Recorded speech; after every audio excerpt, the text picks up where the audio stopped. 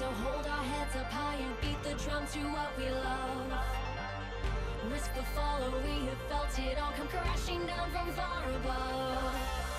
Stars are rising, countless worlds colliding, only one will take it all.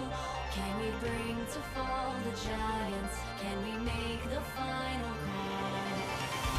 We are the ones to ignite the darkened skies, the champions of the world that we defy. Our soul ride of the few who rise up high, and we all fight at the last light.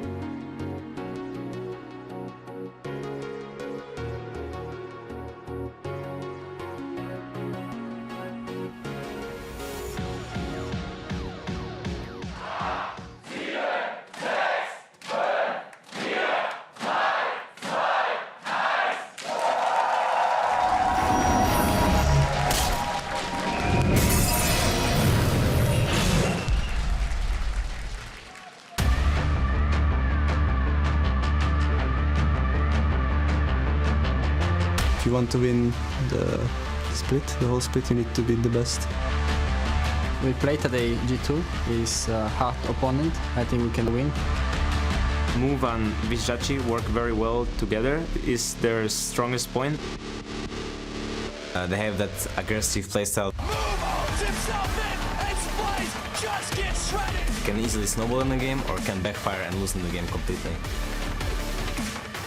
I think if it comes down to 2v2, we will go even. I think they have a really good early game, and after early game, we are a much stronger team. We have to go final and go win LCS. No, it would mean a lot to get to the finals and beat G2. I will just roll over everyone.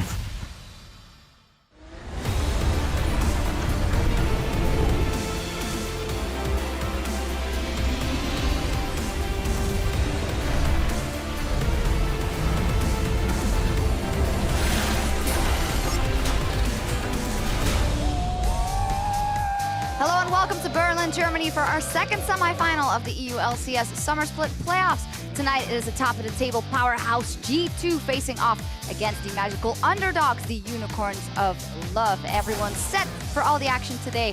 And hello, I'm Eva Schok, supporter, joined tonight at the analyst desk by Mitch Kreppel Voorspoels, Martin Reckless Larsen, and Jonas Trashy Anderson. Actually, they switched it up. This is actually Trashy first and then Reckless. I have to say, a very well-dressed and knowledgeable desk here. Thank you for joining us again, Reckless, and congratulations, Trashy. Thank you. It's hard to not smile today. Yeah, of course it is. Fantastic performance of Splyce as they went all the way to 5 games yesterday and took down H2K in a back-and-forth slugfest. Wonder was our MVP. He had a fantastic series with you guys. Can you explain a bit more to us how much he actually meant for your team in those games? So basically we decided to pick Nar early with Shen out, and we felt like they couldn't really pick anything that would just hard counter Nar, and we decided that in a lot of cases kind of abandon bottom lane and play hard on snowballing Wonder, and I feel like he just we gave him a lead and he just took over the game, and that is the kind of player you want to have on your team. So I'm happy that I could give him the lead and then he just took over the game. And you guys won, and in terms of Worlds qualifications, that means if we look at your scenario, you can win the split or win the gauntlet, but you're in the final, and if you come in second and H2K loses their third place match, you guys also qualify on points. So after playing them, do you think they can still trump whatever team they meet in that third place match or not? I think if they prepare well and they still have they didn't, let's say nothing happened internally and they are not having any grudges after the loss, etc. I think they can easily win third place. But you never really know with H2K, right? They could easily go on a tilt fest and then we know what happens, right? So What happens? What happens then? I can't really go into details, but yeah. So that is what I hope for, because if they go fourth, then we will go to Worlds either way. So yeah, we will see what happens. I'm excited. Honestly, I just can't wait to play in Krakow and playing on such a big stage again. It's such a insane feeling when you go on a big stage. Yeah, and possibly going to the bigger stage. Talking about other Worlds 2016 news, the Flash Wolves qualified today, a couple of hours ago, through the LMS Finals. And Korea's Rocks Tigers, they took down KT in the LCK Summer Finals yesterday, meaning that the reigning world champions SKTT1, they will also go to Worlds, and the curse is broken. That is shaping up to be an impressive field. What do you guys make of it? Reckless, possibly some of your opponents in Worlds. I mean, hopefully. Hopefully, some of my for you. opponents at Worlds. I guess we'll see about that in a couple of weeks. But yeah, I mean, I watched the LMS finals this morning, and Flash Wolves looked really strong. Especially Karsa is one of my favorite players to watch, and I just think he's like really sick to play with as well, because when we were bootcamping in Korea, he was always in my games and he was always doing well and always tryharding, and I just feel that's like really inspiring to see from a player like his caliber. Yeah, and here in Europe, there are, of course, still 2 spots left to give out for those World contention. G2 has already got their spot.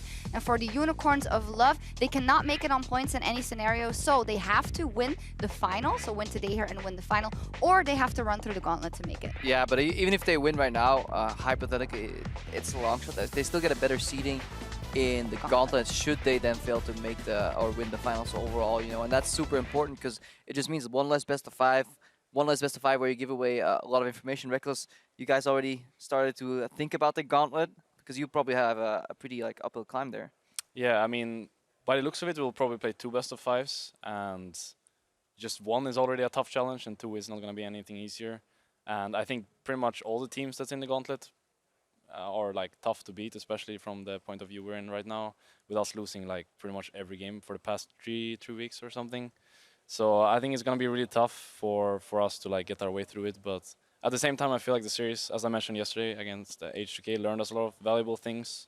So I think we will be a stronger team going to the gauntlet, and we will have more of a realistic approach on how we want to play the game, rather than just doing whatever the meta wants us to do, and probably give the teams that we're going to face a better shot. I also don't think, like, just looking at the gauntlet in the past, like we saw C9 last year and we saw Rocket, where they started pretty early in the gauntlet and had a really good run where they had a lot of momentum going into the gauntlet. So I don't think just because you have a really good seed in gauntlet just makes it 10 times easier. I feel like the momentum in gauntlet also really matters in those kind of best of fives. Yeah, the gauntlet or a regional qualifier, but we dub it the gauntlet after Krakow. That will happen, and I feel like it's incredibly stacked this year around. It's not like there's one clear victor. But for now, we're going to dive into our semifinal because that's why we're here today. Our playoffs, the Unicorns of Love versus G2 Esports. And I think we can all agree that the Unicorns of Love are humongous underdogs going into this matchup. There's not a lot of people that are pegging them to win, and that is of course also how we prepared this match coming into it, and we took a look at where the Unicorns of Love might find a way to tilt the matchup in their favor. And the first thing I want to look at with you guys is Visit Chachi versus Expect in the top lane, especially yesterday with Smeb, Impact, and Wonder really pulling games towards them. How much of an impact on pure skill level will this have, Reckless?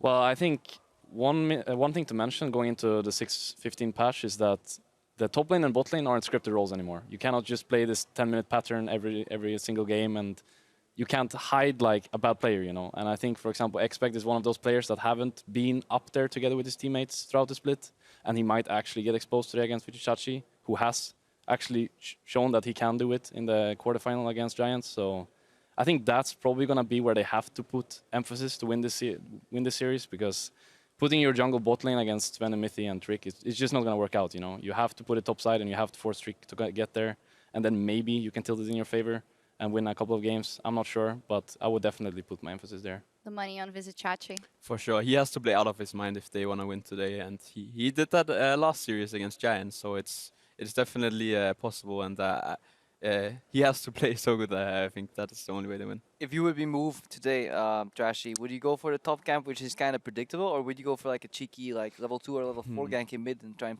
tilt perks? The way I approach the game is I'm not gonna look at the game and be like, oh, if we don't snowball top, it's lost. We play around what picks we have, and that should always be your goal. And if your goal is to snowball bot, then you should play around that you have a stronger bot lane and play around this. But obviously, in this case, it might be different for him. Is it enough for the Unicorns, though? Or do they need to do, like, do they need, like, not... I don't like calling it cheese, but I like more like playing outside of the book, because if Unicorns, okay, their draft dictates that they need to play around mid, for example, but then G2 is a team that is actually much better, they will just predict this. Does that move need to, like, vary it up entirely and go for some, like, special moves, or does he play standard and hope to win? I think I would start it out by playing standard and just see how it goes. And if you feel like in the series that you need to do something cheesy, then you will do something cheesy, and then you will see how that works. But you can't just go into the series and see, we will only cheese to win. That is not really how you should approach the game. So I'm interesting to see, but as I've seen in the past, he will play the top side and he will try to snowball, and that is probably going to be determined if they will win or not. I heard you guys mentioning possibly tilting perks. That's also a matchup that we looked at where there might be an in if Exile plays out of his mind and he played a good quarterfinal. Is there an in there for the Unicorns of Love, or is that a bit far-fetched? I mean, I think it's just a fine matchup. Like both players are good, so I wouldn't like feel the need of putting my jungle in the mid lane. I think it's actually something you can use to your winning condition if like the draft allows you to. But the tilt. Yes and no. I think that's also more of a meme than anything else. Yeah. The only reason I say this is because like yeah, I know. I understand. But I wouldn't like see it as a winning condition, you know, to tilt perks. But obviously, if the matchup is actually in your favor, I think it's actually something you can play towards, because Exile is the player that can use the advantage to his favor in the long run as well. I think it's important that Perks doesn't pick Asia or Rice, then I think he should be fine. Yeah, we saw him in the dressing room. That's why he's asking who was casting. He's like, oh, crap, was an analyst. I have to try it because else he's going to flame me again.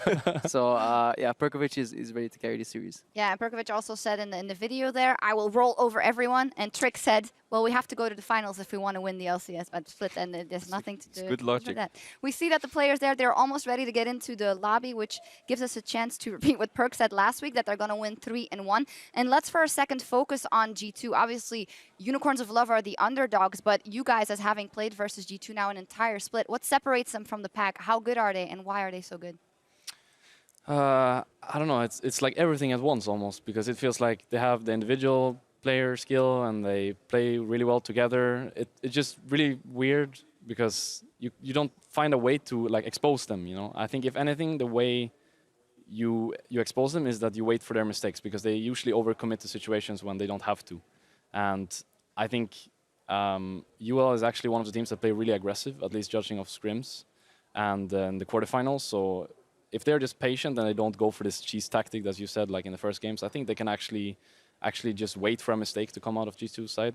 But at the same time, like, they have the individual player skill, and on this patch, it's gonna matter a lot. You know, when you have a bot lane like Sven and Mithy and a jungle like Trick, the pressure bot side is gonna be immense, and I'm not sure if they can keep their stance together yet. From what I've seen from G2, I actually think that usually they actually play a kind of slow early game.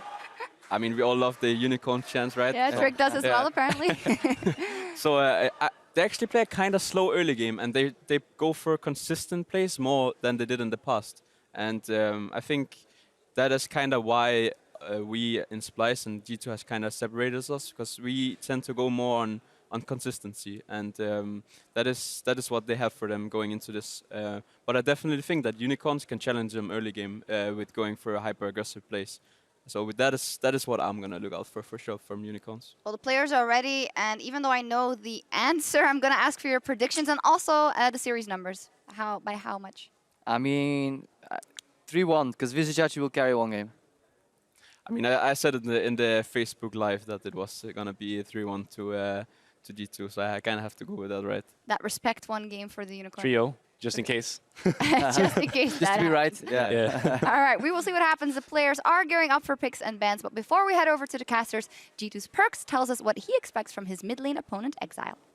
I think I can compare his playstyle a bit to mine, from mine in Spring Speed at least, because he tries to play those carry champs or aggressive champs, tries to make aggressive plays. I think his aggression is sometimes called like stupid aggression. It goes for dumb plays. Even if he gets a kill or something, the reward is 0, and it's just too high risk for too low reward.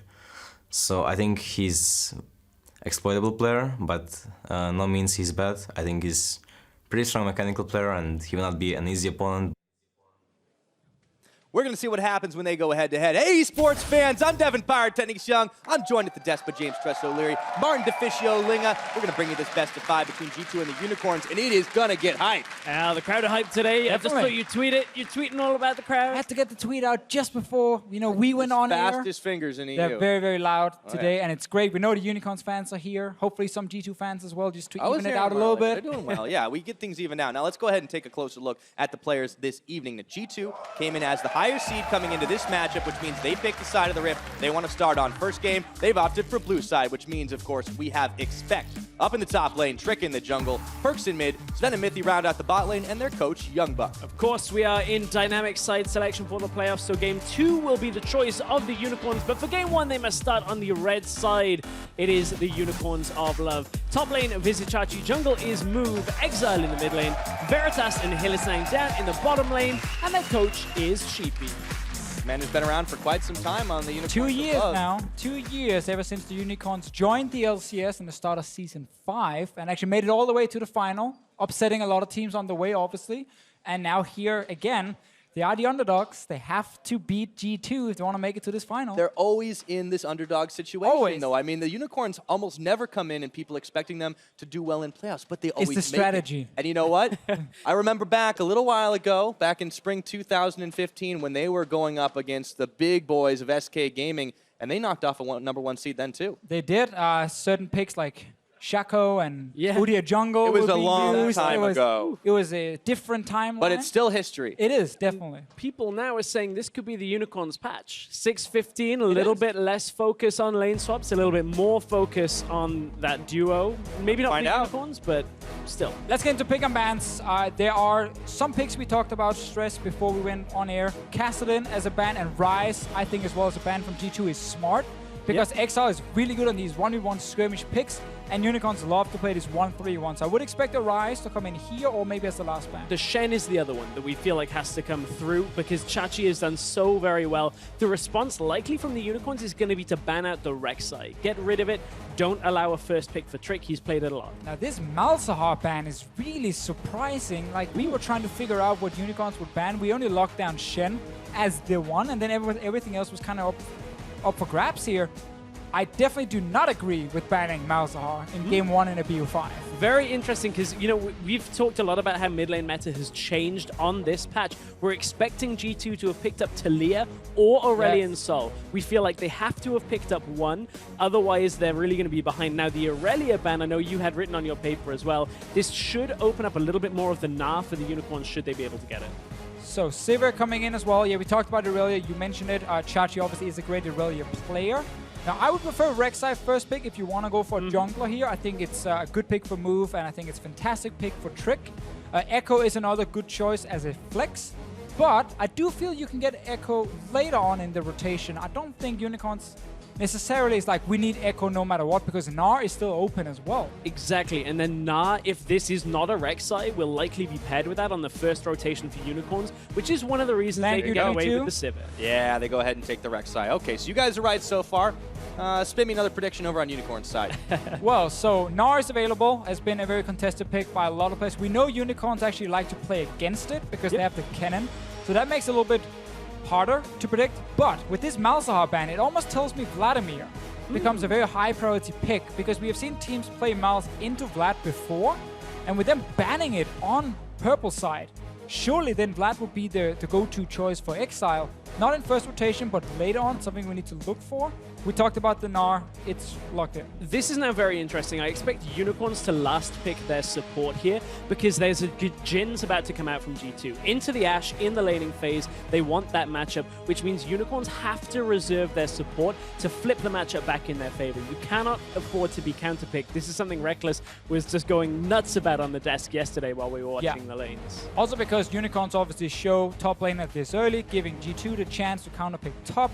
Not that there's a whole lot of counter picks for Gnar. We've seen Echo quite a few times as quite a skill matchup early, where you have pressure on the Echo side in the start. We've also seen Gangplank, and that's gone horribly wrong quite often. But we get the logic behind it. I wonder if G2 wants to steal away this Vlad. We talked about it with the Malzahar ban. They do. And they do steal it away from poor Exile. Yeah, so it begs the question now, do Unicorns have something to deal with it on the other side, because they banned the Malzahar thinking maybe we don't want to pick this and have it played against, but maybe they have their own counter pick. Risky for Unicorns to show support already. I think Mithy might just go Tahm Kench as the last pick, you know. It's good against some of these melee supports. It's good against Ashe as well. Suddenly Tahm Kench becomes a fantastic pick for him. And we've also seen 2 games of the Taric come out from Mithy as well. It's a champion that does very well into a melee matchup, which is why I expect Unicorns to move away from picking their support. The Elise, for once, is actually available and is a decent matchup when you look at early pressure up against a Rek'Sai. Yeah, my concern is just, again, the amount of single target CC then against the potential Tahm Kench. G2 is one of the first teams to pick Tahm Kench as a late support choice, because he would counter so many of these pick compositions. I think it would be a good choice here for Mithy, definitely against what's being drafted by Unicorns. Also in Nivea, we've seen it as a counter pick. I use that term very loosely to Vladimir, mainly outside of laning phase, where you can try and kite him around. Exile's played it a little bit more than some of the other mids here in Europe, however, and he's had more success on it. Only in 3 games, he's only won 2 of them, but nonetheless. We'll see if that works out in the lane, see if it works out for them later on down the line. G2 on their last rotation. Just go Tahm Kench. Yeah, I completely agree. If you go the Tahm Kench here, it does now kind of remove a lot of this single target crowd control. Unicorns of Love have a lot of crowd control. Yes. The one thing that you can guarantee, though, is you're going to burn Mithy's flash when you have to aim that arrow at the Tahm Kench. With him on the map, that kind of becomes public enemy number 1. You've got to get him, otherwise he's just going to eat whoever you arrow. I expect the GP to come through here and play for a later game out of Expect. This is G2 recognizing the Unicorns have the advantage in the top lane, but it is not significant enough to crush this matchup and cost them the game. So they'll look to play for a later game of wave clear with GP. Yeah, I'm a little bit scared though for G2 here. I think they're kind of drafting what Unicorns were hoping they would draft. As you said, the late game scaling, GP can really get bullied after Frozen Mallet is completed on Gnar. Elise, we know how strong she is in terms of early ganking. Move is a jungler who just ganks. He farms champions, not jungle camps. So Unicorns have a legit chance to snowball top lane here against G2's draft. But at the same time, once we get out of laning phase, this time Kench can deny a lot of engage opportunities from the Unicorns. We know they want to play aggressive. Last pick support, probably nothing fancy.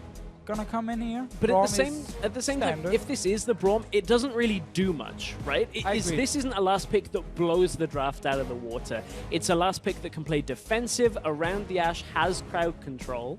I do think it's a pick, though. I do agree. It doesn't, like, you know, win the game for Unicorns, but I do think Braum is actually a good team fighting pick against Vlad and Gangplank. You can block quite some damage.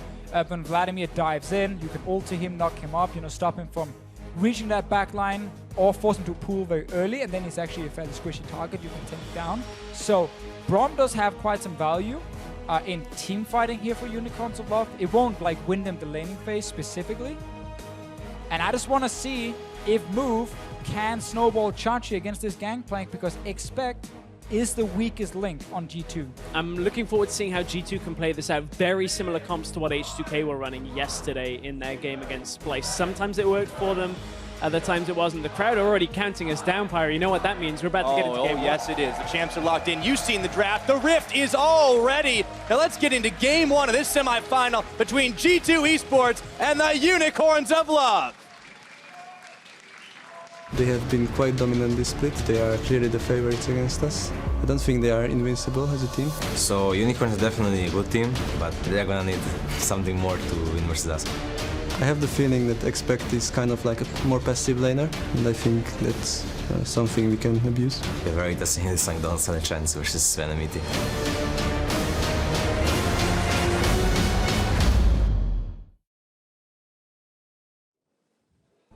Well, here we are. G2 Esports, Unicorns of Love, a #1 seed, heavy favorites, facing off against the Unicorns here. And G2, well, you had a bit of worries in the draft, Officio. I think the way Unicorns can win games against G2 is by camping the top lane. It sounds very simple, very easy, very predictable, but Chachi is a fantastic top laner, especially 1v1. He is great. Move is an early game pressure jungler who wants to camp, especially solo laners. He's been camping for Exile during the split, he's been camping for Chachi during the split. It is going to be the strategy for Unicorns in this early game.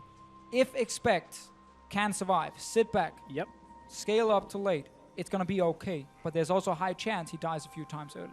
Well, I mean, if you're on G2, you have to recognize that as well. For sure. This isn't a hidden secret coming into this week, which is another reason why I like the Gangplank coming out. Something we're going to see more and more is these first back rotations up in the top lane when you have a winning top laner like the Gnar. The GP denies so much of that because you just cut the wave away. Unicorns don't have that as an option anymore to look for that first tower gold. Yeah, definitely agree on GP, but also Tahm Kench makes it even easier for you to lane swap. Because of his ulti, you can obviously appear very quickly in these lanes from base, and then, as you said, use the GP ulti to deny when the enemy wants to push for that tower. You just clear the wave, and suddenly you win that push. So we can definitely see a G2 lineup try and swap out of this bottom lane and try and put some pressure on Chachi with more members than just Expect on his own.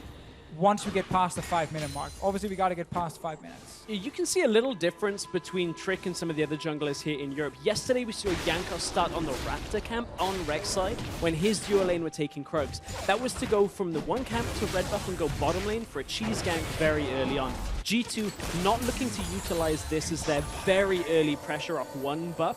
It may come a little later if he does choose to go bot. Yeah, I do see this path very often where you do Grump Wolves into red buff, you smite the red buff, and then you're level 3, and then you go for that first gank if someone is pushing anywhere, or you just contest the Rift Scuttler. In this situation here, Trick very clearly wants to do close to a full clear. He's obviously not done his blue buff, he's saving that one for later, so you don't need it on your first clear as a Rek'Sai. But you want to be able to contest Rift Scuttler very early on bottom side, because these bot lanes, very often it's about who can get the push early, who can get the push first.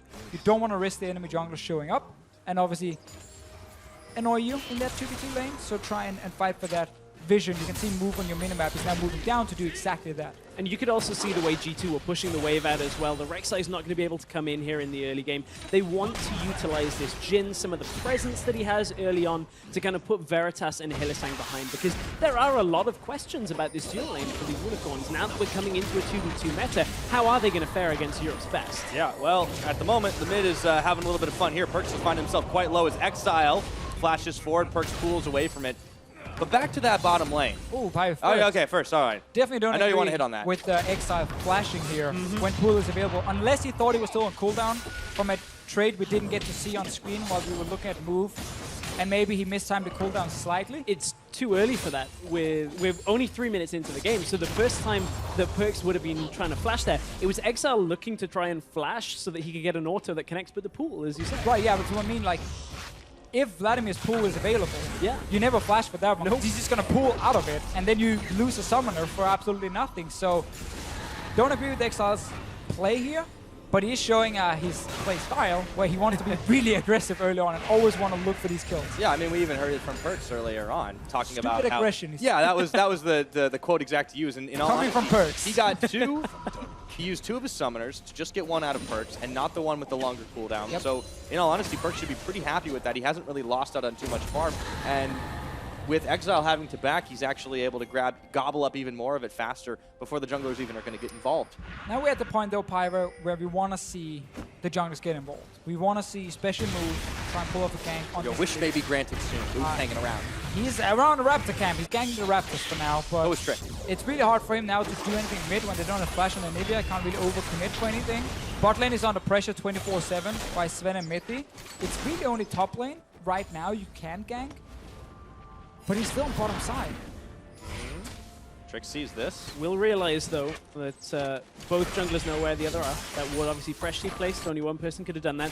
Bottom lane, very interestingly, Sven and Mithy had a back timing, or at least Sven did.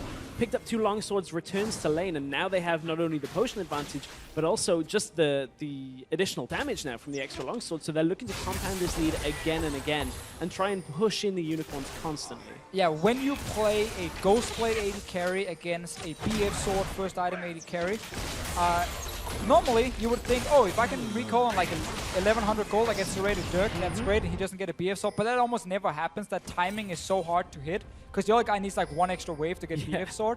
So it's actually better to recall a double longsword, because if the enemy AD carry recalls at the same time, he only gets a pickaxe. And that is not the greatest if you want to go like BF sword first item, especially because you want to go Essence Reaver on Ashe, so it doesn't really work that well for you. Then it's actually better, as Sven did here, recall on double longsword, because then on your next back, you can get Serrated Dirk and another longsword most likely, and you just have a nice little simple power slide going forward with a lot of early attack damage, which is what you need. And Move is still on bottom side, hovering around this mid lane all the time. The Perk still has flash, Ghost, and Pool. Yeah, his Ghost is back up, and Move actually staying bottom side has punished himself there, because Trick, they knew he was bottom side. You can assume he's cleared out his jungle, and Move goes in, finds no jungle camps, can't find a gank, only finds vision control on the bottom side. So that may come in handy, but you have to realize that Move actually got nothing from that when it comes to experience and gold. And Stretch, you and me 5 minutes ago, we talked about how G2 will look to try and swap the 2v2 lane. Because again, they want to make sure GP is not going to be in any sort of trouble 1v1. They got a good push on bottom lane and an early swap now with Mithy and Sven to top side to try and push in this now here. What's very important to you guys before you make this little swap is that you have a wave pushing on top side. So you have a few extra minions built up that pushes towards the enemy turret, so you have more minions when you get to tower that deals extra damage on these turrets here. So expect build up the wave, push it forward. Then G2 joins with Sven and Mithy, gets a bit of damage, but Unicorns are on their way to react, and they might have a fight starting. Yeah, Chachi still got a few seconds of Mega Gnar. He does get the stun off onto Mithy. They don't know Expect is there, rather they should know. Gnar's in back against the wall, cannon barrage is out, Grey Health is on, Move wants to finish the job, but there's an exhaust on and he just can't get it done. Expect is parlaying, Exile's in egg form, Perks just keeps it happening, and Trick secures first blood in the mid lane. And it's all because of that flash not being available from earlier. Typically Anivia very safe, you flash under your own tower. Looked like Exile pushed forward in the lane, will get the replay fully, but being that far up without flash, without the read on where Trick was, means Exile easily punished. Yeah, this is the thing. 1, you waste your flash when there was pool available earlier. 2, you then push forward when your entire team is making a play on top side and you haven't even seen the enemy jungler. 2 big mistakes from a rookie, and it cost him very, very early in this game. That's the first blood now for G2, and to survive the gank or the fight in top lane. Yeah, they have definitely been making sure they don't reveal any weaknesses as Mithy sidesteps away from the Winter's Bite, finds a move, finds himself in a spot of bother. Gets stunned up, he's not got the Grey Health just yet, Move takes him down, Trick is tagging himself in, repels up for Move. but he has to come right back on down, and Hylissang trying to body block, but Sven with the snipe! And Hylissang hops back to Veritas. It's a 1-for-1. Big crit came out from that last shot from Sven. Mithy was desperately hammering on that grey health to try and get it. Couldn't quite get it before he falls, but eventually the kill goes over to Sven. It was the one that went over to Move in exchange, so I think G2 ultimately may be happy with that. GP Ultimate is not yet available to deny this push, but I don't think this is going to be too successful. Yeah, Hylissang, he has to ulti out. Now there's the curtain call. Trick a little bit low, but it's Veritas who has to block for Hylissang. 3 shots of the curtain call, and that is going to be it. Unicorn staying around this top side, despite being against a red buff Jhin. Trick obviously wasn't nearby. Exile trying to set up another play, but there is a ward that would spot him right now. Unicorns are really trying to be aggressive on this top side and gank the G2 bottom lane, but it's a Tahm Kench as well. You don't really want to dive Tahm Kench specifically. Obviously, before he wasn't there, so this is the play. Exile, he sees Perkz low. Perkz is baiting this one. Oh, well, we had some audio by telling that Elise wasn't in the middle lane, apparently, on that one. Yeah, but, that was classic bait. The bait coming out from Perkz. To be honest, you can see why Exile wanted to go aggressive. Yeah, it's like he's 200 health. It makes sense. But it's a Vladimir. Vladimir has so many ways to stay alive, stop your damage from happening. And again, as you just heard Perkz say, like, Elise wasn't there. She was topside. So it was a very easy play for G2 to execute. And Exile had no mana on that. He ignites instantly, but he's got nothing to follow it up with. And then instantly, boom, out of the shadows comes Trick. So yeah, easy peasy. As we hit the 10-minute mark here, you can see the difference. G2 have already established themselves 1,000 and some change, and that gold lead teleport gets spent by Chachi down bottom side.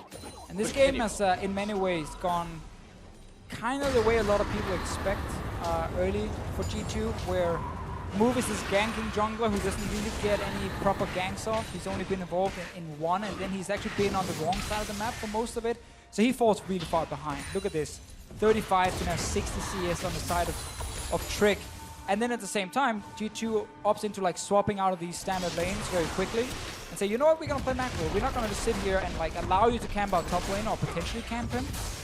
Let's swap the game around. Whenever Expect will feel under pressure, I think G2 can just swap one more time and constantly just stop Move from actually having an impact. And I think a lot of people will look at like the 80 carry CS difference. Ooh, hang on. Perkz. And He's gonna be okay.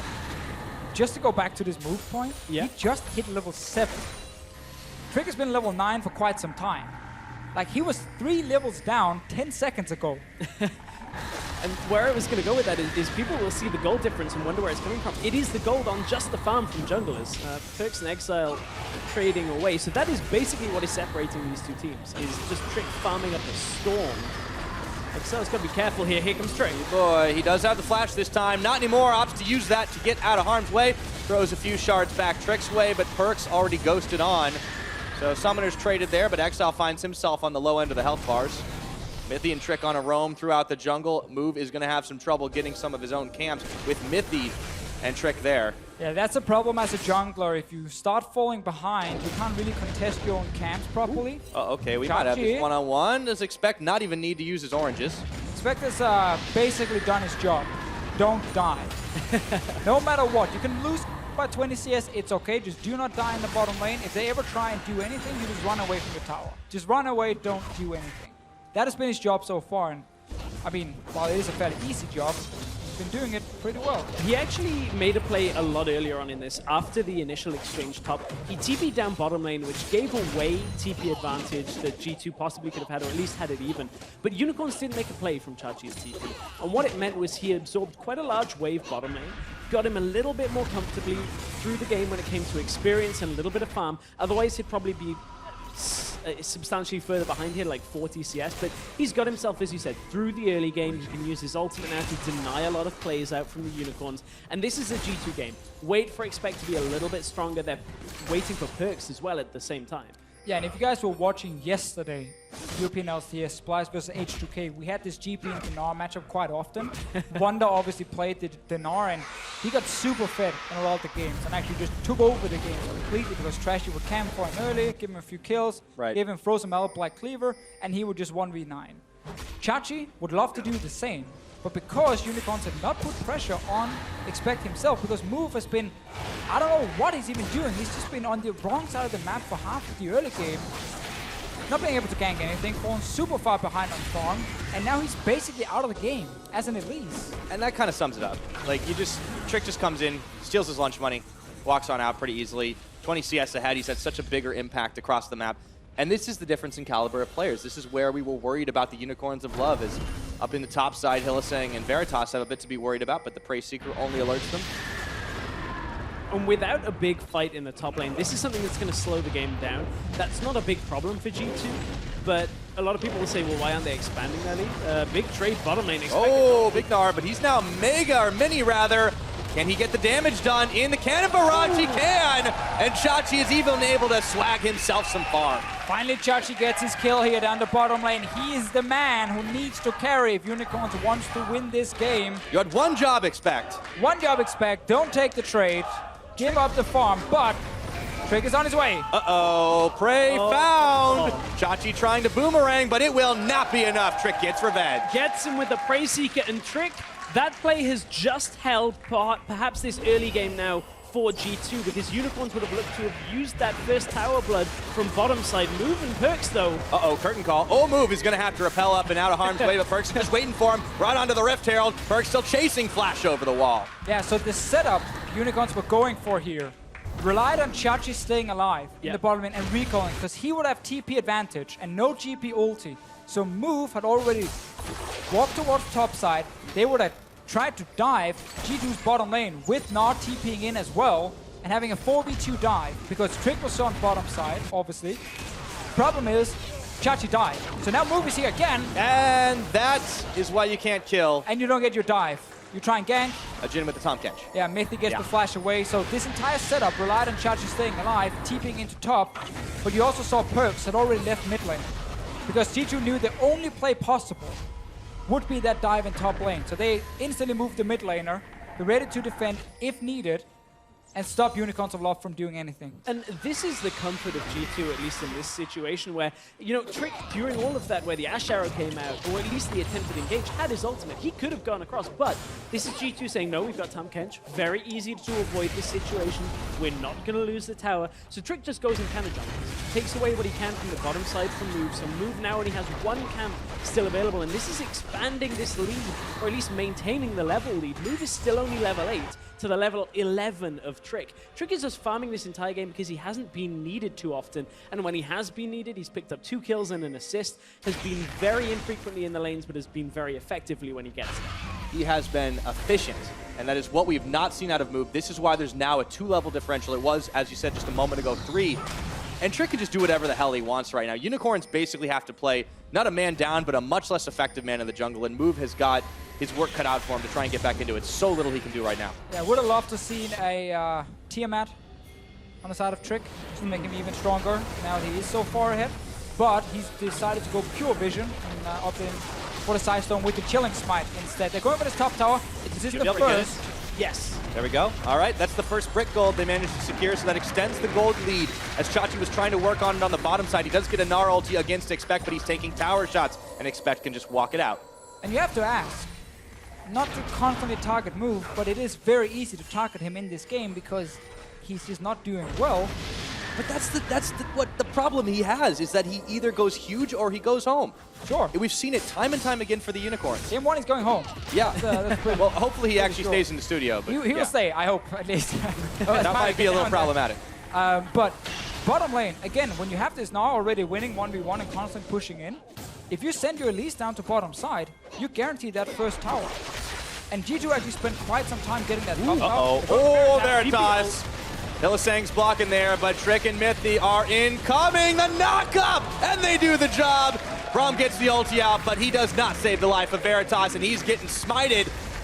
Can't go anywhere, and meanwhile, we'll check back in on Perks. A little bit of revenge. The Ice Shard comes out. Exile gets one. Flashes and grenades, and Sven picks up Hylissang. All from just being able to lock him down with that W from Jhin. And, you know, there was a return kill in the middle lane. Perks seemingly didn't have his pool there. I'm sure we'll catch the beginning of that again. But now Trick wants to be able to save this bottom tower again. Chachi only I do it. Oh, he flashed right into the bush, but he's still way too low on health. Can he get out? He's getting a little hyper. Yes, he will escape. Unicorn should be able to finish off the tower. And Exile, you saw the stat a minute ago about Now he has the most kills in the UOLCS. He's going to need quite a few more to save this game. But here, G2 overcommitted top lane. It was enough with the GP ulti and the gank from Trick. They didn't need to expect to also teleport in behind Unicorns, because then suddenly bot lane tower died. And then Perks also didn't have to get caught out in the mid lane. He died, lost mid tower. So 2 towers actually went in favor of the Unicorns of Love, only losing a few kills. Well, I'll definitely take the towers if I'm the Unicorns and I'm behind on the map. Look at this play here. Look at your minimap, guys. There's a ward near the red buff of Unicorns of Love that Expect will use to TP to. But by the time he's even there, they've already won this exchange, because Trick is here plus GP ulti. It's guaranteed kills right now. Look at your minimap. Trick is still running from that ward. He's running. He's running. He's now chasing at least slightly. He's like, all right, I'm going to go top then. And we're back into the fight. All right, Perks is going to get swallowed up by Mythy. Unicorns are looking to do quite a lot here. In hops Chachi, taking out Mythy, and they get what was inside him. A double kill to Braum. And that's going to be Dragon Start. It looks like G2 were just trying to get vision control behind the Unicorns of Love a little bit in the jungle to try and take that Infernal Drake a minute later. Trick is here. Oh, this is real low. He wants to take this one out. Can they get the stun off on him? He stopped the damage. They fight it down. That's going to be the GP ultimate, and Trick will fall after failing the steal. Shutdown courtesy of Veritas. Expecting the picture. This is getting really chaotic right now, and Unicorns have just wiped 3 off the map. G2 had this game in the bag. They were doing really well early. Their jungler was like 3 levels above the enemy jungler. And then they overcommit for fights, get caught out now near the dragon as well. Even after Trick tries to steal, why does the rest stay around? Leave, he's all in for this dragon.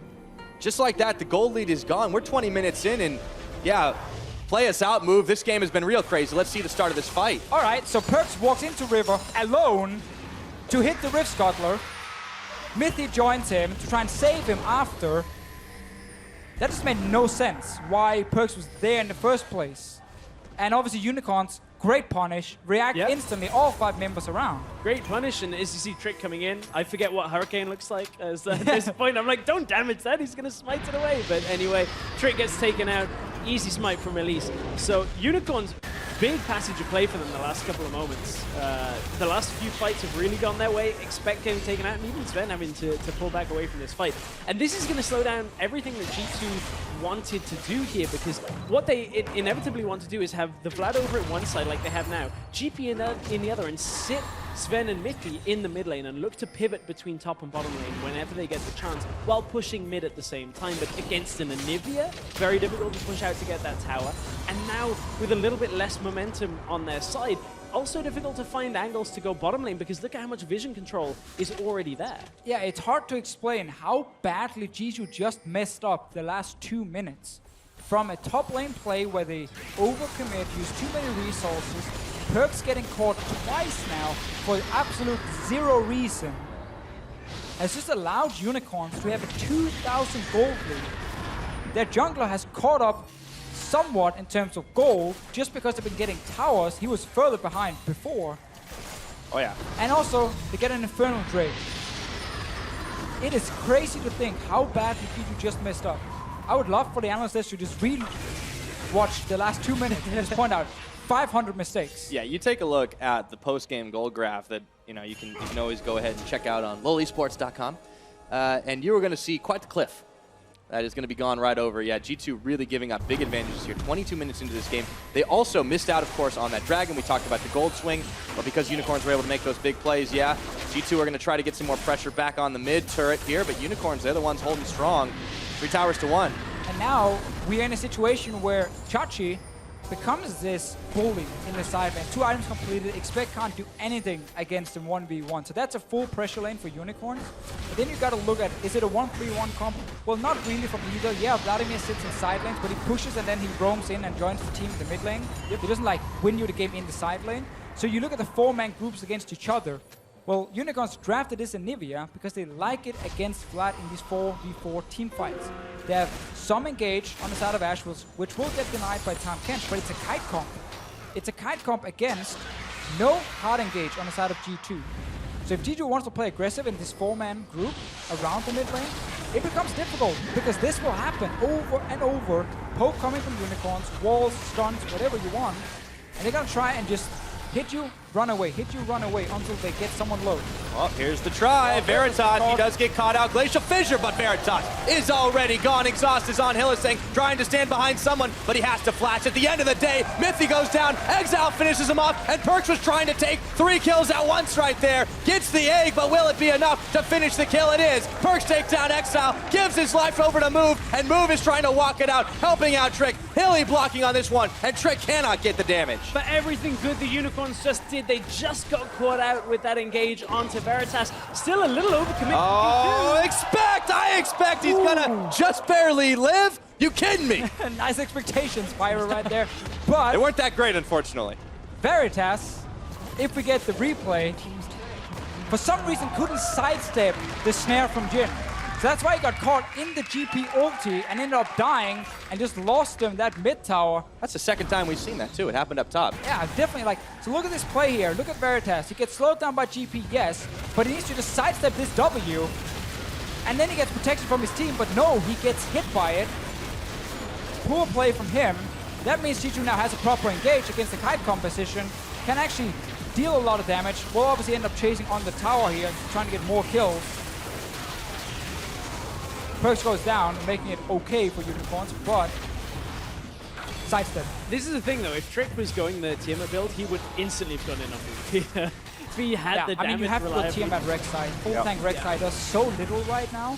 And the reason it does so little is you're now completely reliant on Flash, because all you are is some sense of an engage tool. Not a good one, but some sense. You've got a Flash knock-up, try and get multiple people, and if you can't then take him out afterwards, then that's all you've got. Good luck in the fight. You've got to try and pull away.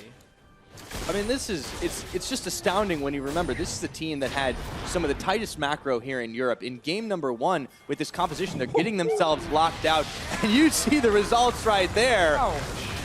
Oh man, okay, Trick is coming in. There's the cannon barrage. They're finding damage, but Trick has to get eaten up by Mythy. The curtain call is just not doing enough. They find Move at the last shot, but it will not be enough to find a kill. G2 just don't have it, and look what Chachi's getting done down bottom lane. Yeah, another odd engage here from G2 where Perkz was pathing from top lane down to the mid lane, but he actually pathed around his own jungle and not through river. So when they engaged, well, he was just basically joining the team and running at Unicorns of Love. And we talked about this, the kite comp from Ashe and Nivea, all 3 champions who can kite you, slow you down, and just keep stepping back. If you don't flank them, you don't properly get onto them. Chachi is 1v3. All right, well, he does get a pretty big gnar. He might take Expect down with him. Not enough damage. Perkz says no. Oh, I think the snare from Sven just saved the day. Locked him in place so he couldn't get the last hit on Expect. He goes down, but Unicorns get a drag. Yeah, Unicorns are going to be able to pick up that dragon from that. And, you know, Chachi's nearly at his Guardian Angel as well at that point, so he just completed it. So that's not happening in that exact same scenario again. He's coming up and he'll take an Expect with him. But you saw how much G2 had to put into that bottom side. This Frozen Mallet, Black Cleaver Gnar takes so long to kill and will really hurt you if you stand and fight against him.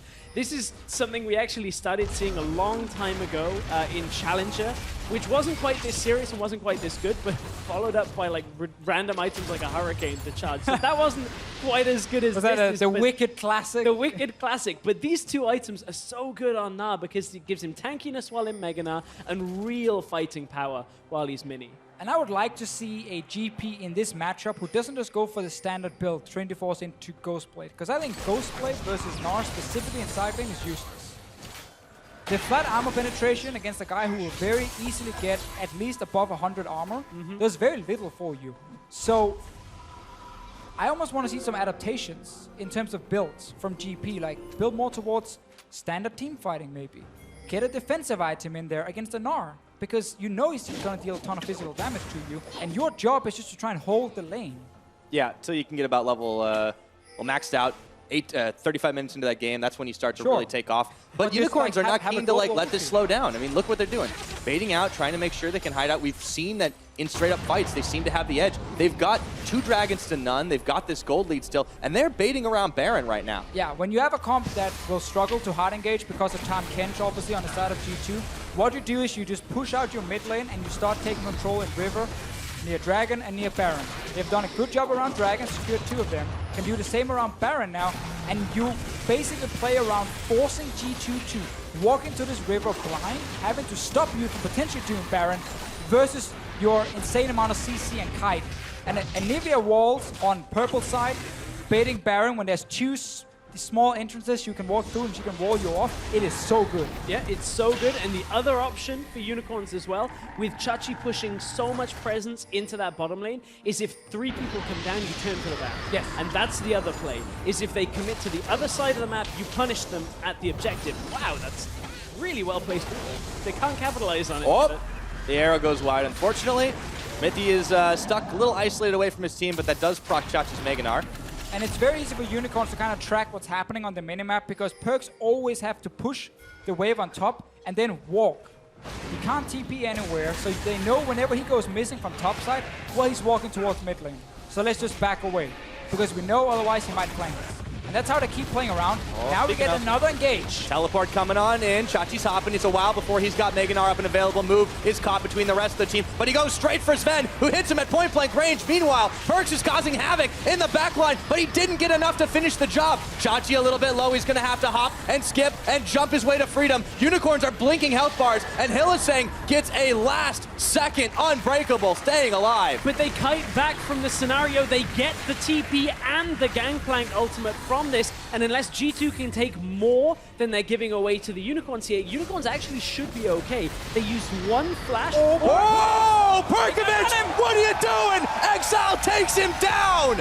Exile just stunned him from around the wall. I don't think Perks had vision on him. He didn't see the stun in time. It hit him, and then suddenly, with the dot, it goes through the pool. Perks goes down, so great play here from Exile, hiding around the corner, catching out Perks, and suddenly Baron is being started. And G2 tried to engage the Baron. That was the thing. They lost a lot of health to it. The wall up as well. They can't G2 get here. Struggle to get in. Drake has to steal this. This is risky. They see him here. Move. He's coming in. Now they've got to stop it before it goes down, before they can smite. Arrow, but Exile, he's turned into an egg, and I don't believe it. Trick steals off the Baron. Exile is holding off Expect. They will secure 2 kills, but they gave up the big purple worm. Oh, Unicorns of Love thought they could start the Baron and then hopefully get a few more kills if G2 tried to stop them. But G2 managed to sneak around, Trick gets into the Baron pit, and got it low enough to steal it. Still lost a few kills, so this is the first fight where Unicorns actually don't respect Perks and he's roamed from top lane. Look at Perks here, getting to the back line. Ulti onto 4 members and Protobelt onto almost all of them, meaning now G2 is winning the fight. But then the kite starts. The wall, the slow from Ashe, no one goes down until Exile hides around the corner with no wards from G2 on this side, so there's no vision on Exile right now. As soon as he sees Perks step up here towards the top side, give it away. Let's see Perks, he can't see anything, Perks can't see anything, there's a stun, goes down. Yeah, straight into that Ignite, and as you said, through the pool it goes. G2 had engaged the Baron, and Expect kind of lost a bunch of his health here, so they knew they were zoning them back and away from this.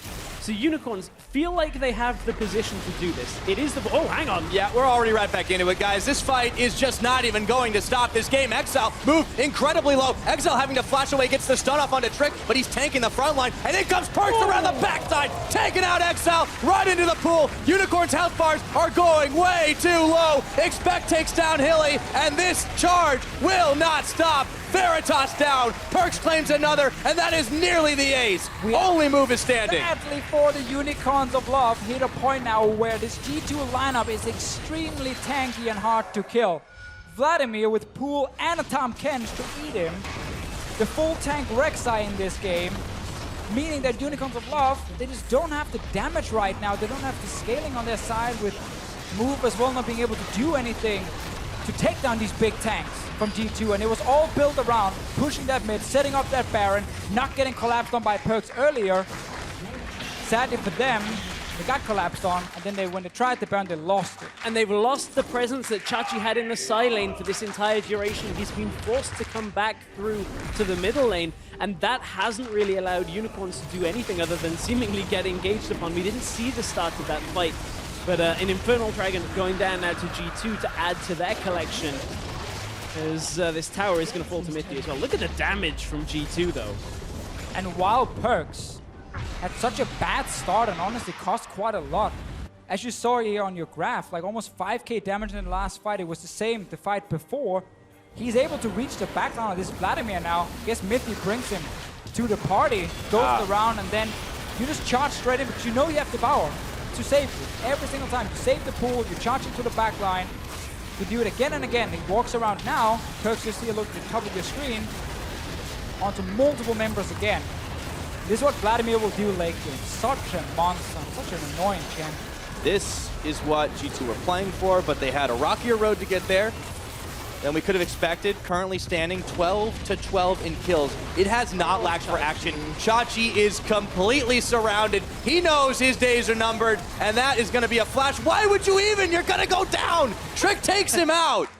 Pyra's angry. Trying to just waste their time is the answer to that one, but it's only like 2 seconds. How about his cooldowns, though, man? Come on. I agree. I'm just telling Look at you me. why he I'm did the it. color caster now.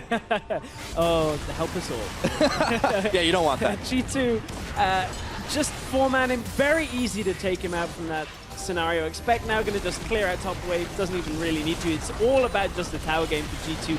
They're going to continue to push him down very quickly. That's going to be another tower falling, and you know, considering just a couple of minutes ago, G2 didn't have the outer turret down there, you can see how well they're able to start shredding through things to equalize some of the ADAP as well, if you consider that they were able to get the Infernal Drake. But at 34 minutes, you know, they are right back in the driver's seat of this game. Definitely, but G2, this game, they've been lucky. Oh, yeah. Honestly, after they made so many poor plays in the mid game and fell behind, Unicorns should have been able to just control that mid, control the Baron, get a proper fight where you use a Nivea wall to catch out 1 or 2 members and secure that objective.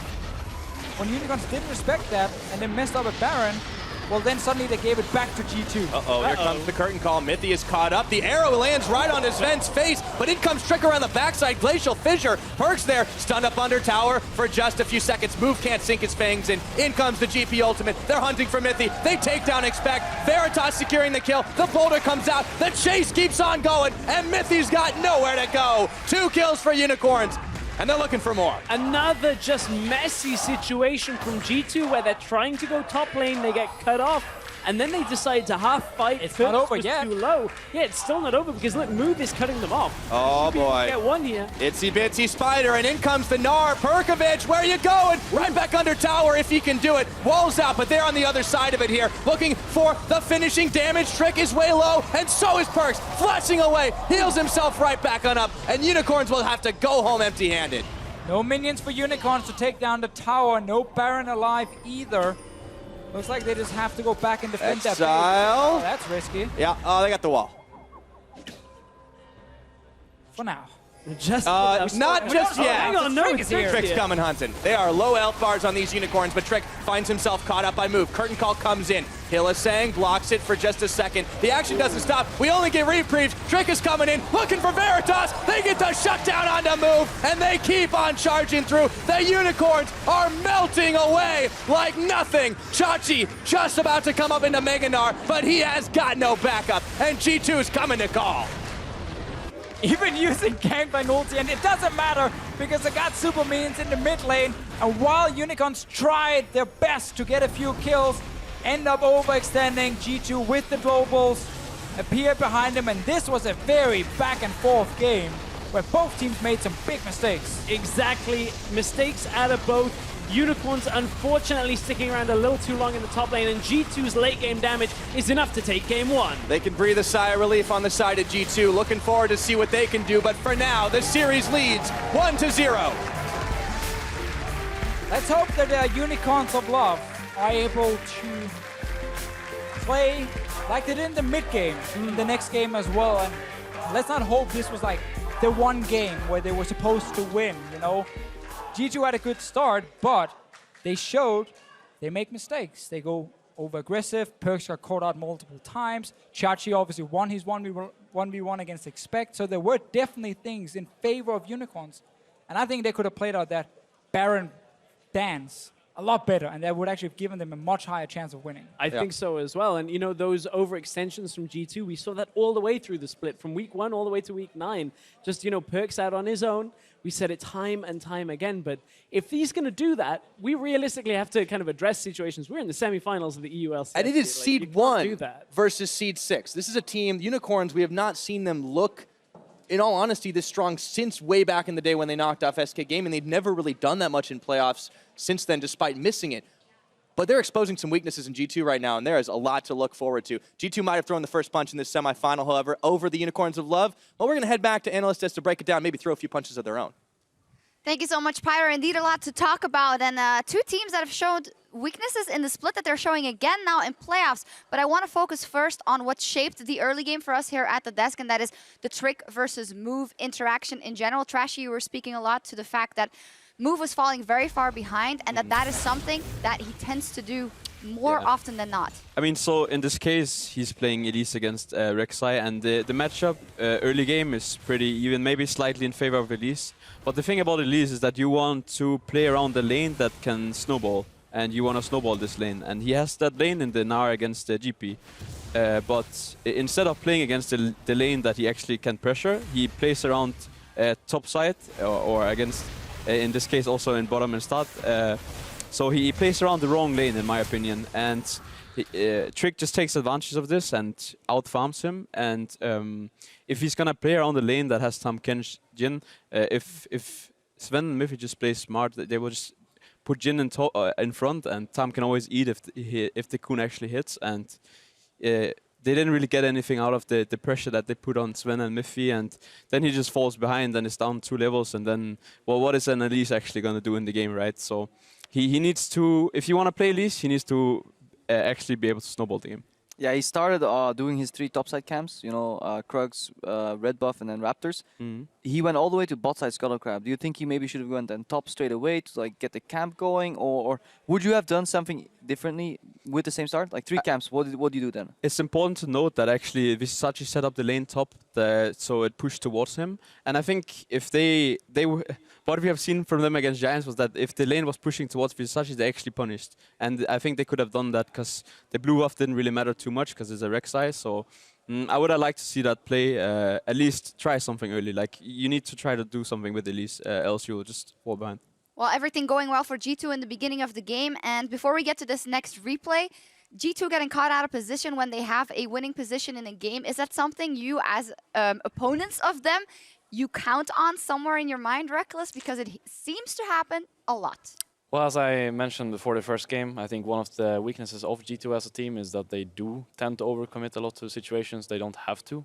I mean, in this case, I can understand that the GP is in a really tough spot, and he was even TPing at times when, as a GP, there's no reason to do so. But yeah, I just felt like they were maybe feeling stressed for no reason, because they do have decent scaling in their comp with GP, Vlad, and Jin. And once it gets to the later stages, they won't have issues, but they were just pressuring situations there. They didn't have to. Let's take a look at the replay that then turned things into UOL's favor at 20 minutes here. Oh yeah. Let's see. Going back into history. Zoning Cocoon. The Zoning Cocoon, best Cocoon of them all. It's actually a fight where Vizichashi just puts in a lot of work, and I don't know, this is G2. They get sucked into the skirmish here. I don't know why they're going aggressive here when Jin is even close, Rek'Sai is even close. There's TP on the Gnar. I think this is like Unicorn's forte. They find this in every game that they play that somewhat matters. Like, they find a way to suck you into a skirmish, and then they win. Like, people have baptized it KO style, and that's literally just a meme, but this was at least Unicorns trying to fight their way back in, and it happened like 2 or 3 more times. And G2 kind of just skips the step that you want to do setting up the Drake. They obviously want to fight for the Inferno Drake, which is really important, but they just kind of just walks in without vision, and that can be really rough against Elise and Braum. So I feel like if they had waited and let Rek'Sai face check with his smirks and just putting wards out and be safe, then they would still win this fight. And felt like a scrim to me. Yeah, they probably felt like they were just so far ahead that they can just do this, but then they just got punished. And that is kind of some of the struggles G2 sometimes have, where they just get overconfident. And if they play against some of the best teams, then they can't do these moves. for G2 and something what we see a lot from UOL as well. Here they get an advantage. They have the Gnar who's doing fantastically well, and you guys were commenting on the fact that they don't have the right decision making, that Gnar is winning bottom lane versus Gangplank, but instead of trying to set up for Baron, they then trade his death for a dragon. I mean, that was these guys yesterday. Yeah. I think Unicorns had a decent Baron approach. Martin, what did you make of the Baron bait today? Unicorns improve. In that specific situation, when the Gnar dies and they go for the dragon, they actually, as far as I remember, had like 2 or 3 pings in the river, and they had deep vision on the enemy blue, and Gnar has TP. So if you actually just walk to the Baron, and if you force G2 to walk there as well, you can just TP behind with Gnar, and that's instead, actually... they get stuck in this situation. Yeah, and it's a favorable situation for them if they do set it up that way, but instead, yeah, it becomes a bit of a fiesta, and 50-50 Nash.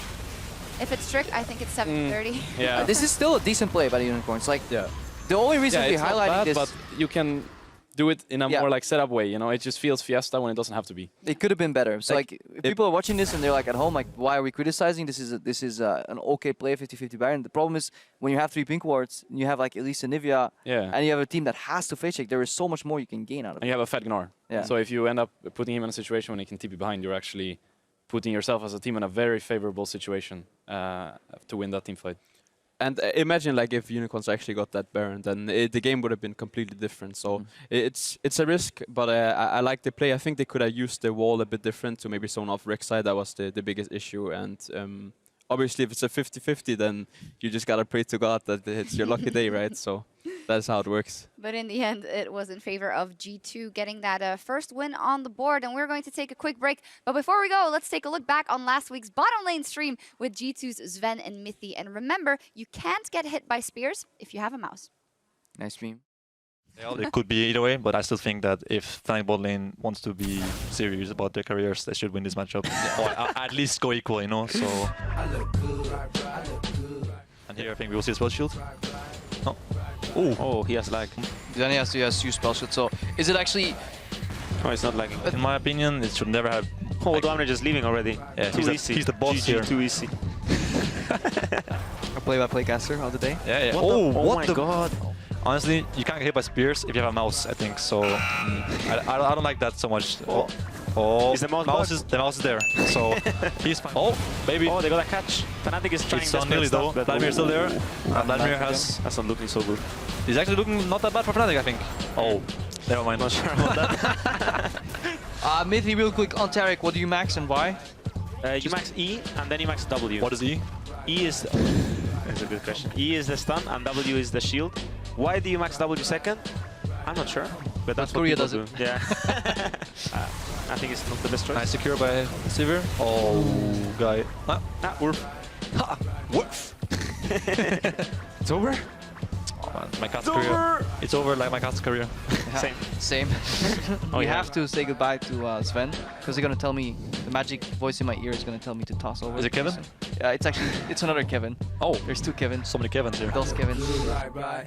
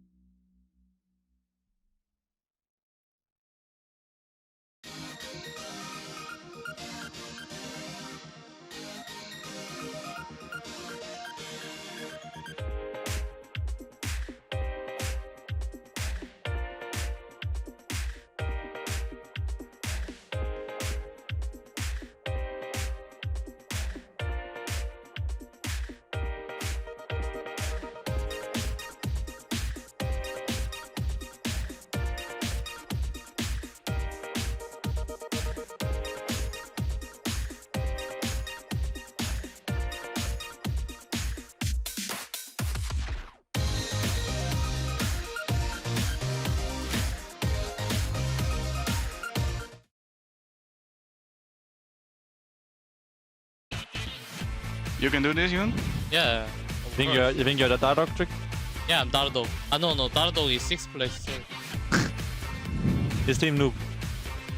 Yeah, he yellow hair. Expect parlaying. Exiles in egg form. Perks just keeps it happening, and Trick secures first blood in the mid lane. I'm tipping in. We should take this fight. I'm just ulting here. I fake. He got ulted. Blood, someone kill Blood. Blood. Nice.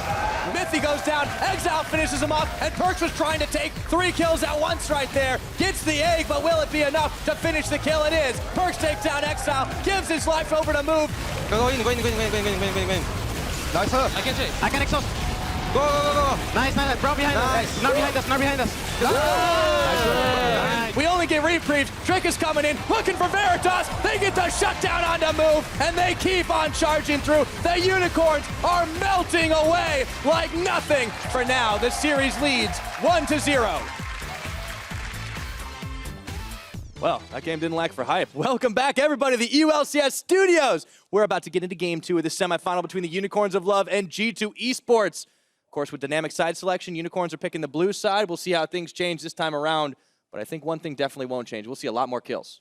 I hope so. If we have more games to come, I hope we don't get 0-0s. I've actually never seen a 0-0 game ever. So I do agree, Pyra. We will get more kills. Dynamic side selection, what did we write on the paper, Divisio? Catch me up to speed. We talked about this a few minutes. We always like to theory. So I actually wrote Tom Kench first. Which is there. Which is, you guys will see it in a moment. He did write it. There. Fair credit It is on the paper. It's the only one he wrote for Unicorns, so he doesn't know what else they're banned. Because I think the other 2 bans I wrote for G2 was Shen and Rise. We see the Rise here. I still don't agree with the Malzahar ban, but again, it might be because they don't want to have Perks last picking it against a potential Vlad. Well, GP that won't be a problem this time. Lots open that wasn't. Rek'Sai, Sivir, still up. The Shen is still available, which I feel like Shen. has to be you have the to ban last Shen here almost. Ban Shen, give a potential Rek'Sai over.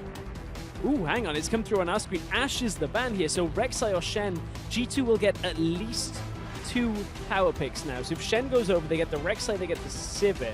Shen's locked if first. G2 wants that. Yeah, and also I guess G2 can run Gnar against the Shen top if they want to.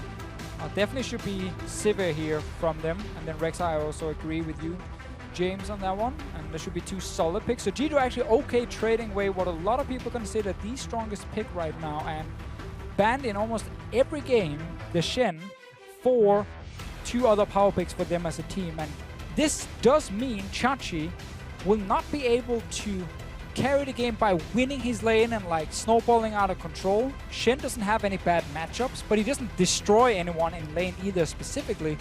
He's the kind of guy who helps his team. He's fantastic if you have a great bot lane, you know? Put a Shen with that great bot lane if you want to run like a bulldozer comp. Oh yeah. We'll see what they decide to pick up. I mean, so far so predicted. The Sivir coming out with the Rek'Sai, they'll have a lot of mobility over on the side of G2 Esports, taking that trade over. Unicorns, see what they show in their hand on second rotation. A lot of junglers up and available, not a whole lot banned, so the Gragas removed could be the one coming in.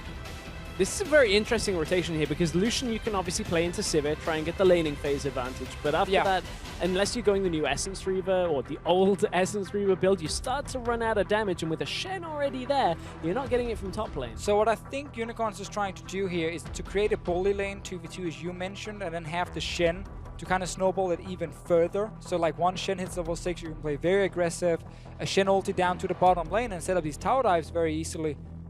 Because now again, Chachi is removed from a straight up carry, which clearly was the plan from G2, being like, we don't care if you get Shen because then Chachi cannot win the game on his own. He needs now carries to do it for him and he will then back them up. So suddenly, Veritas is actually the man we're looking at on this Lucian who has to win his laning phase because Lucian gets outscaled by Sivir so easily. There's one thing that may go to his benefit here if G2 decide they want to counterpick mid, or at least attempt to, in this meta. The Kassadin is available should they want it.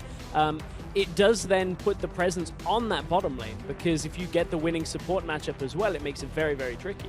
Yeah, but as we talked about with the Gnar coming in against the Shen, it is going to be the answer for expect, and you can obviously show it now because you already know it's Shen, and you save, in this case, the blind pick. Trundle is still a very good laner down the bottom lane, and it's only really range support he struggles hard against, so Karma could actually come in here from Hylissang or Bard, one of the two, to try and play this 2v2 bully lane with the Shen ulti to back them up. So one of the, either Bard or Karma, is what I'm looking at. Might just be Braum though, and he plays a little bit safer. We don't see a lot of Trundle support in Europe anymore. The reason they picked it is because it would be good into Sivir, and picking any other support would basically kind of give Unicorns 2 winning pieces of a matchup there. We're seeing a couple of other picks be hovered over for support. Okay, Taric potentially wouldn't really stomp the lane as hard. Well, they lock it. But Taric is actually not that great into Sivir. It's very hard to stun the Sivir with Spell Shield. But Lucian obviously beats the Sivir. Taric traditionally has a fine laning phase against melee supports, but so does Trundle. So definitely not a lane where G2 will get completely destroyed down the bottom lane. Mithy and Sven are used to playing these lanes where they have to kind of outplay the opponent a little bit, and they will be under pressure from ganks and enemy top laner. Another thing about the Trundle, by the way, great pick against Shen. Oh, you want to build full tank? Well, you know, Trundle ulti. And the thing is, looking at this into the Kassadin, we may very well see the likes of the Talia here if Perkz has it in his back pocket. We may see that matchup. Kassadin being a roaming mid laner, you want to try and match that if you can, or at least have Punish to push out the wave and punish Kassadin any time that he tries to move out, so you can take his turret, or at least force him to lose farm. So we're looking for a mid laner that fits one of those 2 realms here, rather than something like a Karma that's going to sit back. Yeah, we'll see what he decides to lock in. Last couple of seconds, still hovering on the Cassiopeia, but he switches it over, and it's going to be the Lysandra. There's Aroma. Teleport, the ability to start fights. You can cross a lot of paths on the Rift, get into little aspects of the team fights that a lot of other mid laners can't. Kassadin, however, later on is going to have a lot more damage. Yeah, Perkz is sacrificing himself a little bit for the team here.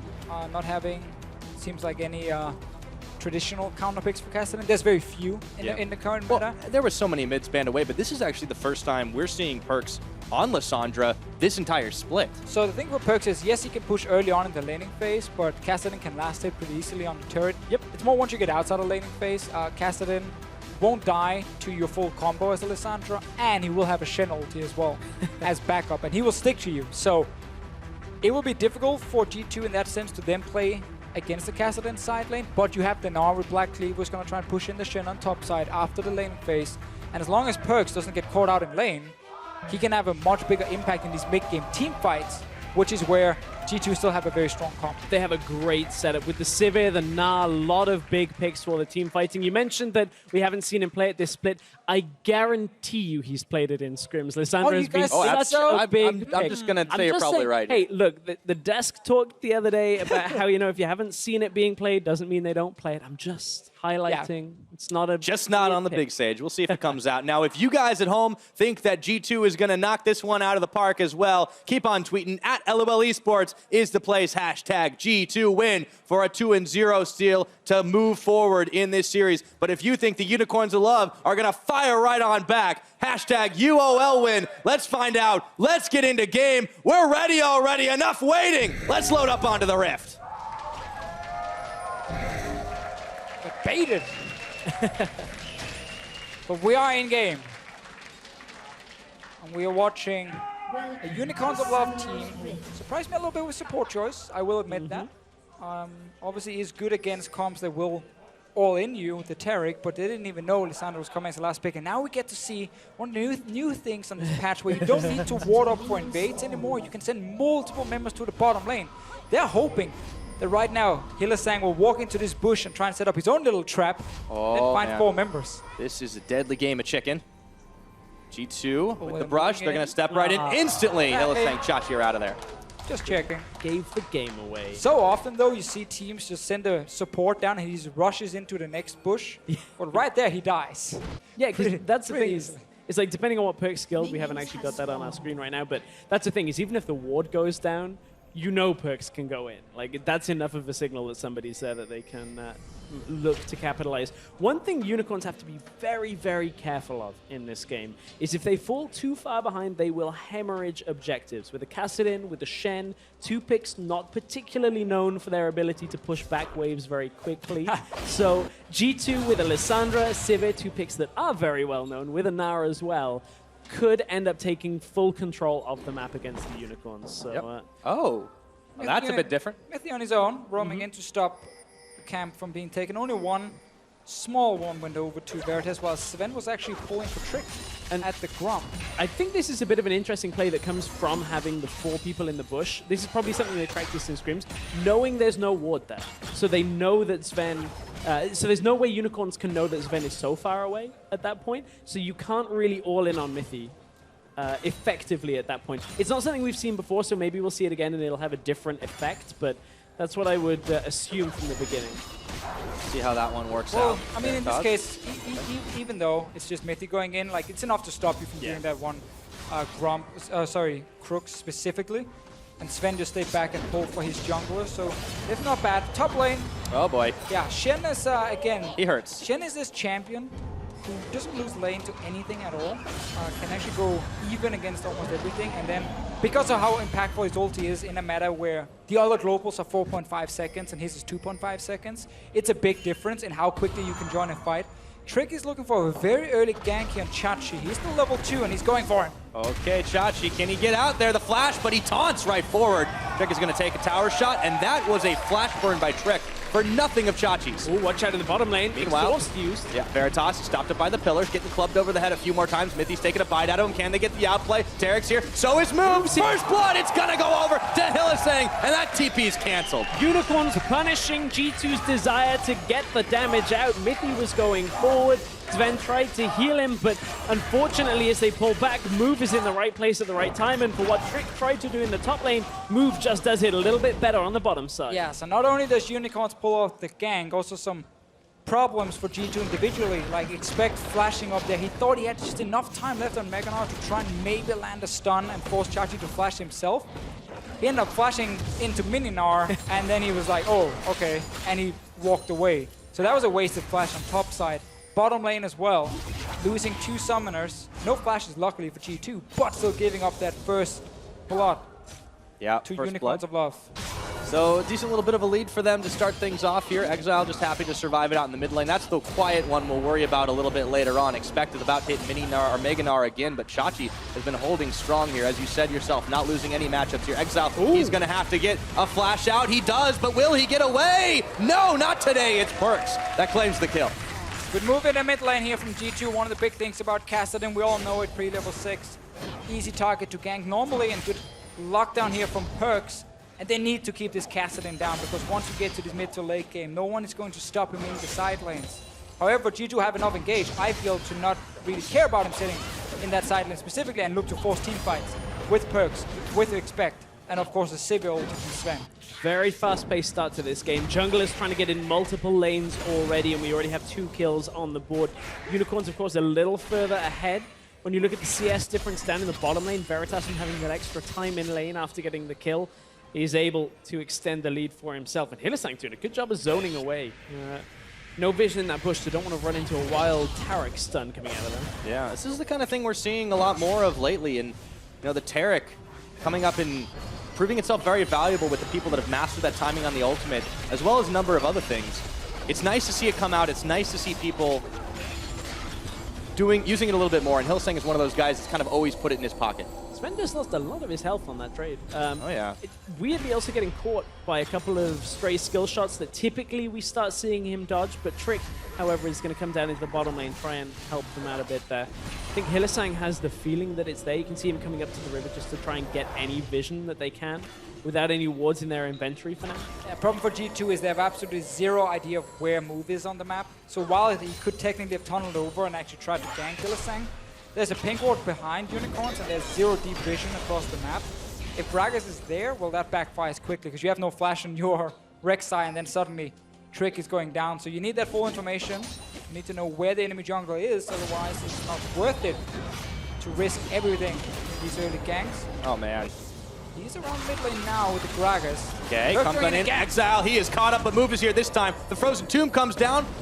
And Exile had managed to rift walk away, so Perks will not get the kill this time. Yeah, sorry, we're post-level 6 now, so killing Exile just became that much harder as the Unicorns want to get this lead extended in the bottom lane. Time and time again trying to trade here. You can see here comes Move from the side. He's not quite in range yet. I mean, this is what we talked about in Champs. So like when you pick the Lucian into Sivir, it's to win that 2v2 bottom lane. It's to use the fact you have a Shen ulti top, you have a TP mid lane as well in Kassadin, and then you start trying to apply global pressure plus a Lucian to shut down Sivir in her laning phase and take that first tower. So they have to be able to continue pushing with Veritas. Otherwise, he's not going to have an impact late game. Oh, here comes the Shen Here's with the Shen Gragas. dive. Yeah. Submarining his way on in. Mithy is caught up under the tower now, and he's surrounded by Unicorns. Perks comes in. He does get a good stop off for just a second, and Chachi is thwarted. Hillisang on the other side of the tower. Exile coming down, and he's even bringing Trick to the party. That will be no kills. Really solid defense there at a G2. That was a very treacherous situation, having the Shen plus the Gragas, but move only level 5, does not have his ultimate, and you could see Sven got himself away from the situation very early on. I feel like that's the kind of situation we'd see a lot of teams end up dropping a kill or two on either side from a messy dive. Both teams back themselves away. Unicorns maintain a slight lead though. So while Unicorns would have loved to pick up a kill here, they now have 2 minutes on the Shen ulti. And there are no flashes on the side of G2. There's no teleport from Perks either. So in about 2 minutes time from now, we might see exactly the same play happen. A way out for G2 is if they can manage to push out this bottom lane and then swap to top side. Problem is, Unicorns are not allowing them to push out. They're going for Sven. Ooh. Sven's a little bit low on health as well as mana right now. Yeah, as long as Unicorns keep them on the tower here, then G2 can't really properly swap and then go to top side, because they will be really far behind then in the tempo, with Unicorns always recalling first after pushing this lane. And now they're just waiting for Chachi's ulti, for Exile's teleport, and then we get a party in the bottom lane again, but this time with no summoners on the side of G2. And Sven is having to play this with a lot of respect for Hillisang, because every time he moves forward for the Dazzle, that's a 15-second cooldown. Sven's spell shield is 22 seconds, which means the next time there's a 7-second window where Sven has to give complete respect, because if he gets locked down, no flash, no heal, means no life for Sven in that bottom lane if they get caught out. So there's a big timing window for Hillisang to get an engage, and that's why they're playing so far back. And Veritas does have his ulti now. It's really good against Sivir. You can block one of the calling spells, but who cares? You're gonna get like 7, 8 others hitting you right after. It's very little Sivir can do against Lucian at this point here. So again, Unicorns, they're keeping the pressure going. They're not allowing G2 to try and recall and potentially swap away from this lane. They want to set up another dive. Ulti from Chachi is 30 seconds away. Teleport from Exile, just a few seconds. They might just go early. Trick here, though. Yeah, the Gromp's even coming to the party now. There goes the Taric ulti. It's on. Hillisang just manages to get it. Takes a little bit of damage. They have to back off now with Trick there. Meanwhile, back up in the top side, it just keeps on dueling, but expects got some minions to block for him for this time. A little bit early for Unicorns. Obviously didn't expect Trick to be down here. Exile going in on Perks, though. Wow, he gets really aggressive, really fast. Rift walks in on him, and he actually doesn't managed to finish it off, doesn't get enough damage in. Move was there, but not nearly close enough. Yeah, we're already getting to the point where Perks can't really burst down a Kassadin at all with the stacking HP, with the extra damage reduction to magic. So suddenly, this Kassadin will be free to kind of go wherever he wants. But we're still looking at the bottom lane. We're still looking at Shen with TP now, Exile with TP. Sven and Mithy are the targets. And Exile having TP is exactly what he's trying to punish Perks for in that situation. He wants to try and force Perks back away from the lane, so that if Exile TPs out, Perks can't punish him quick enough. Can't push it all the way to the tower. And G2 might actually finally get a chance to push out the lane, because Hillisang recall, so they got to push it now. They can recall themselves, get an item advantage, and then look to potentially go topside if they want to avoid this potential dive.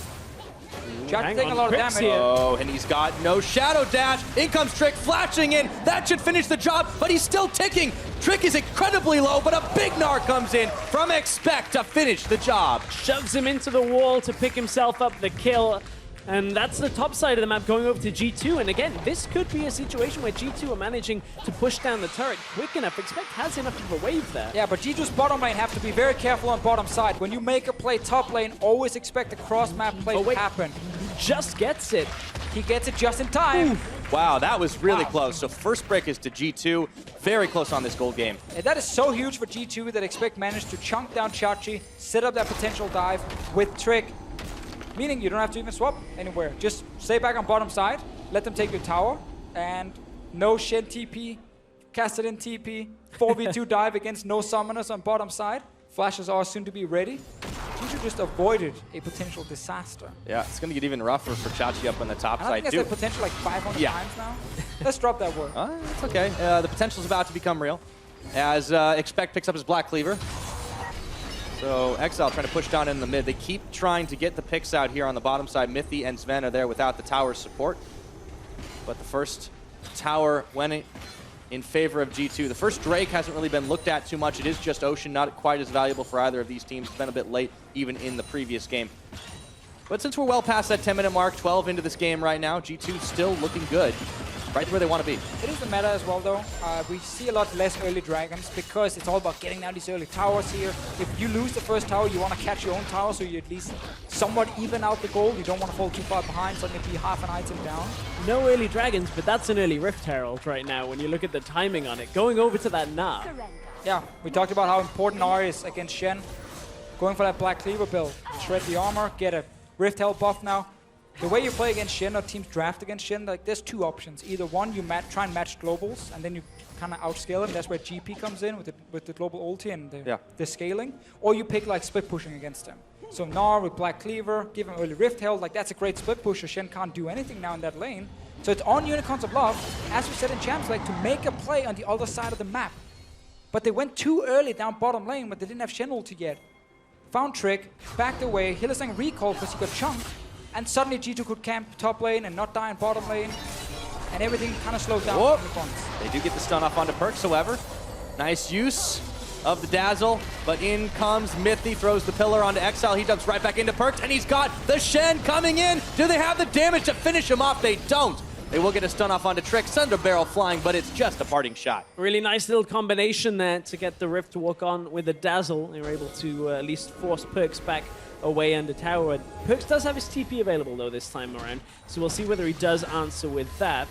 As G2 trying to just not lose control too much of their jungle. He's going to TP mid to try and hold this tower. There's 3 people here. Yeah, but they get the taunt on. Instantly, Perks just gets knocked against the wall. Exile picks up the kill, and it's a brawl in mid lane. Mythy getting charged down. A double for the Kassadin. He's going to get rolling, and Chachi tanks the line. That was the exact mistake Wonder made yesterday. He's in the back, and even Hylissang gets one. I feel like we're looking at game 1 again, where G2 is actually doing some good moves in the early game, and then face bombing. Perks tries to hold the mid tower, TPs into 4 people that were in vision, and the Unicorns just go, okay, we'll take that fight. G2 stick around. Expect looks like he TP'd in a little later than Perks, perhaps. We're going to check the replay. We'll see exactly when Expect comes into this fight. Perks just completes that. I guess feels like he can ult, does have it available. Perks Qs first when he arrives instead of just spam ulting himself, meaning by him Qing, he delays his own ulti, so now Chachi can taunt him, and then he can't ulti. If he just TPs in, straight up ultis on himself, doesn't even Q in the first place, he gets to ult himself and he doesn't get taunted. One of the things that changed with teleport in recent patches is also that you always appear closest to your nexus when you do TP. So Chachi knew exactly where Perks would arrive when he TP'd to that tower. But with Perks trying to Q first, delays his own ulti, got taunted, and he dies. I'm not even sure if Chachi could time the taunt perfectly and maybe hit him anyway. But if you had time to Q, you had time to ulti yourself. Another mistake here for G2 and for their mid laner. Causes them a kill, and Exile, he's caught up, but he does manage to just barely escape. Perks is gonna follow through on that one, flashing, but he might just give his life. Not got the cooldown just yet, but it's only Move who's tracking him. It'll come right back up, and he's about to join Mythy. They do get the Dazzle off. Pillar comes in, Hylissang on the chase. Move gets the belly bop up, and they're looking to keep fighting this one out. Trick now is gonna force Move to flash away. Unicorns again a little over committing here as Move was trying to go forward. G2, nice reaction play to try and force out the mid lane. As Unicorns, they were trying to just continue a little bit with Veritas to get himself farming up. Interestingly enough, this is with the largest deficit we've seen from Sven at 15 minutes in standard lanes this split. And, you know, we were talking about how we didn't feel like the Unicorns could hang in the 2v2 against Sven and Mythy. Well, it doesn't matter about the 2v2 when G2 are getting everybody in the mix in the mid lane, I guess. Taking out Exile, able to take him out. But it is an interesting thing to see G2's bottom lane not really... It is a hard matchup, but they usually are able to outplay, and we come into this talking about how Sven and Mythy are just the best bot lane in the West. They're going to be able to crush just about anybody they hang with. But Unicorns are showing up. And in that play, you could see that Veritas was still down in the bottom lane trying to extend his farm lead and trying to push things out, when in reality, this is where Exile should be bot, like he is now. This is where Lucian should be more towards the mid lane, holding that on, because that's where he's going to be able to just continue pushing back out. Exile got punished for being in the mid lane with no real wave clear, no ability to get out, and G2 get themselves a pickup in response.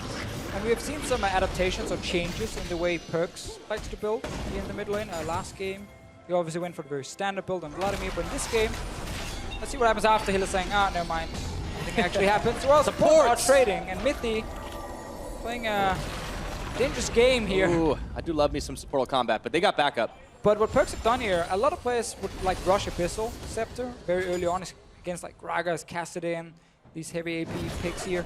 But he's actually just gone Negatron Cloak, and then he started to rush in towards his second item. So first item was Negatron Cloak, and then he went like Magic Penetration Boots, Proto Belt. Now he might go Abyssal Scepter, just much later. Trying to get a bit more of a punch, because Abyssal Scepter, after the changes to it, it also happened quite a few patches ago, doesn't give that much AP instantly. It's actually a very heavy defensive item. It gives 60 MR, which is a lot for first item, but then also doesn't give that much AP. He's gone for a little bit more damage route here. Felt like he could survive with just a Negatron Cloak and got that early Proto Belt, which is so huge for that early game damage. Well, we'll see if it turns out to be the right choice for him. Unicorns here, meanwhile, it looked like they were going to be in a holding pattern for a second, but Exile gets caught on by Perks. Frozen Tomb thrown down on him. Can he Rift walk away in time? In comes the big Gnar and expects he's trying to get out of there. Exile is just trying to escape, but they turn the fight right back around with a whole bunch of members. Move Crabs expect on the back of it. Even the Gromp wants to get involved. This is going to be a big problem for G2 if they cannot kill Exile before the Taric ultimate locks. He's going to survive and deal so much in fights. But honestly, G2 should not be trying to attack the castle, and that's exactly what you're Whoa, doing. Baston right on his fin. Exile deletes him. They take down Trick, and Mithy's exhausted. They're going all in for it right now. Not enough to finish the job. Well, Perks is still there, but that will be the inner tower. If you try and attack a split pusher with Shen on his team, you allow the Shen to be such a strong pick, because he will always just ulti in on that specific target. Normally when you play against these globals, you attack either the globals or you try and team fight your way out. Perks, with this Lissandra, is not here to try and win the side lane 1v1. He has to surrender the side lane against Kassadin every time. This obviously is a good engage from Unicorn, so it's not G2 trying to fight it at first. But then the TP in, they could have disengaged. They could have just walked back to tower and said, you know what, boys, that's it. But they decide to take the fight. Now Shen ulti shows up, and this is exactly what Unicorns want. Great way for Chachi to enter the fight. Exile doesn't get bursted down because there is no burst damage on G2. You have this Lissandra to try and force team fights with TP-ins and then like flank the enemy team. And then fighting in the bottom lane is just allowing Unicorns to play their comp. And that is why you see a lot of Shen bans. Against Chachi specifically Yes. as well, because if you're in range of him while he's going to have flash available, that taunt flash is coming out every single time. Sven didn't manage to get the spell shield off, and just was not expecting it by the looks of it. And this is where we don't know if it's miscommunication as a team. And they're like calling for expect to not TP, but he goes anyway because he thinks it's the right move. Because as soon as he channeled TP, Perks was out. Can't. Yeah. Like, I know obviously it means Shen will have a global advantage, but actually even before he TP'd, Perks was already out. He already walked back towards his tower. Blows all cooldowns of Lissandra. So she's not in the fight anymore. She's not able to enter. And rest of Unicorns were already there. Like, really easy for them to win that fight. Take a bot lane tower as well. Great play so far with this Shen. Yeah. And Kassadin is now set up to be this monster in this game. They can always outnumber G2, and this is what Unicorns are using to their advantage. We're 20 minutes into this game. The goal lead is about 2,000, which may not seem like all that much, but Unicorns have shown what they can do with it so far. 8 kills to 3 on the mark, and they just keep pushing further and further into territory. It's going to be a little while before it's reasonable. That Baron is a big risk, but Unicorns, they might pull the trigger sooner than some. But if you consider that the way Veritas is built is the Ghostblade Black Cleaver build, which means he's going to be very, very strong up until that 2 point and exceptionally strong once he gets that second item. But every item subsequent will start to do less and less and have less effectiveness in fights. G2, therefore, if they can burst down the Kassadin, remove significant proportions of the damage that Unicorns have. Now, I just said the words burst down a Kassadin with a Taric on his team. Not very easy, but if it can be done, team fights for G2. A little bit more than that. Chachi trying to hang. Oh, taunts the boulder! Finishes him off, and Expect just walks away. Perfect here for G2. As we talked about, it's really hard to make a play away from the Shen. I guess if your top laner can solo him, it's perfect. The Black Cleaver Can't Gnar, TP while you're dead. Exactly, Black Cleaver Gnar with Rift Herald buff. That is G2's way to play around the Shen. Is just let Expect sit in that side lane and try and bully him. Great play from him getting the kill. And now no Shen for another 10 seconds. Well, no Shen, no problem! Chachi, or rather, Veritas takes out Sven. Chachi's still coming up. I don't know what I'm on about. I mean, Move was just sat there for so long with Veritas, and they say, okay, well, as soon as Sven gets to this point, burst him down, didn't get the chance to spell shield properly, didn't get the chance to flash. Sven, again, caught out. 2 deaths have been just Unicorns of Love being able to flash in on him and kill him quicker than he can get away. Let's praise Unicorns of Love and their vision control in this game here. Double pink ward around the mid lane, allowing them to set up these picks around the river, where G2 can never push past the river in mid, because then suddenly 3 guys shows up. Enemy jungle was warded, so they knew where everyone from G2 was on the map. Great setup coming from the darkness. And Unicorns of Love, despite losing Chachi, are still winning on the other side of the map. Kassadin is, no one's going to stop Kassadin. No. You have to be able to force a fight if you're G2, because you can't just take this one-on-one against Kassadin. Well, there goes the tower. Yeah, and Exile, he even, as an insurance policy, started to pop that teleport, but he canceled it. Didn't even need, as soon as he saw Sven was just going to get deleted. So Unicorns keep on rolling through. They got 4 towers now, and G2 have only been able to find the top tower. That was the first tower, but still. It's not going to be enough. They need to start finding fights. They need to start getting picked off. And they have very strong fight potential. You look at the Lissandra, the Sivir, the Gnar, all paired together. We do also have the Tiamat coming out from Rek'Sai, so we'll have damage in the fights as well if they get on a squishy target. So Unicorns have to be careful of the fighting potential from G2. So this vision control will help them avoid the fights. But again, it's all on playing clean around that. Yeah, technically Unicorns of Love should never be in a situation now where G2 gets a great engage or a great fight. Yeah. Like, Unicorns should always be able to react or know exactly what's happening and kind of tailor it in their advantage. Because minimap, river, it's all blue.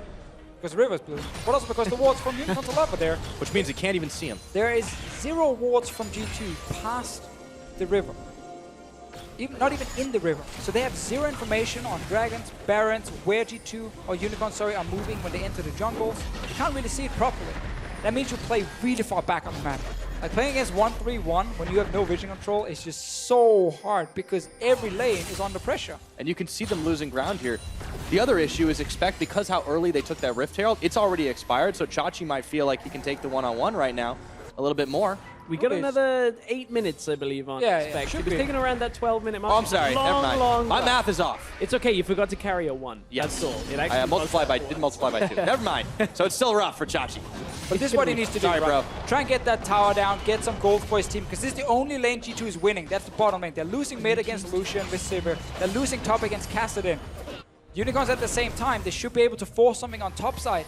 When you have this Kassadin pushing in top lane, potentially roam towards mid, or you start baiting around Baron. Yes, it's early on in the game, but you do it just to force a fight where Kassadin and Shen can then TP in behind G2. And normally this would be the time when I'd be saying, yeah, but it's because there's no vision control there. But look at what Unicorns have on the top side. They already have the deep wards there that allow you to bounce between top and mid lane. You can see them there. Thank you very much, observers, for showing us exactly how much vision control. So typically this would be enough to move between lanes. Hylissang, however, recalled and wasn't there. So it was only Veritas and Move that was that 2-man pack, and that is not safe enough to go that deep in the G2 jungle against the likes of a Lissandra, the Rek'Sai, the Sivir.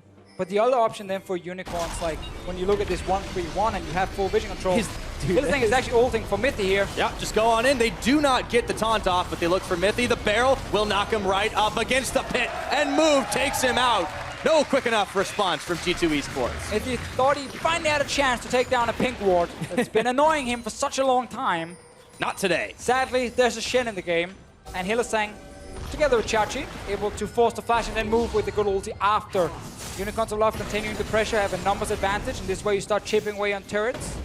Gotta keep in mind, when you have comps like Gragas and Taric, you can tower dive. Oh yeah. Really effectively as well, when you do this push and pull technique, where if G2 ever sits with just one member top, well, Kassadin can just move through the jungle because you have vision, and you just dive mid lane. Because you know Shen is gonna jump before Gnar. And you know Kassadin is going to jump before Lissandra because Kassadin can move first. You just 5v3 mid lane and you just destroy G2, take their mid tower. If you don't want to set up baits or camp around Baron. And that also transitions into a lot of the entrances around the lane as well. If you catch somebody in one of those small pathways transitioning, the dive is on as well. You just catch them, take them out, and suddenly you've got the full control. Thanks to the stats people behind stage, I've been told Hylissang so far has done more damage than Trick in this game, and Trick is going Tiamat.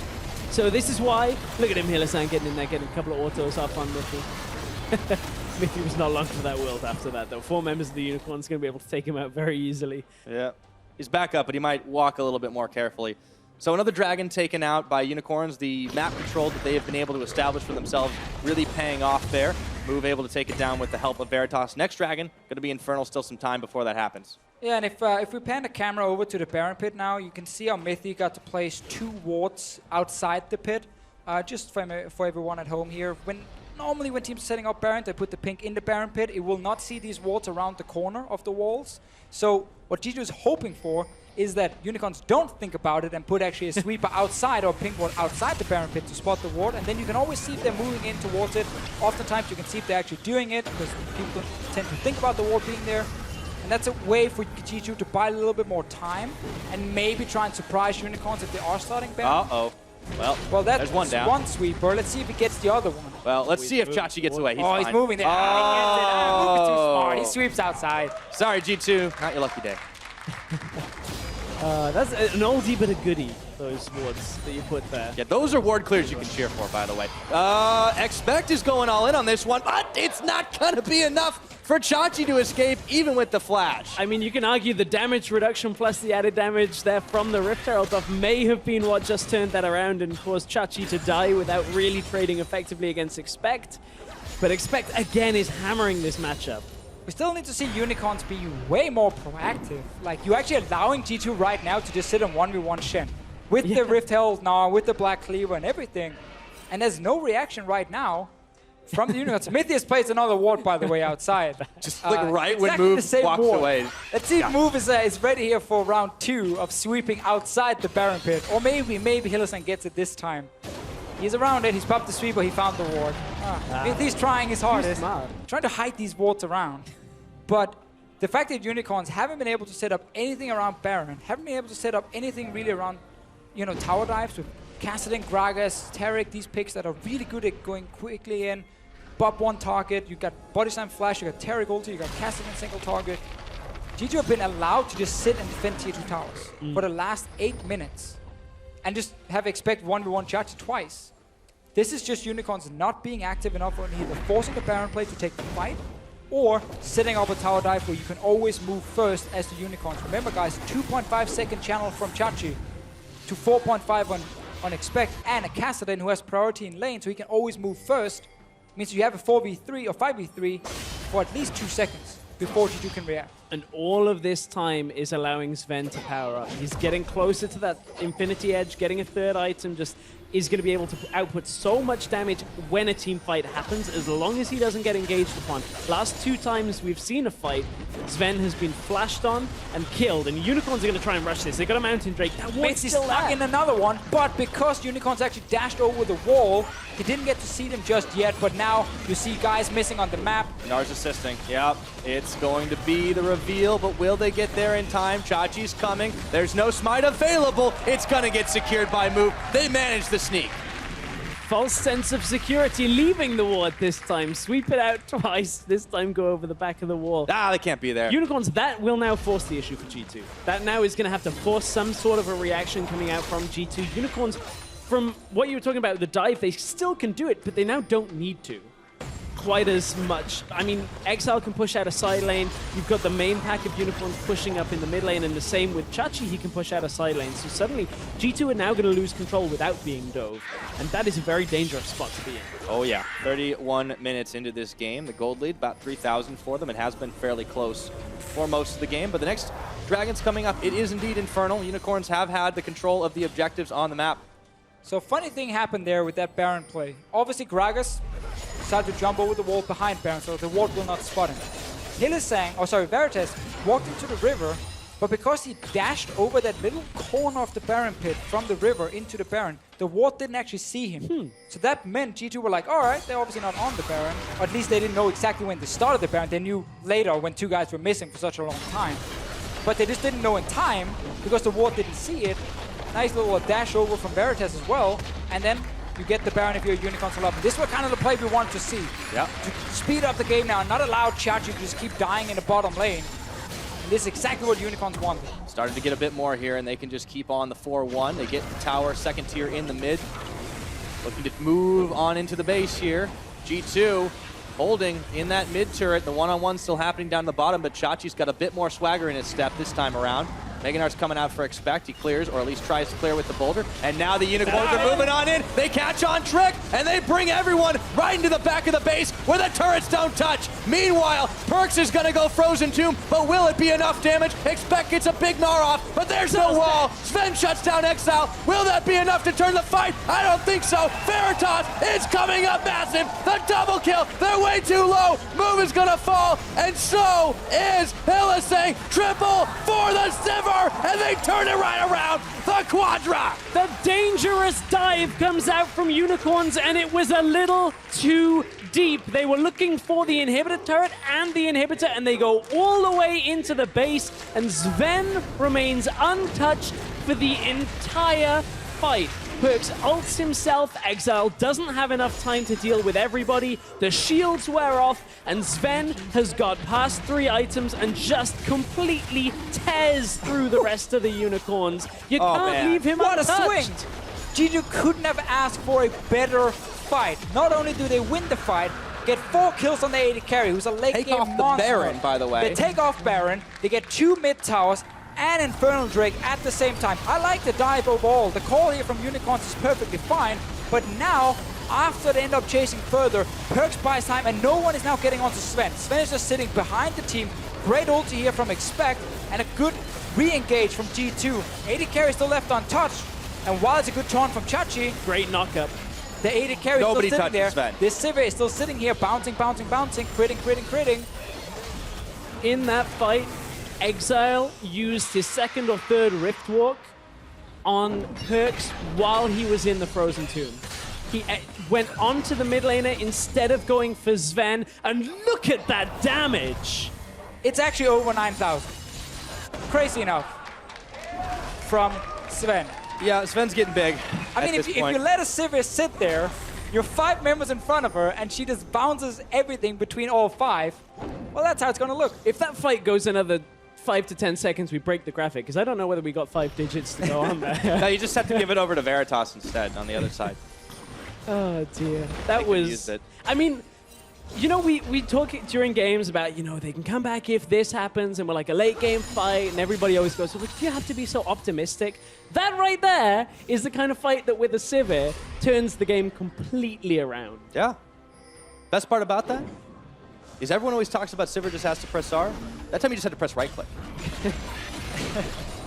I definitely feel, while G2 won the fight, it was great. It was the best that ever happened. In this situation, it kind of just makes the game even, likely. Now you need another one of those fights because you're still under pressure. And Unicorns will hopefully talk about what just happened. I mean, like, guys, we ignored the Sivir. Shouldn't do it again. Kassadin plus Shen ulti should be able to reach that backline. There's no flash now for Sven for about 2 minutes time. G2 not really looking to fight before that, just defending again. Might have to wait for another Baron, and then Unicorns once again will have the priority to start the Baron, but then we get one of these big late game fights that decide the entire game. I've got some good news for you, Devin. Yeah, lay it on me. Rift Herald buff has expired. Yes! So we got finally! Chachi could go back and side push. I also have some bad news. Expect still can deal with Chachi. So there's that. You can still kind of push him back. Why do you just get my hopes up and then crush them, Stress? I'm trying to just make sure we've got everything included. All right, it's okay. He'll deal. He's a ninja. Meanwhile, Exile is looking for Perkz. He might be going a little too deep here. And Hillisang does get the dazzle off. They look for the tower. They are shredding right through this, and they knock Trick right back into him, straight into a Culling. Veritas can't finish it off, but Exile is bringing the Shen to really just push waves. And not the greatest Shen ulti here from Unicorns, but they are able to get straight onto the tower.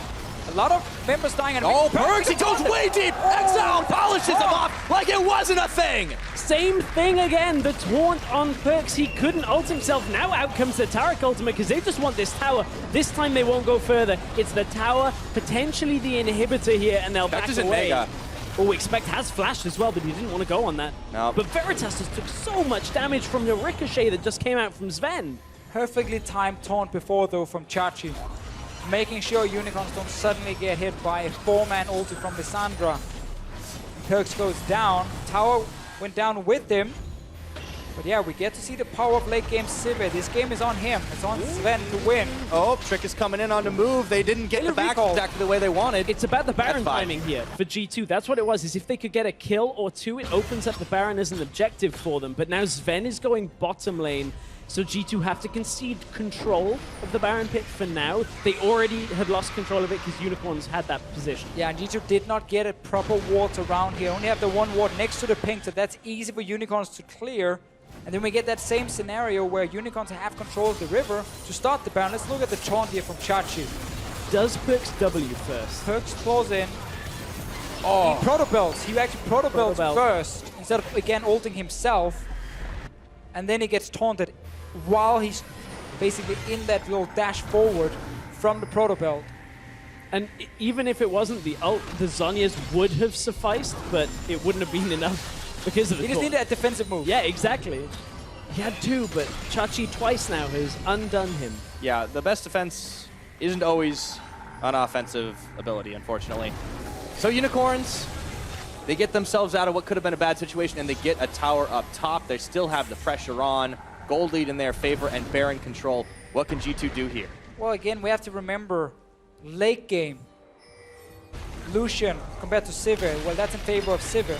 I would personally also take a Gnar full late game over Shen in these team fights. There's the Sivir. AoE, they're going in for this fight here. Trick, he really wants Veritas, but they couldn't find it. Teleport to flying, but Rimwa right in the back, and they're just going down. A shutdown onto Sven, and the rest of G2 have absolutely nothing in form of damage. That's gonna be Trick trying to make a play, distract them, push them off, but they've got 2 quick kills, and they can think about Baron. G2 have to respect Exile and Chachi appearing in the backline, getting onto Sven, but it's G2 charging forward in the mid lane. Way too aggressive against targets they don't even want to kill right now. And suddenly, Kassadin and Shen shows up behind. Flash does no. And Mithy dies as well. G2 was still in a position to win fights, but then they overextend and get caught. And now Chachi just has absolutely no fear. This turret's going to get cut straight on through. They can move towards the inhibitor. The death timers, they're just too long. We're almost 40 minutes into this game. They may not end it right now, but they're looking for it. Yeah, 15 seconds. Oh, and they got Trick. Oh, he's going down. 1, 2 more shots. Expect hopping, skipping, jumping. Back to Fountain. He's going to go Mega. No, he's going to get his GA pop, but the Nexus turrets are already going down. They're cutting right through him. Expect is trying to save the line. And in comes Sven. Does he have the shutdown? It's all Nexus. Just turn to it, boys. Just shut this one out. They just might have the damage. 40 minutes on the clock. Unicorns of love. Unicorns taking a game in this series, going to even this up to 1 game apiece. And how did Exile get into the back of that fight? He didn't even use the teleport. He was just sitting. Like, he was just on top side. He walked back down because all of G2, they rushed forward trying to lock down Veritas, but he just dashed out of it. He didn't even take damage. Terragolta came down, and suddenly you find yourself now overextended, and you hand this fight to the caster and being like, please, just flank us. So our AD carry has nowhere flashing away. So this time Sven could not stay alive. And we've just seen what happened when he's sitting back and they're actually forcing Unicorns to engage on them. G2 go crazy in the mid lane. And I feel like over these 2 games, we've seen G2 very often hurt themselves more than they actually help themselves with some of these calls they're making where they play into Unicorn's hand.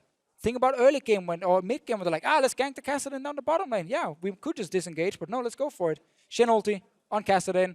1 team fight by Unicorns. Again, another tower, big goal lead. And the Unicorns are very comfortable in this skirmish style. This is basically what they've done for like 4 splits now for the Unicorns. Keep handing that to them. Exactly, and Unicorns are very good at playing with it. getting that kind of mistake coming from G2, but G2 are doing it so often. Unicorns also not really willing to make those dive plays. I want to see that a little tighter from them at the same time. Yeah, well, as it stands, I mean, we're on 1-1 right now. Unicorns, they've taken game 2 in the semifinal over G2. They've leveled the series out, but it's been anything but. Let's check in with the analysts to break down game 2. Thank you very much, Pyra. And that is the first game the Unicorns of Love have won versus G2, all split. And how? I want to start by taking a look at picks and bans. We all were very vocal about that. And the fact that UOL drafted a fantastic comp, but also that G2 dropped the ball here, Reckless. Yeah, I mean, I think they just gave it to them, honestly. First of all, what bothers me the most, I think, is that they ban out the Ashe, and yet they go for the first rotation Sivir. It doesn't really, like, work hand in hand in the sense that Sivir actually does lane just well enough into the Ashe, so it makes no sense. But as you said, Veritas has been like a one-trick Ashe for a while now, so I could see like the sense behind it, but yeah, it still doesn't like come all together, you know, in the end. And it actually, they ended up giving up to Shen for it as well. So I don't really see where like the priorities land there. And also the fact that they banned out GP, which is one of the actually good lanes into the Shen. And unless then, you wonder. I guess. But then, so basically it was just a really weird draft from G2, I think. Yeah, definitely. Going into the first replay, of course, you already said good draft from the Unicorns of Love, a Kassadin and a Taric and a Shen. I mean, that's the pain train. And whenever I see Shen for Unicorns, you can expect Taric to come out because like these range extension comps with Taricson are so good. And this is the Unicorns. This is off the back of a Shen ulti first. And Martin, you were talking once you were off air, like if you use Shen ulti, you always have to make it work, you know? Yeah, and also this is one of the strengths of the Lucian into Sivir matchup, I would say, is that he's constantly able to push the Sivir, so you have these opportunities where he's able to move first. And if the Sivir is to follow and the play doesn't go through for G2 in this case, then that lane will not be farmable anymore and the Lucian gets way too far ahead. And it wasn't until later stages in the game when the Sivir came into play with her 3-core. But I think, generally speaking, like the draft were just too heavily in favor of Unicorns. And I found it a bit weird as well that they picked the Trundle in the second rotation, but they didn't run it into the Shen, which is for me at least the second counter after the GP. And they instead picked the Gnar. That didn't. We also have to praise UOL, especially for this mid dive. Their CC chain on Lissandra, so he couldn't use ulti or flash or anything. It was really beautiful to watch. And wasn't the only smart play as well. There was we have to keep going with the next replay productions telling me we have to look at the dive. And Trashy as a jungler. How smart is it that they actually get in here for a two-man Baron and nobody spots it? I mean, it's really good. Like right now, G2 is in a situation where what is happening on the map, right? Are they baiting? Are they doing it? We don't really have information. They can't really face check. So this situation is just really weird for them, and they probably need to play it a bit more aggressive to get the information, but they didn't, and then they just get it for free. And then when they get Nash with Shen and Kassadin, then it will. You think it's all over? Yeah, it should be over, but you never know. But it was UOL, right? So. Yeah. Oh well. Well, we have a replay of the final failure. I think where it was a little iffy. I think this is where UOL. Where does it go wrong, guys? Yeah. Well, for me as an AD, if I'm tanking the tower and lose half my HP, that's already a big problem. But I think generally speaking, like it just felt really overforced because they were able to hit the tower, but instead they go for this risky play where Sivir has picked up her core, and if you're not killing her, she's probably going to end up killing you all. Like which is exactly what happened as well. The Kassadin is R's forward, and then at that point G2 already disengaged. Just take the tower. It's free tower, right? And then fight slowly. You don't have to overreach for the Sivir. But I mean, they didn't even get to the Sivir, so that was the whole problem. So just overreach, take the free tower, and play it slow. And commendable, the Unicorns of Love did manage to close it out. Fantastic, taking their first game off G2 all split. Something that Reckless said during us watching the game, G2 hasn't fixed the issues they had in the split coming into playoffs. Could you elaborate? Well, I think the games are just way too much Fiesta at this point. Like, it's kind of the trademark for Unicorns, so I can understand why. And, like, it's also a winning condition for them, I would say, why the games are this way. But I feel like just G2 is not controlling it enough. And I think this game, probably it's too related to the draft, but even the last one, they could have easily cleanly finished out the game, and yet they ended up going for a couple of team fights in a row, and they weren't able to control the game that I think they should be able to at this point. And I mean, what picks are really good for Fiestas? Shen is great, Kassadin is great. So I think next game G2 will have a completely different draft, and that will change the pace of the game, I think. I mean, we hear that term a lot, you know, Clown Fiesta and Fiesta, but what actually defines it? Is it just like very skirmish You spawn heavy? and you fight, and then you spawn again, and then you fight again, and then eventually one team is dead for too long, and then you finish the game. Okay. When I see Sven and Miffy take a bad trade level 2 in bottom, then I know that they're not playing. They can play better than this. Like they are a better player than dying to a 2 bot at that minute. And also, I think a bit disrespectful to pick the Trundle into the Lucian which is kind of what the bad matchup. Yeah, what can Trundle really do? For me as a Lucian, if I see any support playing Trundle, that's like the perfect scenario for me. You know, like I have no pressure at all in the lane against me, and especially if I'm in the matchup Lucian into the Sivir, like it's just a free game. You know, like literally just a free game for you. Well, we'll see what happens. One thing, you're out of the predictions because you said 3-0 for G2, so you're out of that one. And I mean, the more that we talk about, the more that what rings through in the beginning, what we said, the UOL, it would be a huge upset. And everything that G2 shows that isn't good, we're going to criticize them completely on. So. But Vizicachi is a beast. I need to understand. I think they're playing good. Giving this guy Shen is like, you don't want to win the game. Like, I think the impact he has on Shen. So should you just, is Vizicachi too good?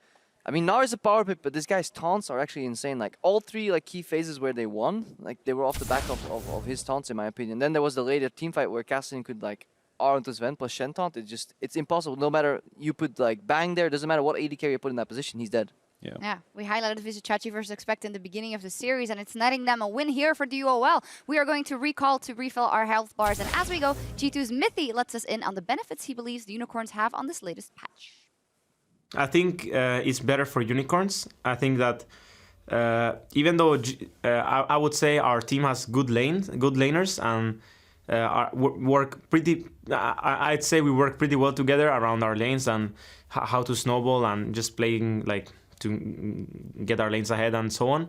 Like our 2v2 and 1v1 game is good. We're not like ultra stellar on it, or at least that's the feel I have, that we're not like insanely stellar on our 2v2 and 1v1 laning.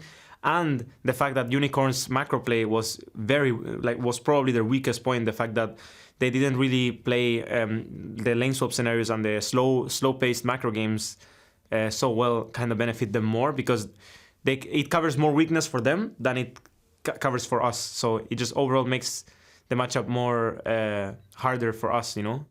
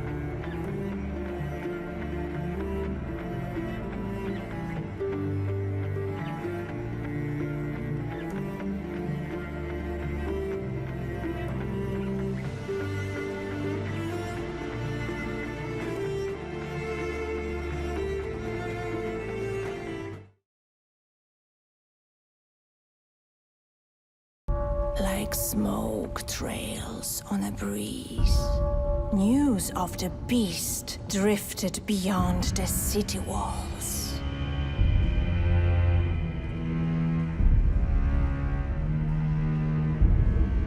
And the kingdom's bravest answered.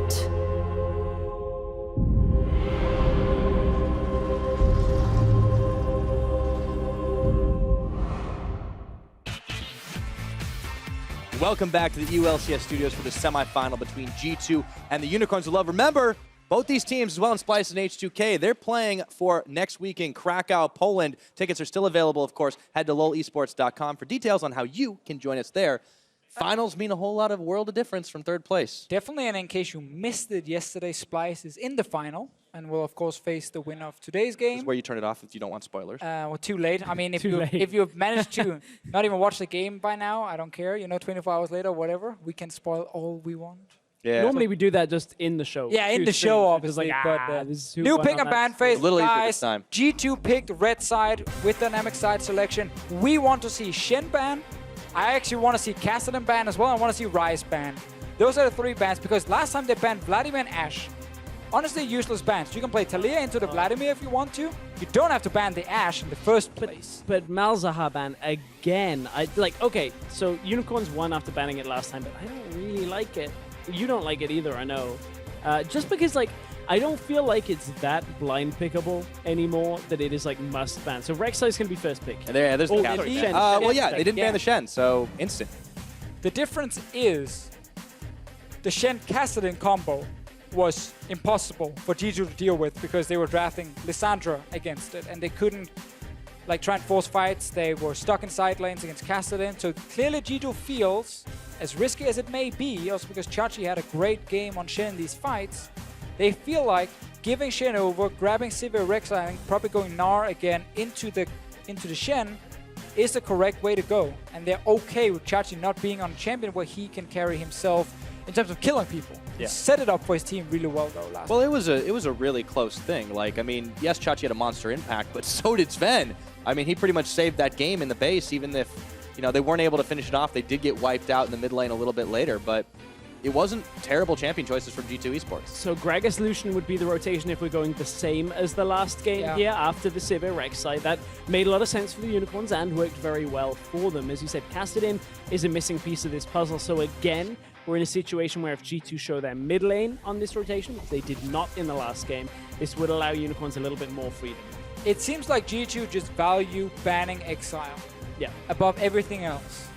Even with Chachi's performance, they're like, no, 3 mid lane bans. These were the 3 most played picks from Exile, so now we might have to see something new. We know he's an assassin plays, but a lot of LeBlanc in the past. Lissandra he could play as well if they want to stick to this 1-3-1, where it's about trying to snowball, especially the bottom lane.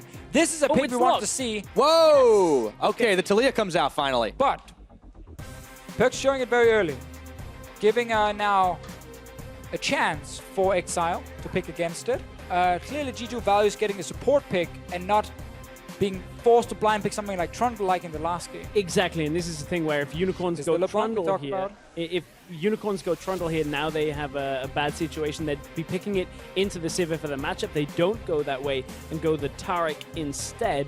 As you said, the LeBlanc has been hovered over, and we know that that is a potential matchup into the Taliyah. So we'll see whether that's the one Exile wants. And it is.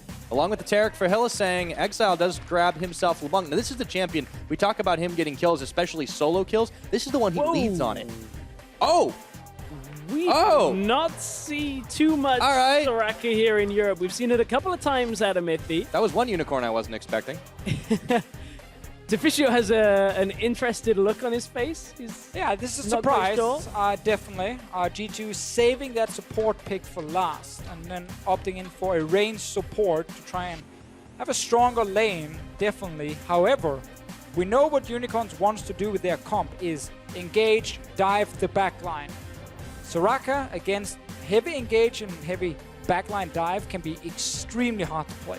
She's fantastic against poke, you know, when she can sit back and heal up and they're not really threatening her at all. Things like Taunt Flash, Body Slam Flash, LeBlanc. One-shot Soraka. Yeah. Mithy right now is basically telling his team that his positioning is going to be perfect and he will not get destroyed in the start of these fights here. G2 suddenly have a stronger 2v2 than last game, where they had a bit of a tough time with their Trundle Sivir against Lucian and Taric. So they're changing it up, but they're once again giving Shen over, clearly saying Chachi not on a carry split pusher is what G2 wants. Well, what they've shown us, though, is the Taliyah in exchange. Is they're going to be able to bring another person down to the bottom lane. Exile is playing Teleport LeBlanc. Which doesn't have the full kill pressure, which is a good choice, allows him to follow the Taliyah. So it could be a bottom lane party the entire game long in this game. If they can get onto Mithy, utilize maybe the Taric with the LeBlanc, get those stuns, see if they can pull it off. Yeah, bring all the friends to the party. We'll see if they can do it.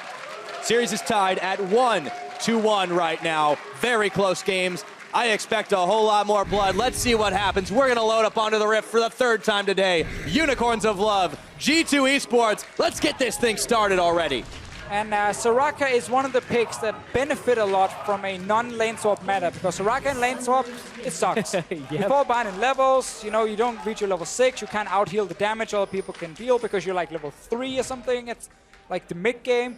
So Soraka in standard lanes, it's a great buff for her. So it's one of these picks, you kind of expect it to sneak her way back slightly because she's so good in these standard lanes. And LeBlanc as well, teleport, you mentioned it, Stress. I think it is the correct choice. If you run Ignite, you put everything in the basket of you actually winning your lane straight up and getting these kills. TP, it's better. You don't get many solo kills early on in these games. Run with another global and play 1-3-1. But Soraka is such a rare pick for Europe specifically. Like Mithy, we so see guys doing it. He played 4 games of it before. You know, we see it a lot out of Adrian over in North America. A lot out of Immortals. But right now, we haven't seen too many other people do it, so I'm now interested to see how this is going to be affected by, as you said, the standard lane setup. A lot stronger in that respect. But against the LeBlanc, the dive potential that you highlighted in Champion Select, that is the drawback of Soraka, is you attack Soraka in fights and suddenly you lose all of the healing, you lose any presence from a support. Now what Soraka can do against LeBlanc that is very effective is when LeBlanc distortions forward, if you put down the silence instantly, LeBlanc is out of options very, very quickly. She can't do a rotation to kill anyone. She can't really escape effectively either. Yeah. So by saving that pick and probably also knowing that LeBlanc, you know, because like we were sitting here being like, oh, they're banning out all these picks. Well, like now we most likely see Exile fall back on something like LeBlanc. Well, G2 clearly had the same idea and they're like, oh, if it is LeBlanc, we have this pocket pick in Soraka ready. We'll give some more push control as well for G2, but they gotta always be careful about the all-in. So does Sven. Oh boy, that prompted a real quick exhaust out of Mithy. Yeah, a lot of respect there because of that lockdown that came out from Hylissang, already forced the first summoner. But we gotta keep in mind, trades in the bottom lane against Soraka where you end up trading HP is actually never in favor of you, it's in favor of the Soraka, because then she out-sustains you.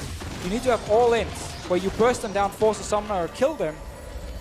If you trade 50-50, well then Sivir just gets a few heals from Soraka, and the next time you trade, it's not a 50-50. You go down to 20%, It's hard to do anything. These are kind of the all-in you want. They get the dazzle. There's a summoner heal really quickly used by Sven right now. Hylissang very low on this. They cannot re-engage. That's both summoners. Hilly hasn't used his Ignite yet, though. But as you said, the health has now gone into G2's effectiveness, or at least will give them presence now in the lane. They can afford to be a little bit more brutal as Hylissang is looking to recall to try and get out, but had to cancel. It looked like they had an engage down, but only level 2. It's really difficult for them against another level 2 combo to just like all in and actually get the kill. With the defensive summoners used early by G2, understanding how they actually survived the first few trades. And now you just out-sustain. You saw Hylissang already wanted to back, well he can't. If he backs, well then Sven push all the way into tower. Expect on the other hand. Yeah, Chachi might be wishing he had an Ignite, but still a bit more useful for the team. Taking that TP, can't finish the damage. Expect it to level up here. Both one. Hey, it's going to be a long time before we see the Ignite come back to top lane. We keep trying to get teleport. I don't know, man. Huni played Riven. Anything's possible. With teleport. Yeah. Not with Ignite. And yeah, but still. Maybe he would have gotten more kills with Ignite. We don't want Riven. Let's not talk about NA. Okay. Not this world. Last world, yes. Yeah, when it wasn't like over-nerfed and item changes and stuff.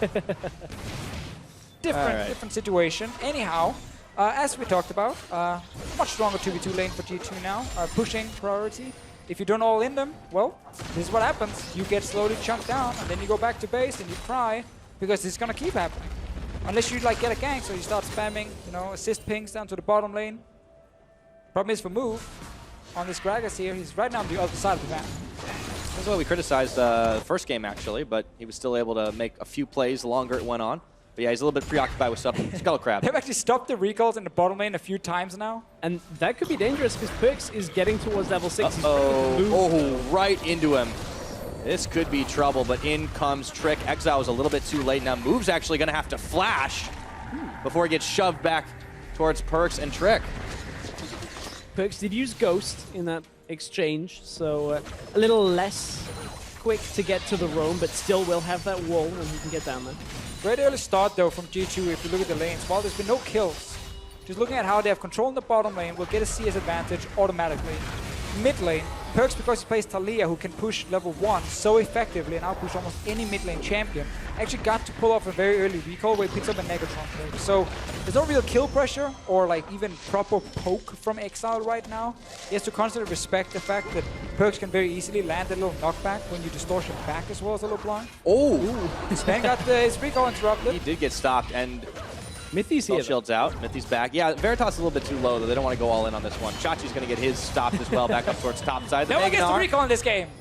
No one gets a shot. Nobody except for Perks, who's been back twice. Oh boy.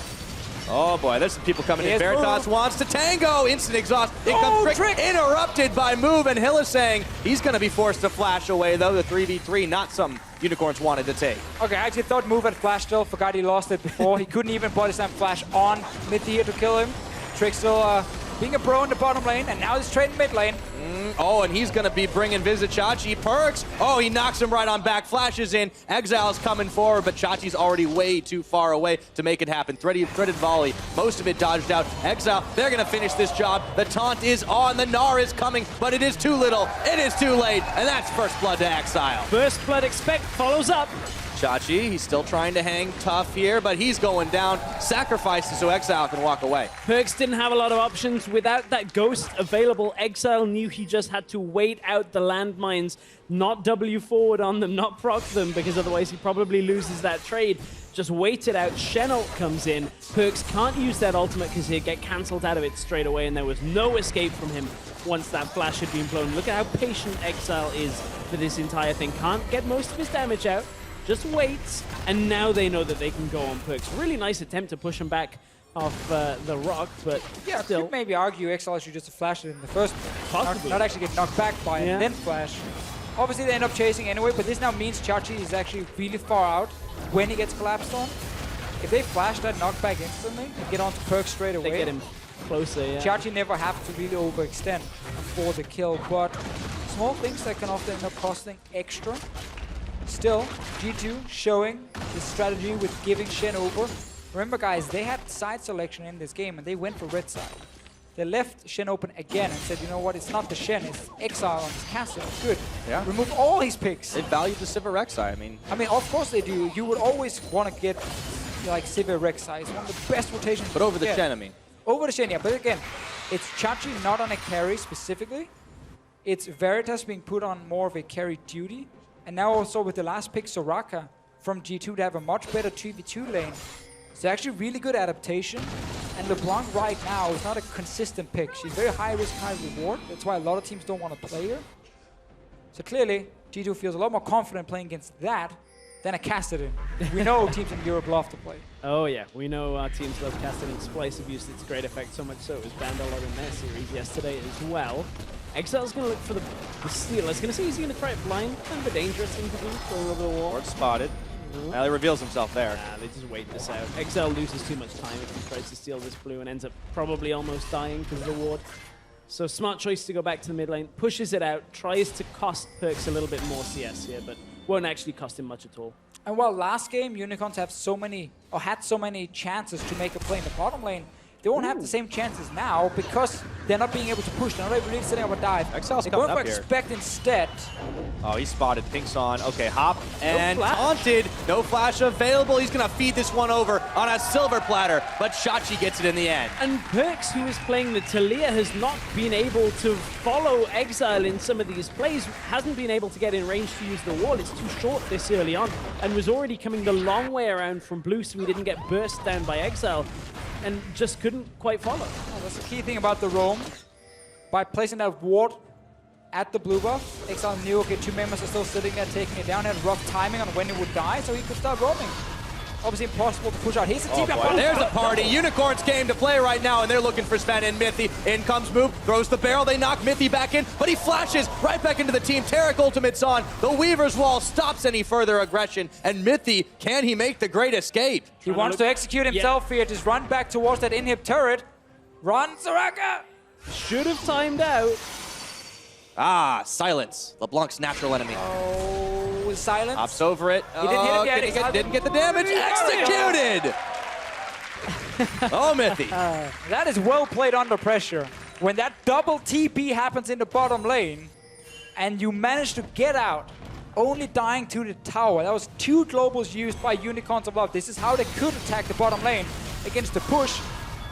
2 guys TPing on the same ward. No, it was the Shen ult onto the Oh, sorry, yeah, you're right. Shen ult on actually Exile. Good timing there. The wall runs away. What a great move. That's actually pretty fantastic after. First of all, credit to the Unicorns for recognizing without Shen TP, they needed to get the numbers. So timed it perfectly. The one TP arrives, then the Shen follows. I mean, you could also Shen ult on somebody that's in the fight already. Sure. That one's Looks just better the more this way. flashy way where you're like, I'm just going to go on the guy that's TPing, don't worry about it.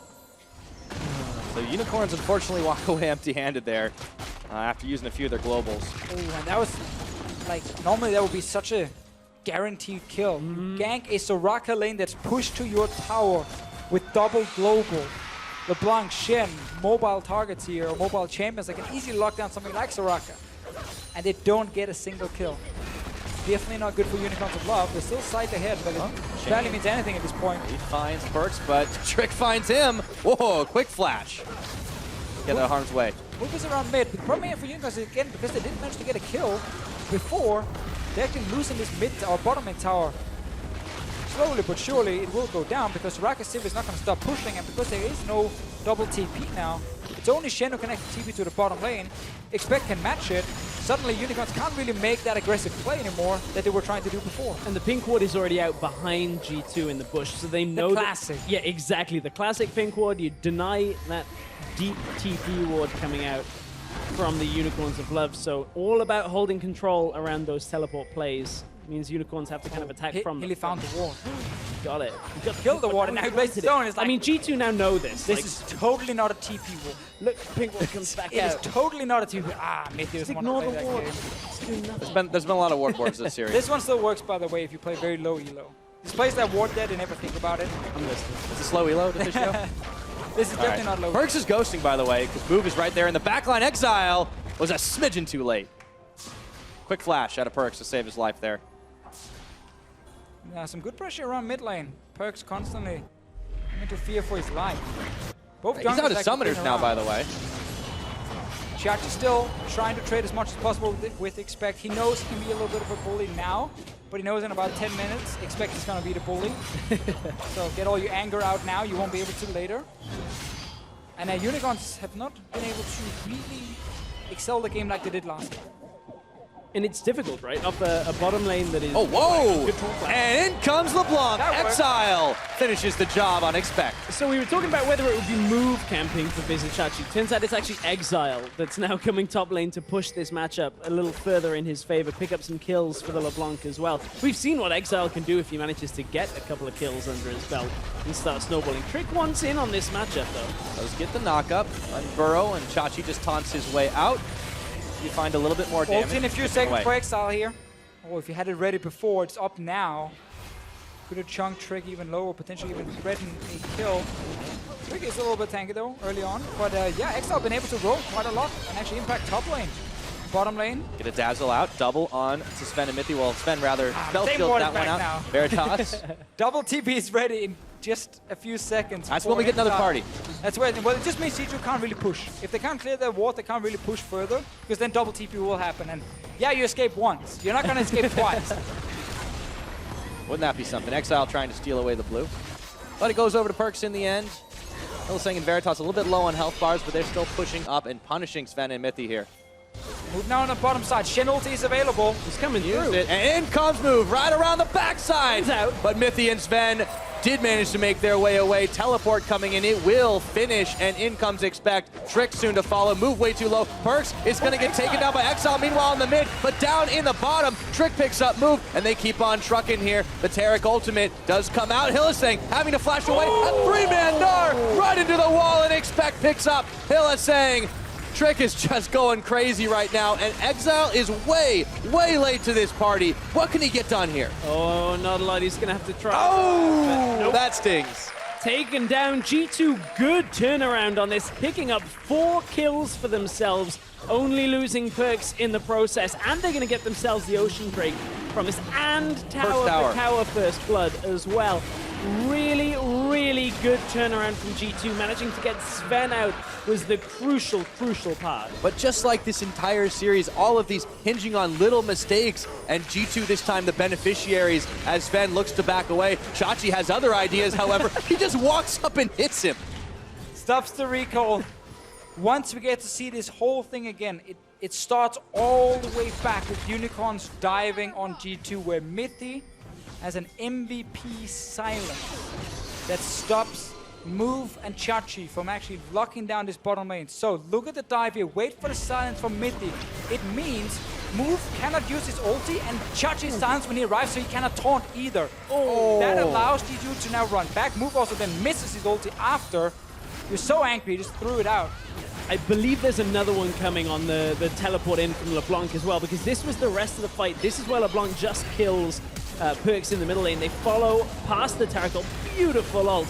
Is there a silence that comes out here to lock them down? Yes, and this is what forces Exile to get locked down as he arrives. I mean, Mithy was honestly the MVP of this. Yeah, it looked fancy with the Gnar, but the way he uses silence to avoid the CC when they actually get attacked on the tower, and then another perfect timing here on Exile to snare him. Beautiful Soraka play from Mithy, and setting up a lot of kills here for G2 together with the rest of the team. And okay, Exile gets a little hyphy here. He's going to have to flash. Oh, Weaver's wall. Hang on. They're not done. Okay, hopping it off. Oh, in comes Hylissang. He's found Perks. He's ignited right now, and he's got no more mana. Shoves Hylissang right back onto the grenades. Veritas is here. Move. They're trying to make a fight happen, but G2 don't want any part of that. They got the Taracle. A lot was used in that back and forth. Expect at this point is pushing down to the bottom lane against Chachi. No TP available for him though, so as soon as he goes down there, Unicorns know they'll have the global advantage. They would have it anyway, even if TP was up, because of the Shen ultimate being available too. So nice champ. They've always got to respect that. Yeah, I know. Got 2. I guess that's pretty strong. Yeah. Huh?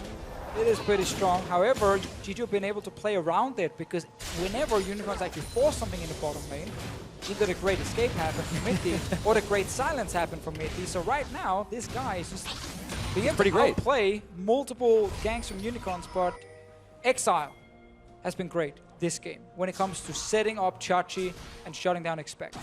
Because his roam towards the top side has been very impactful and has been like the highlight for Unicorns in this game. But it's been the only thing that really worked for them. Because whenever they go bot lane, Mithy is there, stops everything. Yeah, exactly. What is the backup plan? What else are they going to do? Last time they had this composition, they rounded it out with the Kassadin, which was banned.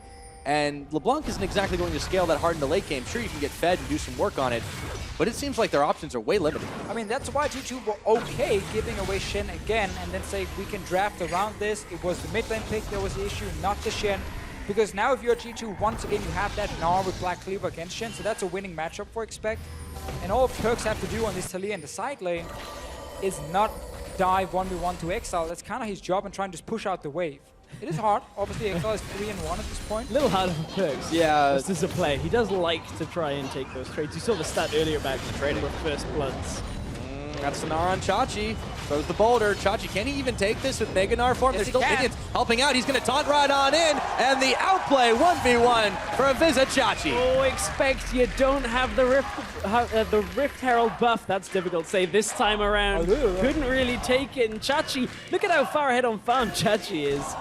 I mean, Expect has got an extra kill on top of him, but still isn't able to take that fight when he's expecting to be able to. And Unicorns will take that and just put it in their pocket and save that for later, because that's just a free one over to the Unicorns I love. We've seen too many bad decisions honestly today. Oh boy, and there's a lot more decisions being made. In goes Move, and Perks, the rest of G2 trying to kite back, but Chachi flash taunts in straight onto Mithy. They want to shut him down. He's burning, but he stays alive. Chachi now, the rest of the team is here for G2. They shove Hylissang to his death. Chachi bailing out, Veritas left for dead. And this is just going to be crazy. One more stone thrown by Perks. Exile managed to one-shot Sven here in the fight as well. They're chasing for Chachi. Exile around the corner. He's a little bit too low to be able to jump in. He still might try. Throws the chains on. No, it's dodged out, or rather extends the tether. Expect just can't find the boulder to hit its mark. Chachi plays him a little bit there, and it's going to be a 1-for-2 all said and done as we just hit the 20 minutes. Leash laws being in effect, just being able to keep away the giant Gnar away from the rest of the Unicorns. So off that fight, as you said, Expect Exile managed to blow up some people from G2 and get in there on the side. G2 are going to take a turret from it, though, as Perks has been able to push that off. TP coming in from behind to try and punish it. That's way behind. Oh boy, Exile's on a hunt. Cutting him off, but... And so is... I mean, Perks is really dead here. Well... Yeah, he's been... Yeah. And if he can get the W over the first wall, maybe he can look to get out, but didn't have the... that was good old-fashioned So, this is a good play, a good start from Unicorns because they have the Shen ulti and there's no top laner from G2, but the execution, because Veritas is not able to run past tower, didn't get to see if he actually tanked it at first, they're missing his damage now to kill Mithy. And now, you can get the turnaround where tower is still alive, Veritas is tanking tower, taking it down. Exile gets that kill onto Sven though. Very important for him. Veritas with the heal. But this should have been way better for Unicorns with the Shen ulti coming in. But because Veritas wasn't able to join, he didn't have enough damage to actually kill that backline. Well, we're straight back into a little bit of a posture between Unicorns and G2 now, and the Infernal Drake, which has just spawned. And as G2 look to maybe hold on to it, Weaver's Wall is about to come up. So Perks can join this fight from a distance, but Exile has been so strong in this game, 5-1. The last two games have really been all about him powering up. Absolutely, and he just needs to use that power to start shutting people down. Let's see what happens as Mithy gets chunked a little bit. Exile, he's going to get popped really quick, has to bail right on back, and Chachi was right on top of him. They can't really get involved in this fight anymore. Veritas is also getting chunked out. Perks just keeps throwing stones, and in comes the wall. He surfs, he hops right over to Hylissang. Pushing him away here, the barrel disengaged for Move, but they are still on top of the Taric. Not for much longer, though. Sven a little cut off, but will regroup with the rest of his team. That was Shen ult used during that exchange, as they needed to keep Exile alive. And with LeBlanc going back, no TP. Shen does have his, and he's channeling it. Looking to come into this fight from the top side of the Rift. Oh, Move! He can't quite get it off. Trick smites down the Dragon. Secured by G2 Esports. That'll help them out the longer this game goes on. Unicorns lose out on that objective. Such a crazy game, though. Constantly action here. Both teams want to look for fights or objective all the time. No one is sitting back waiting. Every time we come out of replay, there's another one. Yeah, someone is fighting. Either it's a 1v1 or 5-on-5. Unicorns around this mid tower. Remember, guys, Tarek, Gragas, Shen, you can dive with these kind of comps. But right now, there's 5 members alive on G2, so it's too risky. Frick wants to fight now as well. Yeah, and he just might get his wish. Perks keeps on volleying. Moves a little bit low in this one, and now Unicorns have to be very careful. Exile can't find the flank off onto Trick. You have to remember the comp from G2 doesn't really run like easy hard engage to pull off. It's flashes from either Rek'Sai or Gnar to start fights, so very easy for Unicorns to just kind of back away. Oh, Trick flashing. Okay, in goes Illusang with Chachi right at the back of it. They make a wish though. Mithy is hoping for a 1 fight here, but everyone is going way too low. Veritas picking up the kill. Chachi, he gets another one onto Sven. Low health bars. Move is going to pick it up before giving his life. Illusang is also fallen, but that's a double over to Veritas. A double for Perks, but G2 are on the losing end of that fight. G2 have got to stop trying to skirmish against the Unicorns because they have just had G2's number seemingly at every single turn. G2 refuse to go out onto side lanes and try and play this game, and Unicorns are just going to constantly take this. They have a LeBlanc that is so strong right now, and if you neglect that, your AD carry Sven is going to die time and time again in these fights. It is just so night and day when you look at this series compared to what we had yesterday. It is all about these fights. Let's see this one more time. So remember here, flash engage is all G2 have, but it's on to Shen and Tarek. Why on earth is that your target? Like, you just allow Veritas to sit untouched and Exile to sit untouched in this fight while they can easily get to the back line of G2. All G2 saw was a fight. Yeah? Not the correct targets. If you go for the 2 tanks, or 2 of the 3 tanks on Unicorns of Love, well, then you don't win the fight. We're starting to see some of the communication go awry for G2. This team, these are the guys that are oh so favored. Defending champions here in Europe.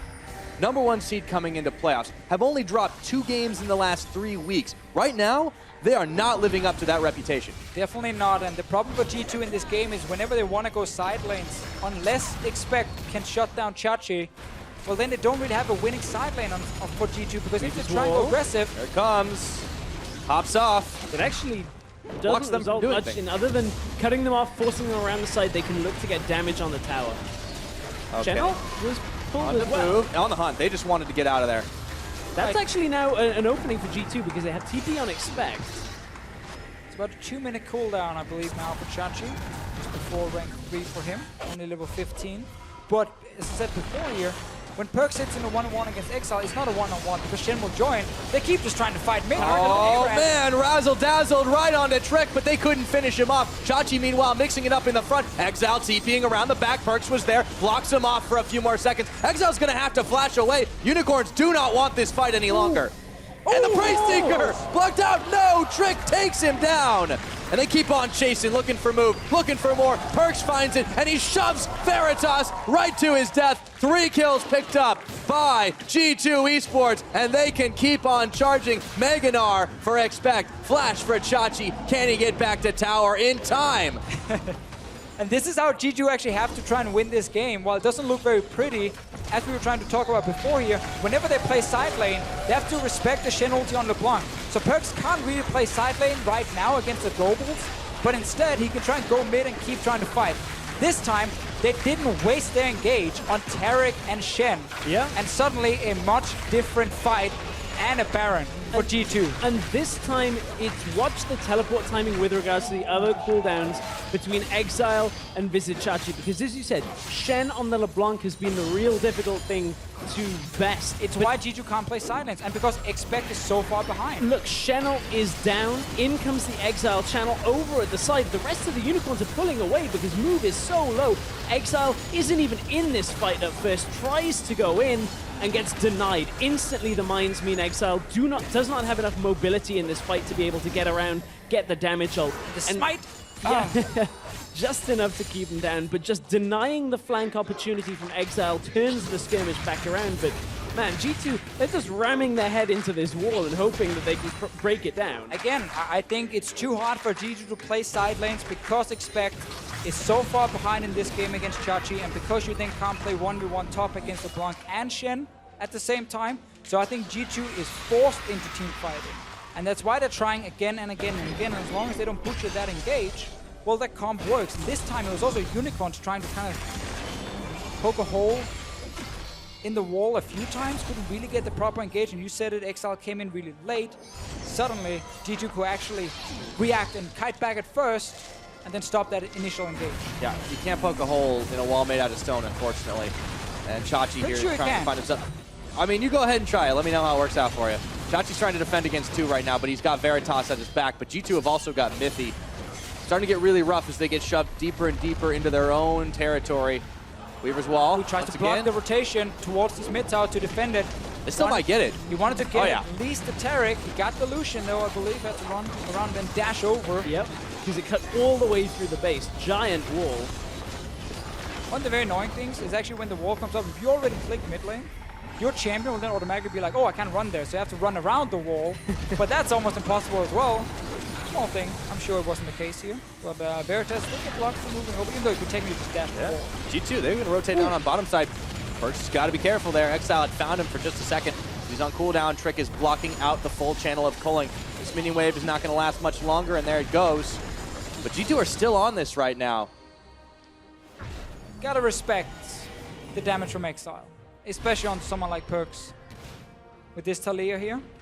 Problem for Exile is, while he had a great start, it is really hard to keep Oh, Sven. He was right on in the front, but they dazzle him up. They barrel him up, but they're going to make a wish. Can move, do it. No, Perks picks him off. Unstoppable. Expect is in there, mixing it up with big Nars. And Chachi now is trying to stay alive, but he gets hopped and bopped and taunts his way to freedom. Veritas just simply doesn't have enough damage. Expect does not fear the Chachi, and Perks takes him out. G2 again able to take the fight. Chachi was up pushing top lane.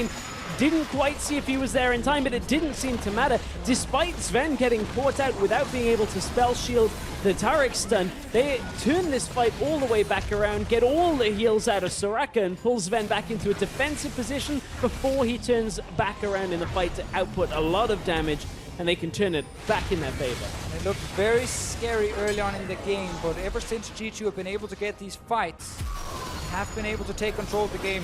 Very aggressive move from Sven here. Doesn't even get to spell shield the Taric stun, and then has it after. Only got a little bit of damage removed from move. But because he's able to kite back, because Soraka's able to kite back, none of them get instantly popped.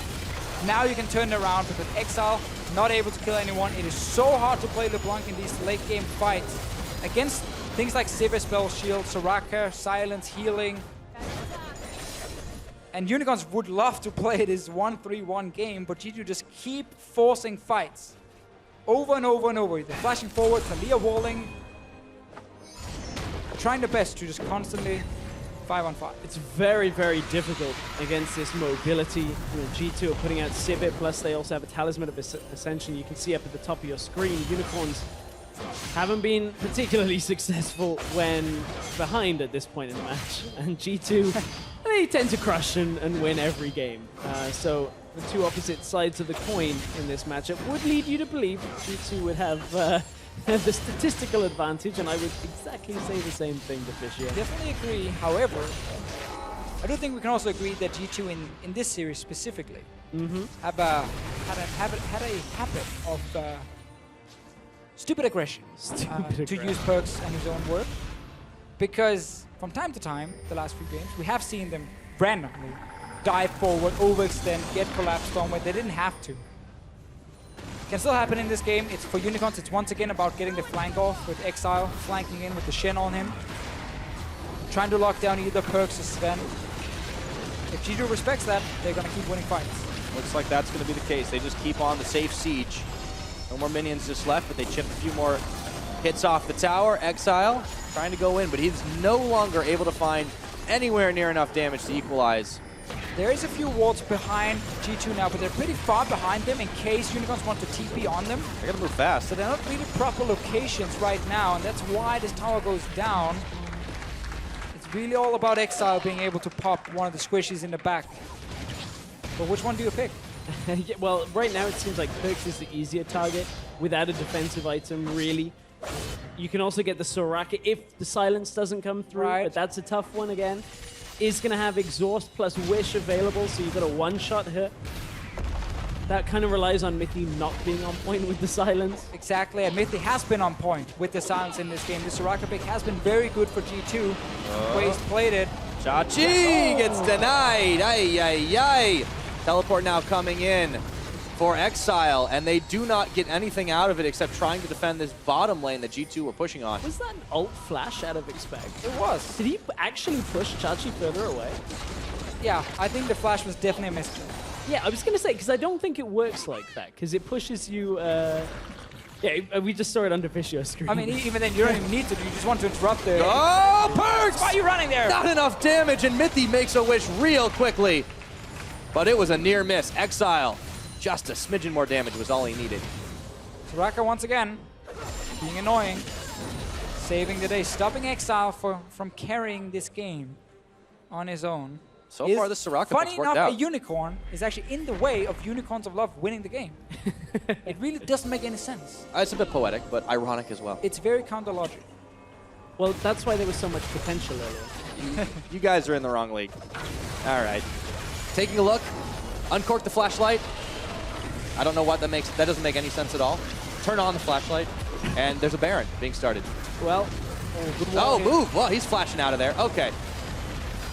So I'm all over the place this game, and so is these fights. Expect is finding move on this one. Chachi, he's going really, really, really low, but he's got the shield on, so it is Trick Expect coming right back up, and Sven picks off move. Unicorns now, they just don't have enough damage left in the tank. Perks goes godlike, gets a double, taking down Exile. Veritas and Chachi are running for their lives, and in goes Veritas right to his death. That's the ace, and straight for the base goes G2. G2 built the wall, and it's the Unicorns that are going to be made to pay for it, because Unicorns have just been aced. G2 are going to go 2-1 up.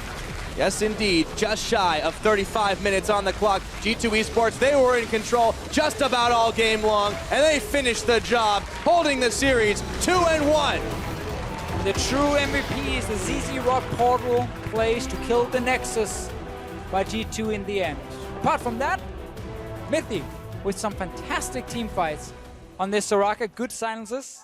Yeah, the ZZ Rods did a lot of work. ZZ Rod, I think he got one hit on the next. One of my favorite items. Made the difference. Made the difference. That is what I call. Hey man, MVP. we know that 2 HP can mean all the difference. Definitely. I mean, we've seen situations where people in Europe didn't kill the Nexus. However, in this game, when you just ace the enemy team, it's kind of hard pretty not easy. to. It is pretty easy to finish the game.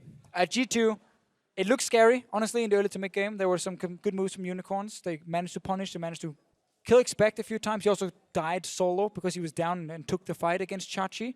And that meant G2 could not play side lanes at all. They had to just team fight their way out. And after a bad fight, they learned and won every single one after. Very different dynamic from the bottom lane, though, that we just saw out of G2, which I'm really intrigued about as well. We don't see it much here in Europe, as we were talking about. Mithy seems very comfortable on it and turns that matchup because of the 2v2. Definitely. Much Super good last pick. Yeah, G2. the LeBlanc definitely didn't do enough because of that Soraka, but Exile was still doing a lot of work. They've got to change things up for game number 2. G2 now, they are at match point 2-1 over Unicorns, but let's bounce it back to the analyst desk to break down game 3. Thank you so much, Pyro Stress and Bill Nye, the science guy over there. Let's take a look at picks and bans. Let's talk about Soraka, guys. And I want to know how you guys felt about it initially when it came out in the draft, and then when we saw fight after fight after fight, when the Unicorns tried to force something and it didn't work, how did it influence the course of the game? I mean, we have a former pro support player, so he should probably give some insight. And notably, Soraka, one trick, Flash Banana. No, I think this. I mean, we all agreed on it during the game. Soraka was a great pick here because it really neutralized a lot of what Unicorns were going to do, but it looks like an easy pick to play, but we have to praise Mithy. Like, this guy played out of his mind on Soraka. He must have been so tilting for him to watch his team constantly run. It's like when you're a healer in World of Warcraft and your raid is all standing in the fire. You keep them alive, so you're doing a great job. Everyone goes like, yeah, nice DPS, guys. But like, that's for Mithy like this game. He kept everybody alive, silenced everybody. Can you tell me what the most difficult thing is? Is it keeping an eye on everything and judging the exact... Yeah. It's fighting the urge to not walk up and queue people. You just really have to sit back and heal people. Not dying when you build super squishy, like this guy went Talisman first. And finding out who's taking damage and which like idiot is gonna run in next. You know, that is like that is Mostly Soraka in a Kirk, by the nutshell. But yeah, that's Soraka in a nutshell. Okay, and then in this game, what did we saw out of the Unicorns that was good? We saw Exile coming with his... Well, he did try to get banned out by G2, and then the LeBlanc comes out, and we know that he's good at playing that. What did you guys make of his pressure that he put on the map? Pretty good. Yeah, I mean, they had both solo kill mid and top, as far as I'm aware. And I think it was actually just a matter of execution in terms of like their roams onto the side lanes. Yeah, I think, for example, this one's really good. Good setup from Unicorns. They did this twice. So they basically sent Exile to top and then use the advantage that they create in having the Shen ulti for the next dive bottom. Trashy, you were talking about this a lot during the game as well.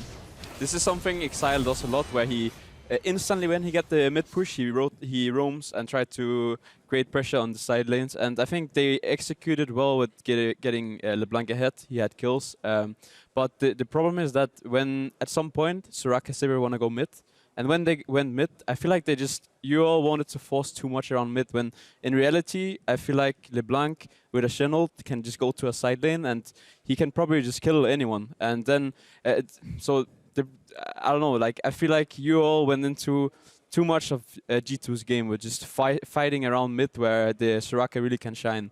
So on one hand, G2 played it well, but I also think UOL executed poorly. Let's take a look at the 3 games that we've seen so far. 2-1 for G2. What we talked about in the beginning of the day was top versus top and the mid matchup. How much do you think either of them has influenced this series so far? Let's maybe start by mid, because Perkz had a really, really good Talia game. I think we also have to commend that maybe to Mythy a bit. Did he really? I feel like Talia can push early, but I feel like they didn't really utilize that he could push early. Like in this instance, what's on the replay right here, what happened before this, if Exile actually flashes over Perkz' W, it's insta-kill. If Vizijachi doesn't die here, Unicorn starts snowballing throughout the series as well. If Unicorns actually nail the dives on bot lane, like how many dives have we seen today on bot lane tier 1 that just slightly better execution? G2 find themselves in like a really big disadvantage. Yeah, I actually feel like both Vizijachi and Exile is playing better than Perkz and Expect in the games.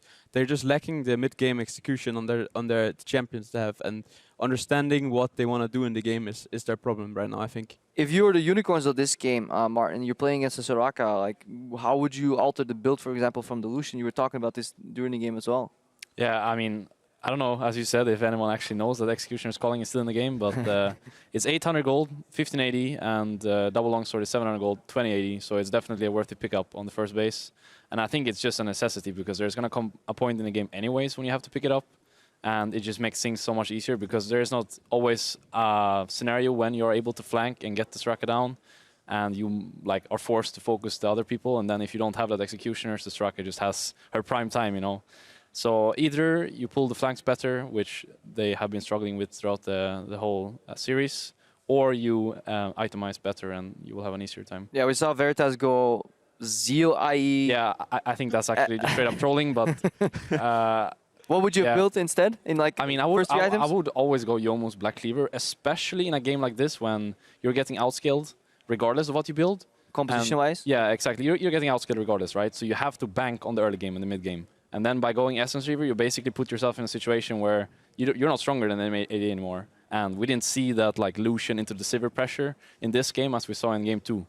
So I think he maybe had like a misjudgment in terms of what he thought he needed to bring for his team. But I would definitely say like the Youmuu's Black Cleaver 1 build is better in almost every scenario. Well, we'll see what happens for the Unicorns of Love. They have done the Splyce strat and chosen red side for the next game. So maybe they have something up their sleeve. We'll see what happens. We're going to take a quick break, but don't go anywhere. Game 4 between G2 and the Unicorns of Love will be coming up right after this. Take me to the water. Na, na, na, na. I'm throwing the pool if you could stop saying that. Yeah, take him to the water. Trick picks up move, and they keep on trucking here. The Taric ultimate does come out. Hylissang having to flash away. A 3-man Gnar right into the wall, and Expect picks up Hylissang. Gnar. I'm urging 2 seconds. I don't. Soraka. Soraka no flash. I'm dead.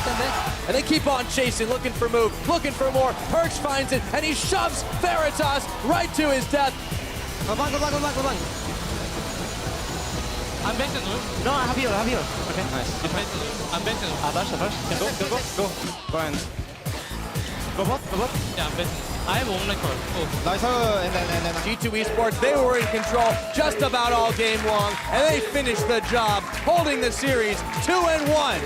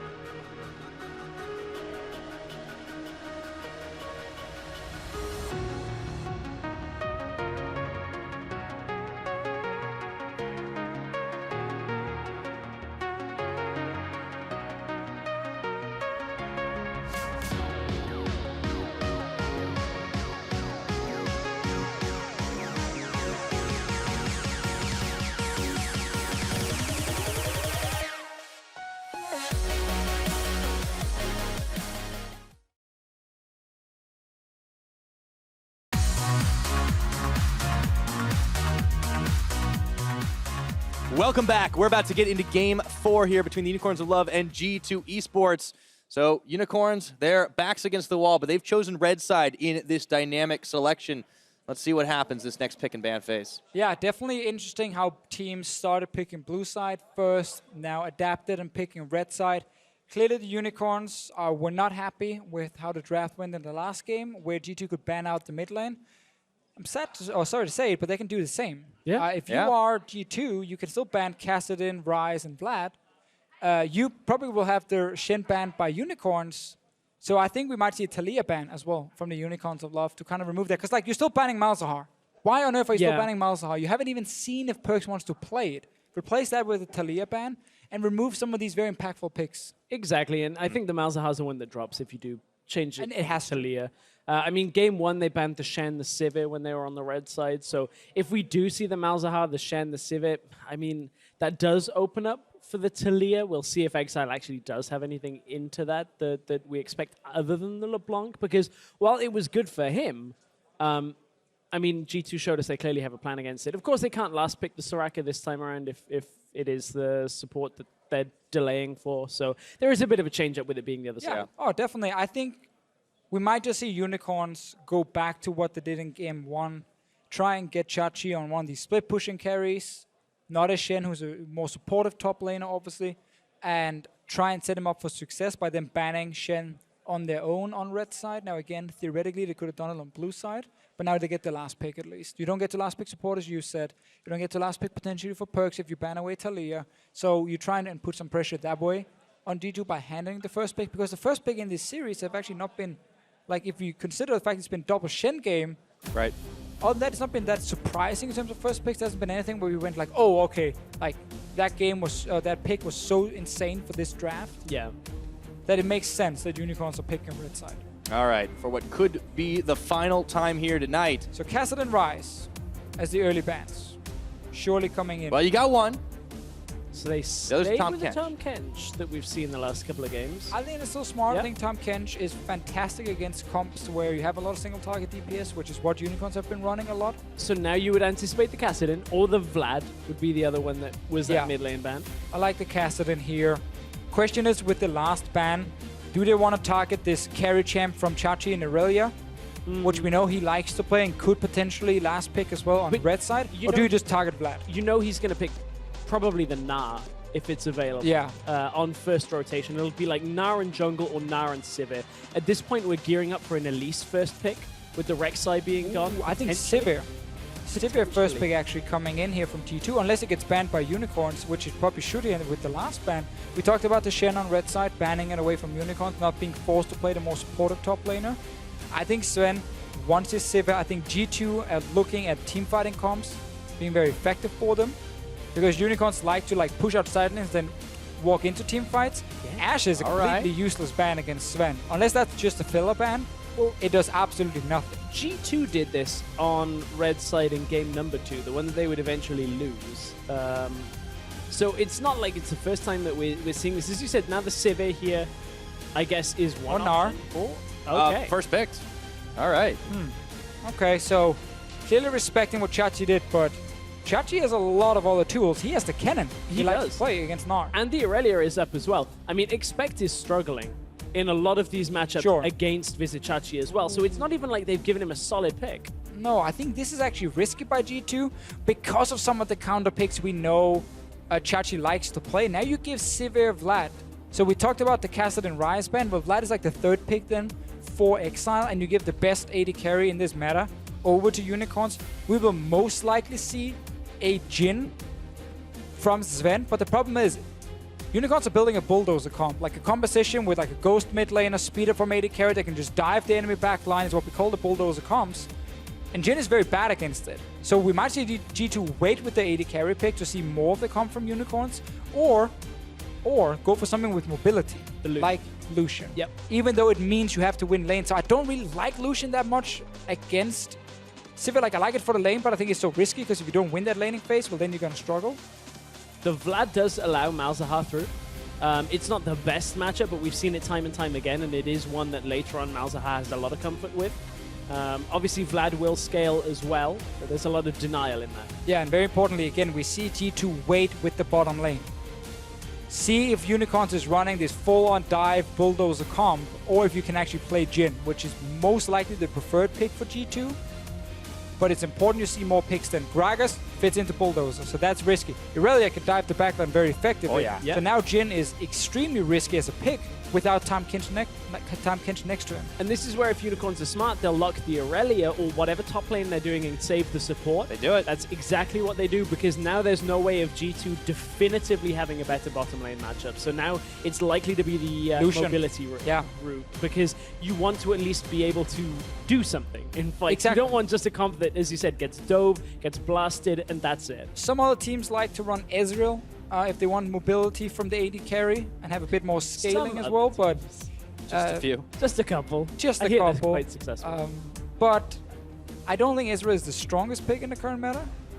Tristana is another one who adds mobility for herself. And you can really scale well. Not to mention, you can demolish towers. Yeah, but one of the problems about Tristana is like she doesn't destroy Sivir at all in lane. Sivir gets very easy spell shields on the bombs from Tristana, and oftentimes Sivir gets to push in Tristana, and then you have to last hit on a tower where you actually destroy your own minions with your explosion. So G2 is not happy, I think, with this bot lane selection. Yeah, I mean, going back to game one, though, we talked about how Sven and Mithy will sometimes opt into not extremely beneficial lanes because they know they can do it on later in the game. Taric may fit very well here. If you're running Bulldozer, get something that keeps you all alive under that tower for as long as possible.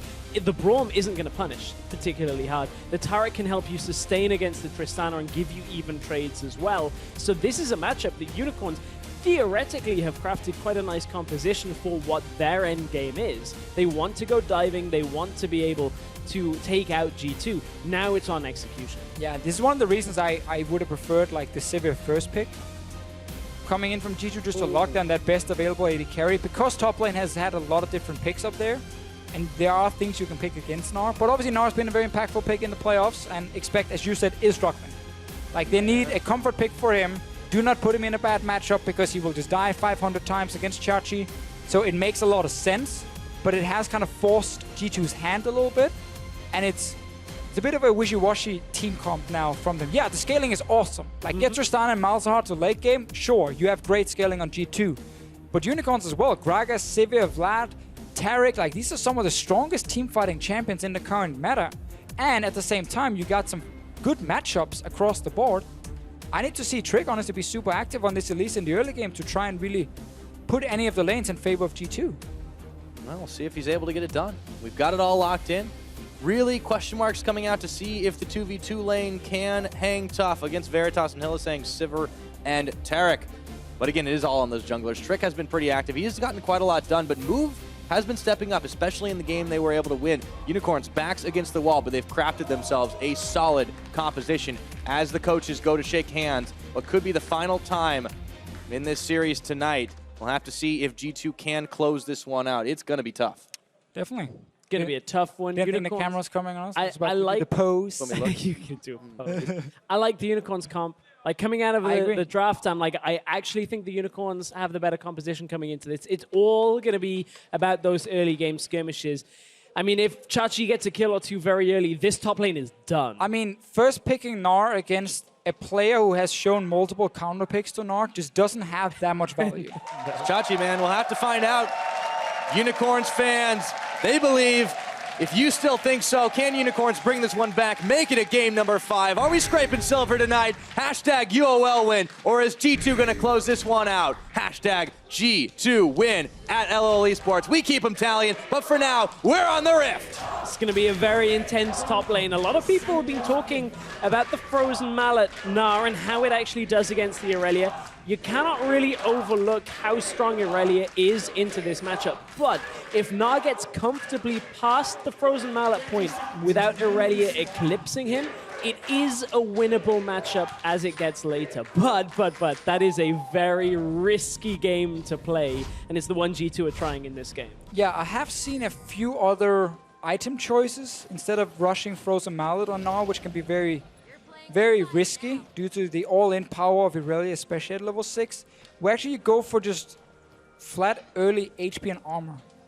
Like something like Barmy Cinder first item, or get early armor, like potentially even like look at something like a Sunfire Cape as the first or second item to try and just like to stop Irelia from being able to all-in you, and then kind of just like range farm against her, and then you go for Mallet later. I don't think it's guaranteed like the build from Expect. It's just something I've seen from like spectating some matchups. Can't say if it is the best choice. I'm not confident in that at all. Yeah, and in the meantime, Expect might need some help from Trick, but that leaves the bottom lane open. I mean, if Trick really wants to help both of his lanes on either side of the map, he's going to have to really stretch out those 8 legs this game. Definitely. I mean, yeah, Trick is on the preferred early game jungler who can be very active on the map. But again, G2 have scaling from AD carry and from mid, but so does Unicorns a lot. And now you have some of these matchups here where if Sven and Mythic can play, 10 out of 10, they're going to be fine. But it can be very, very tricky. There we go. The spell shield level 1. It's not there level 1. But once you start getting spell shield as Sivir, a lot of these bombs from Tristana won't do a whole lot, or it just feed us more mana. And even worst case, if you don't use it because you want to try and, force Sivir to run out of mana, Sivir just stands next to your creep, or her creep, when it dies and gets the explosion, the spell shield is that one. So there are definitely ways. Level 2 out of G2. Able to put the damage down onto Hylissang.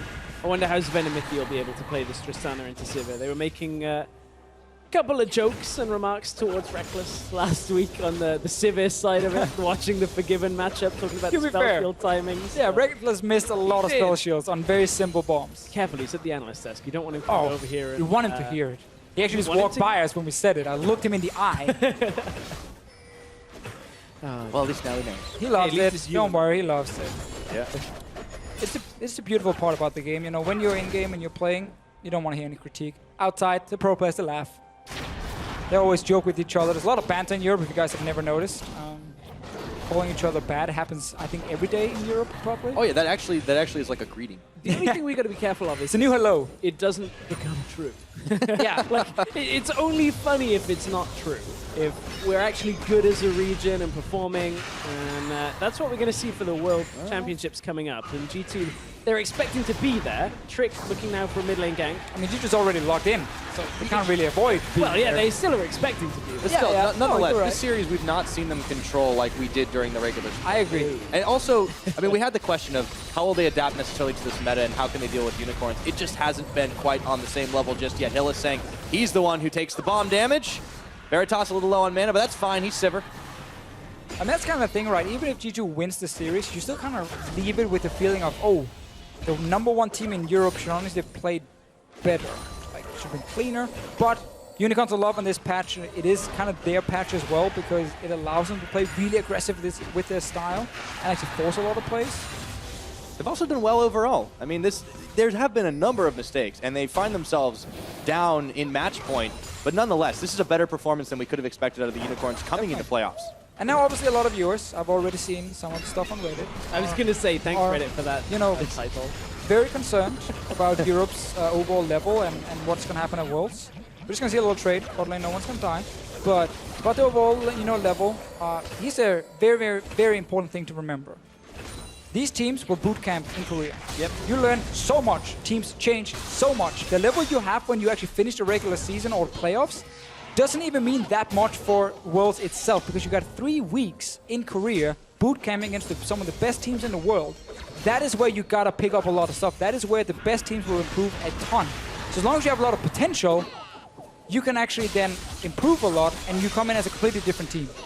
Ooh, and Chachi's coming in completely different this time. And flat from flat, and he juked it. Expect! Chachi, well, here's the beginning of this matchup. That's exactly how we anticipate this matchup to go. Chachi can always follow Expect. They trade Flash for Flash. It means Expect won't get away so easily next time, but again, Chachi can't follow quite as easily himself. Will look for the TP back into lane, has Sheen, and this is where a matchup becomes the most dangerous for Gnar. The burst damage that comes out of Irelia past this Sheen point is so significant that Expect has to respect every single trade over every minion that Visit Chachi is in lane for. And look at it, Chachi didn't use his TP. He's going to allow Expect to push a big wave away from him. And now Expect's giving him all this CS. Irelia will look to at least hold the wave for a little while she takes the and first he's missing minion. CS too. Expect even misses CS on purpose. He doesn't need this gold. All right, in comes the Blade Surge. But yeah, Chachi, obviously playing a matchup he likes. Chachi's one of the Irelia players as well. If you guys ever wonder about what you skill as Irelia, if you are Chachi, you max W, and then you actually max Q second. Some Irelia players max E second, but he goes Q second, and he loves to dance around, blasting these minions with Q and just keep flying around and kiting people in and out. And a lot of burst when he actually jumps in the first time. W, Q, and Sheen at the same time. This is painful. Kind of surprised. You can see Tricks having to come up here. They anticipate the moves here, but they are going to catch up. Oh, right into the cocoon, right into the wall. That's a quick first blood. Pyra. I mean, I'm just watching Exile do it.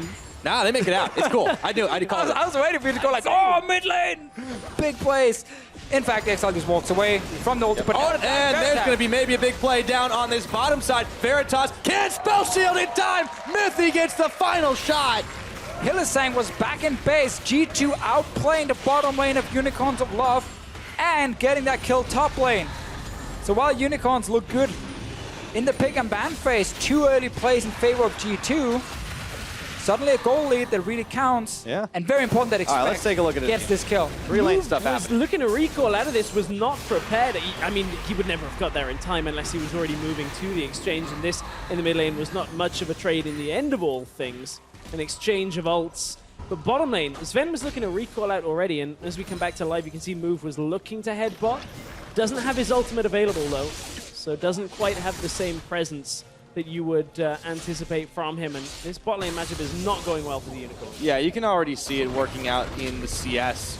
The Tristana just out-farming Veritas at this point, and the fact that he got taken out a little bit quicker than he would have expected, or rather would have liked to get back to base without dying for it. Maybe don't sit alone on the tower when your support is recalled. Well, and I mean, Mythy even had the killing blow on it too. It was a close thing. And also a perfect back now for Sven here. You get your BF Sword, you start building towards your Zeal and your Hurricane, because obviously you want BF Sword into Hurricane, preferably on Tristana. Don't rush Infinity Edge. It's actually not that efficient for you. You'll just get it. You will definitely get it later. But first you want your Hurricane with that BF Sword that is perfect for him right now. Been able to win this laning phase. Chachi is still the man we're looking at to carry this. But Expect is back, you know, a bit like game 1, where it's please don't die, Beauty. That's kind of your job. Setting up a tent at this point. Yeah, Trick is just making sure Expect doesn't die. Up. In goes the Elise. Chachi dives right back on in, trying to dodge out Transcendent Blade, but he knows he's a dead man, and Expect finishes the job. Chachi feels like he knows this matchup to the point where he can go aggressive, but was not expecting Trick to be in the back of the lane. Trick knew that at one point Chachi was going to queue forward, and that's the cooldown window to take him. And he has been allowed to do this because the bottom lane has gone in favor of Sven and Mythy. Now back on mid, Perks is gonna give Exile something to be suppressed about. Can he get away? The Voidlings just not finishing him off. Such a letdown just watching Vladimir run away, not even use a single Yeah, I'm not as excited about this mid lane matchup as the rest of the lanes, in all honesty, guys. This is the problem when you're laying against a champion who builds early magic resist. You don't really kill them 1v1, but you try and just like pressure them out of lane. But then they also sustain back, and it gets a little bit... With the combo, yeah, Vladimir does do that. The combo, when you use that plus any crowd control later, does tend to result in a dead Vlad. Apart from, I think it was like yesterday in NA, we saw one get away in like 10 health. But in this game here, Stress, he's going to have a Tristana hitting him as well, doing that Malzahar ulti. And this Tristana is going to be pretty fed in this game because she's just free farming in the bottom lane. Move has not been able to do anything on the map in this game here because Trick has been there twice in the top lane. When Move was actually on top side, he's now trying mid. Oh, there's a passive for Perks as well. Okay. They turn over to Move. Trick is here. The barrel doesn't really push him that far. Move was trying to do something a little bit elaborate there. He was trying to make the play where you body slam forward, force the flash out, because if you don't flash, you get flashed on, and Move didn't actually use his flash in the end of all things because of the way that Trick was there. So it looks very underwhelming from the Unicorns on that mid lane gank. And honestly, underwhelming is what I can say about the Unicorns so far in this matchup. Chachi, he is getting outplayed right now, fighting right into the Narbar. Transcendent Blades trying to heal. Expect's gonna flash followed, but the boulder nails him in the back of the head. Yeah, you know the game is going terribly wrong for you when Chachi gets solo kill top by Expect after obviously 2 ganks from Trick. All right, Exile's going in here. Let's see if he can get the solo kill onto Perks. It's going to be hard flashing, and he finishes the job. Move was there for insurance. Finally, Unicorns are on the board. I feel like almost a bit of a classic G2 at this point. When everyone is doing well, Perks dies. Perks ends up dying somehow. But that's somewhere. It's statistically significant, right? If Perks is dying and everywhere else on the map is good, G2 are winning. Hold the stats. Mythy wants this. I'll have to see if the stats guys actually agree with me on that one. Hylissang's going really low. Mythy does pop out the glacial finisher, and down goes goes Hylissang, just popped like that. Exhaust on a Veritas. Sven looking to give himself one more, and he does it. A double kill. The Tristana's already getting big. Real difficult to play up against the Tristana Braum comp because as soon as you jump forward, you start getting those Braum passive stacks up. Chachi. All right, into the boomerang. And wouldn't you know it, like clockwork, Trick is back. Chachi has no flash. Nar smash, and Trick picks up the kill. 7-1. G2 are running away with this early game. Definitely everything here is now falling apart when a Tristana Braum gets to their level 6, gets the ultis, well then the all-in suddenly becomes a lot scarier. Hylissang was not able to charge ulti in time, ends up dying again. And Chachi, well, when the enemy jungler camps you this hard and your own jungler is farming but not winning on CS, you start, you know, being a little bit annoyed. Oh, that was not a... That cast was not very explosive. No, so Elise pick here for Trick has basically been perfect for him because he's been top lane so often, and he's been able to just not only get the kills, but he was able to get the kills when Move was there as well. So Move also ended up wasting time on top side. Let's see the exchange. Hylissang does not charge ulti at all, gets stunned, then gets knocked up, so perfect CC chain. And when Hylissang can actually charge the ulti after the stuns, well then it's too late. So just perfect CC chaining for Mithy. And Sven able to pick up easy kills. Great play from the G2 bottom lane. And then top lane, well, I mean, we can't really blame Chachi at this point. You wanted to farm, Chachi. You wanted to get any CS. Surprise! Well, oh boy. Good luck with that. And this is what we were talking about is if Expect gets past that first item point, realistically, the Aurelia matchup is not as significant anymore. And now that Aurelia is 0-4, Expect is 2 kills, 2 assists, now you can do whatever. It's irrelevant. The matchup is irrelevant because Expect is going to crush Chachi this entire game. And that's the crazy thing, because Unicorns will love after the draft. If you looked at like ways for G2 to kind of win the early game, it would be obviously stopping Aurelia from trying to bully the Gnar. So with Elise as the early game pick, you should assume she's going top lane. Well, Move wasn't able to kind of react and help out Chachi at all. Just kind of left Chachi on his own, so he died multiple times. And bottom lane, well, bottom lane was not supposed to go 0-2, 0-1 and get 3 kills over to G2's bottom lane, so your side lanes have just lost straight up from Unicorns of Love, and no one has been able to help each other.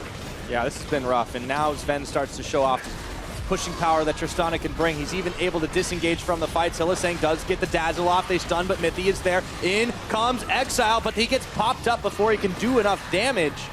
And that's the end of that right now. Unicorns are foiled again. Meanwhile, Expect is free hitting top tower. Great to see Mithy's positioning again in this fight here. Ends up stepping in front of the stunned Tristana. Blocks a bit of damage and then knocks up the Vladimir when he dives in towards the backline. Forces out a tower cult when there's no real response when it comes to damage from G2. And Unicorns used so much and didn't get anything at all. Okay, they got Sven's flash. Like, that may have some effect in a couple of minutes. But for what they used, pretty much not exactly the trade they want. And they're starting to show the desperate moves of a team that are one loss away from going towards the third. Gold down. This is not looking good at 15 minutes. I mean, it may seem crazy to say, okay, it's desperate times at 15 minutes, but you cannot lose this game. You are out of this series. You go down to the third place match. Not a terrible finish for Unicorns, but they just wanted so much more. And right now, they do not look to be getting it. And Chachi wanted so much more. He gets his Aurelia pick. He wants to win this matchup and be the hero, and then he gets camped completely, and then his bot lane loses without any jungle help. Just bot lane loses. Yeah, that's not hurting all that much, but that's okay. Exile's trying to walk out, but all of a sudden, in comes Sven, and they're just blown to bits. I mean, there's not a lot that Exile can do. For him to push the wave back, he has to step forward, which means he gets Malzahar ulted, which means everybody collapses on him, he dies, and he loses his tower. And this was all Exile trying not to lose his tower by pushing it back out towards G2, and it's not going to work. Yeah, 16 minutes into this game, there is a ridiculous gold lead. G2 have just completely outclassed in the side lanes. It's bled all the way into the mid, and Exile is having a real rough time. I would say bot lane outclass, and I would say Trick outclassing Move. Well, yeah, the 2v1 is definitely one with outclass. That's, like, the amount of ganks Trick is pulled up in the top lane, put everything in favor of Expect. Yeah. And of course, the bottom lane on its own just outplaying Unicorn's bot lane completely. Yeah, it was allowed to. I mean, rather, Trick was allowed to go up top because of the 2v2. Let's see how this one started again. Perkz does get the suppression on, but Exile, he thinks he can walk away. I mean, you can't really all in when you have no void links, but he's just trying to buy time for the rest of G2 to show up, so that's why he's ulting, just to keep Exile in place, and it works, because then Sven is here, Trick is there. Sven's everywhere. Oh, let's give a Rift Herald as well over to the top laner. Stack it on. Yeah, Expect is 2 levels up already. Way further ahead on Right, Move is gonna have the hero move. I don't know about that.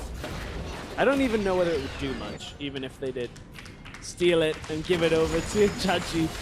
The thing is, Chachi played 1 through 5 exactly how you want to play the matchup. Punish, get the recall, get the sheen, and then did not anticipate Trick coming top lane, which was the fatal flaw in the Unicorns' game plan. Move was even in the area, but wasn't in position to respond. Yeah. And from that moment, the Unicorns have been completely on the back foot. And you always look back at small micro things, like, oh, should he have flashed when he saw the cocoon out of the bush? But then he wouldn't have a flash for the follow-up gank. Move should have been there at some point to help him as well. 0 assistance from your jungler. He's now sitting here, trying to pull off a potential flank on top side. Problem is, if you are Unicorns and you start fighting anywhere, every single member, except for Exile, is weaker than the counterpart. G2 also have the TP on Expect. Yes, Chachi has his as well, but the two have significantly different strengths when they are going to play. Yeah, this is going to be so difficult. Unicorns, anything they can do to get back into this game, to get a little bit of gold in their pockets would be helpful, but G2 are just going to strangle them out from here. I mean, it's where you start looking for small victories. They can be very small if you make Maybe them they can happy, kill Perkz. if you give you They got him something. once. Yeah, killing Perkz once, that helps. You know, if you can actually defend your tier 2 turrets right now for like 5-6 minutes and just keep farming. Let's be real though, Sven is the real issue right now. I mean, he's playing Tristan, who gets to hit every tower he wants. That is a real issue. But for Unicorns, at least they can kind of wait now for Baron to spawn. And they know G2 will probably need a few minutes before Baron is a realistic objective to go for. So that buys a little bit of time to like complete maybe a second item if you are Unicorns of Love. But the problem is, it's very small victories we're looking at, and these victories will not win you the game. They just kind of delay the game ever so slightly. You need G2 to mess up. You need G2 to drop the ball completely. Otherwise, Unicorns won't be able to win the game. Well, that has happened this series on a couple of occasions. So Unicorns, they can sit back and hope, but this is a tough task for them. As we approach the 20-minute mark, G2 keeping a firm hold on this map, not allowing Unicorns to get involved. A few wards cleared away. Expect's gonna flash for Chachi here. Chachi is just not having a great game. Autos and boomerangs, and that's all it takes. Didn't need to jump, didn't need anything. He did flash, actually, I believe, as Chachi flashed earlier. So he evened it up on that count. That hurts to watch. Just autos him down with Hyper and the Frozen Mallet. Good luck, Chachi. You are not getting to play much League of Legends this game. First pick Nara is working out pretty well when backed up by Trick, and Exile is going to have to pull out. He is surrounded. Flash. Okay, Trick sinks his fangs in. Exhaust is down, but way too late. Hylissang is going to fall, and meanwhile Sven just keeps on pushing. Yeah, I feel like G2 are snowballing this game. Yeah, just a little in bit. case anyone has missed it. This is this might even be a textbook case of that. I mean, so far, if Perkz didn't die mid lane, which of course he had to do, we were looking at a potential perfect game. We were to win this semi-final and move into the final, but of course, All said and done though, G2 had a great game plan coming in here that they executed. They definitely executed the game plan. They knew, you know, what to do in the early game to kind of get past the early game, shut down the Irelia. Again, I really feel like Unicorns did not respond at all with any counterplay, and the fact that 2v2 lane lost this hard as well is not something you can predict in the pick and ban phase. And this kind of sums it up. But this is the thing, painful. when we've seen this series from G2, it has not looked the cleanest from them far and away. But this game, this is what we might have expected. Yeah, this is what we want to see, obviously, from G2, the first place team. Playing it out like this, executing the early game well, and just picking up kills left and right. Yeah, it's starting to get a little hard for Unicorns. Looking at that third place match, they still will be going to Krakow, looking to make a gauntlet run, trying to make Worlds. We have not seen them at Worlds. Well, they have never failed to make playoffs, and this is the best they've done since their inaugural split. They nearly made it last year. Yes. If it weren't for H2K on points, I believe it was. 10 points. It 10 could be points. H2K again, but not on points. Yeah, that's the funny thing, is they can actually deny H2K going on points this year should G2 win the split and Splyce take second place. There's Splyce already in the finals, so obviously first or second for them. So they could play spoilers to H2K. Yeah, basically, if Splyce wins the split, they will go to Worlds with G2. If G2 wins the split, well then if H2K get third place, so if they beat Unicorns, they will go to Worlds with G2 and everyone else has to play the gauntlet. So a lot to play for, obviously in the final. Also the fact that Unicorns, of course, the more points they can get, the better seeding in the gauntlet as well. I don't know how that can actually change right now until everybody is locked down. But yeah, a lot of moving pieces till we get to it. G2 are looking to knock down a few towers. It's too easy with Tristana. Yeah. This is criminal right here.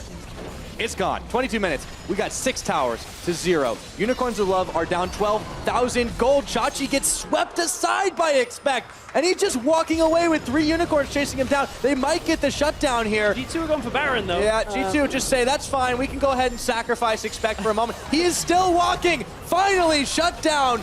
Veritas really needed some gold, but it's a 2-man Baron. You can do this with Tristana. It's in full vision. Perks on Exile. And now Exile is going to get locked down for a few seconds. Throws on the Hemo play, trying to outplay Perks here. We might see it happen again. Perks, is he going to stay alive? In comes Smithy. Exile exhausted. Hillisang finishes him off.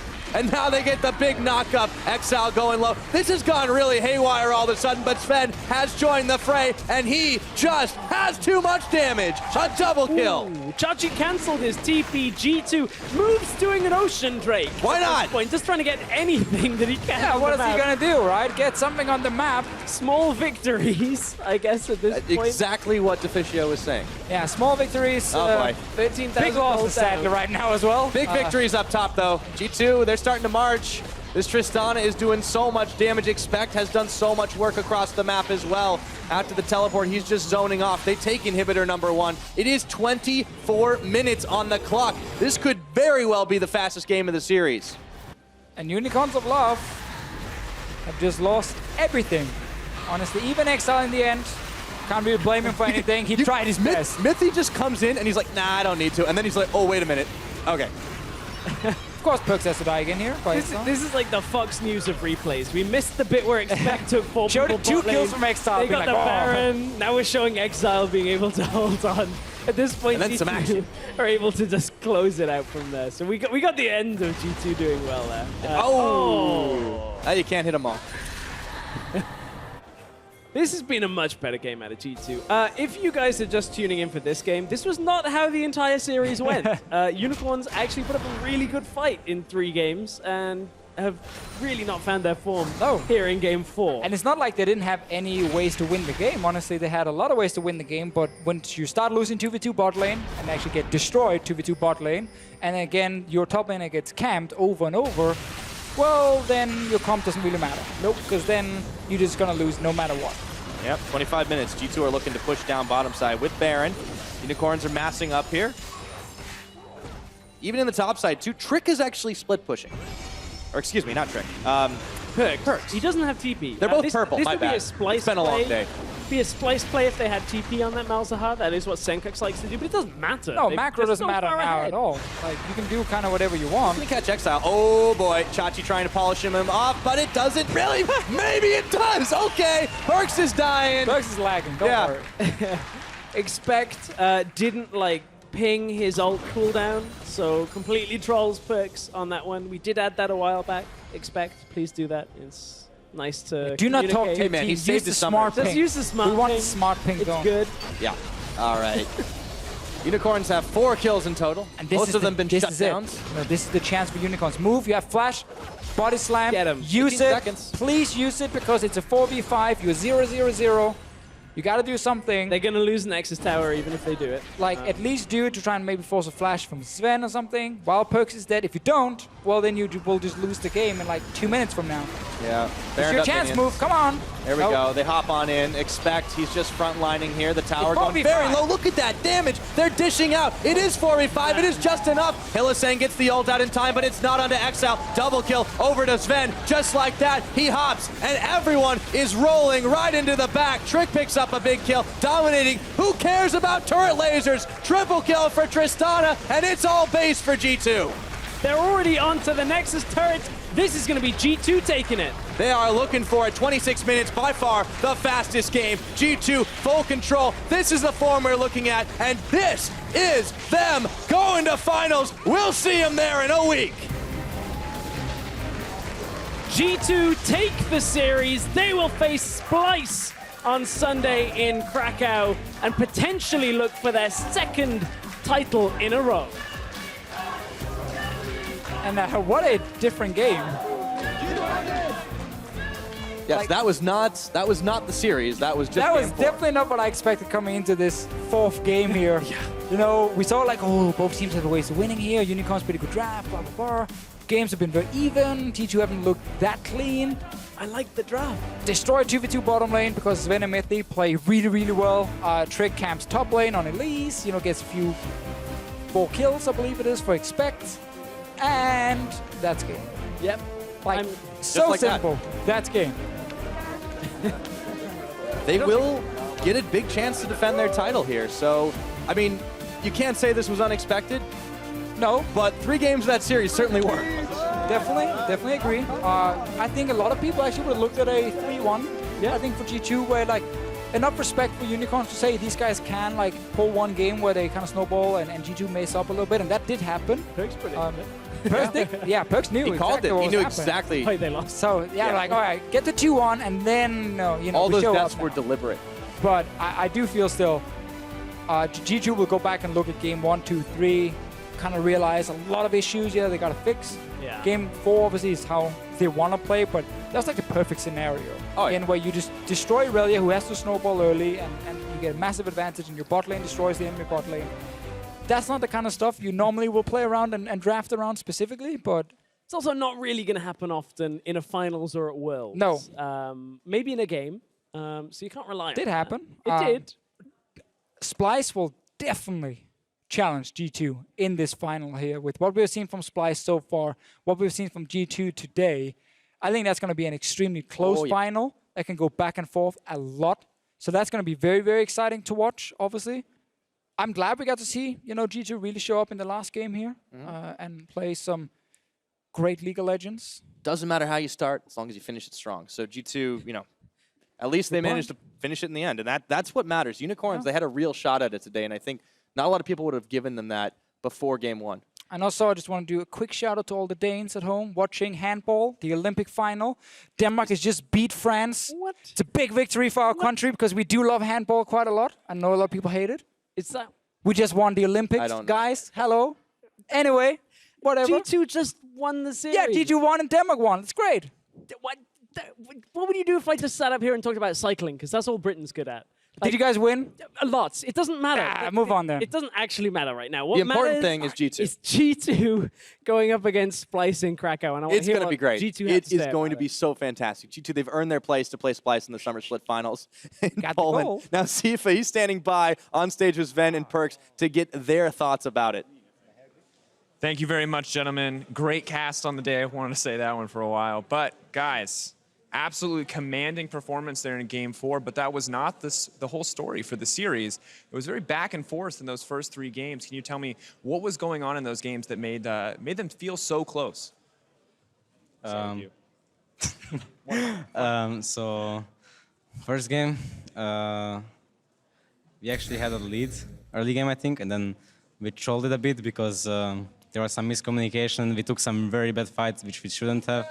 And then we came back, or like we won some team fights because we have better comp, I think. And second game, we like got really stomped early game. So it was kind of doomed. And then we still could have won, but then when we had like 4 or 5 items, we forced the fight mid, and then it was like, we can fight, but plot twist was we couldn't fight. So then game 3 what happened game 3? I don't remember anymore. Oh, Thalia game. Oh, yeah. Yes. The Thalia game. The one was close because I think we didn't play to our winning conditions very well. In the early game, at least. So they actually like got some kills with LeBlanc roaming top. And then after one fight bot, the game was kind of open up. And then it was a really good game again. But.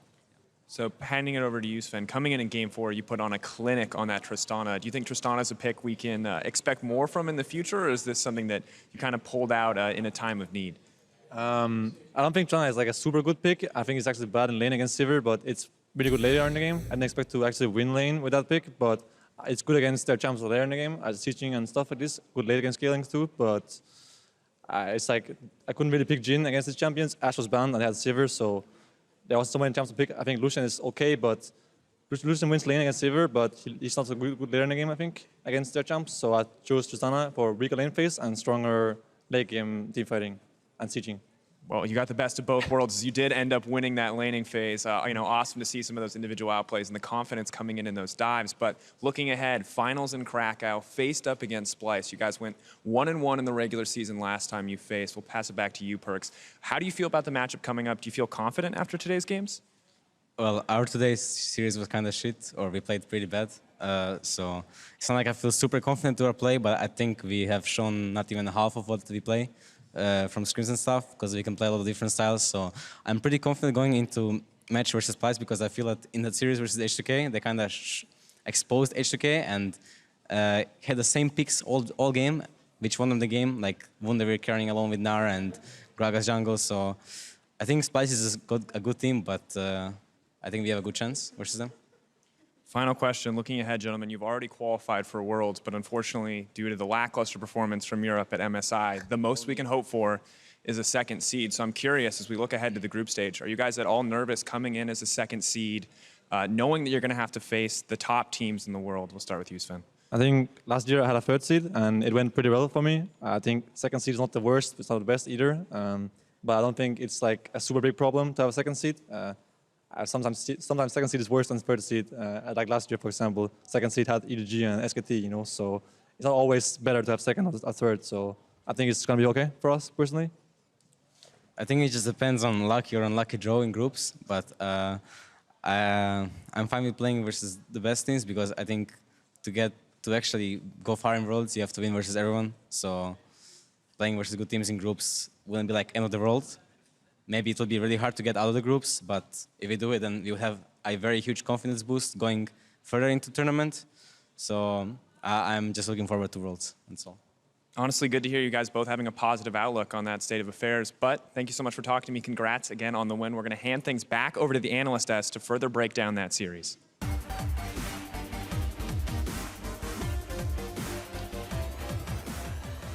Thank you, Tifa, and welcome to the post-game lobby. I thought that was a very, very interesting interview coming out of you. A lot of interesting answers. The first thing I want to ask, of course, Trashy, we asked how we do against Splyce, and he said, well, very one-dimensional in terms of the draft space. Yeah. He immediately said, we didn't show you anything. I mean, if you ban Nar and you ban Gragas, you probably have a free win, because, I mean, we have no other champions to play, so... Yeah, they are. At that point, you probably just win, so...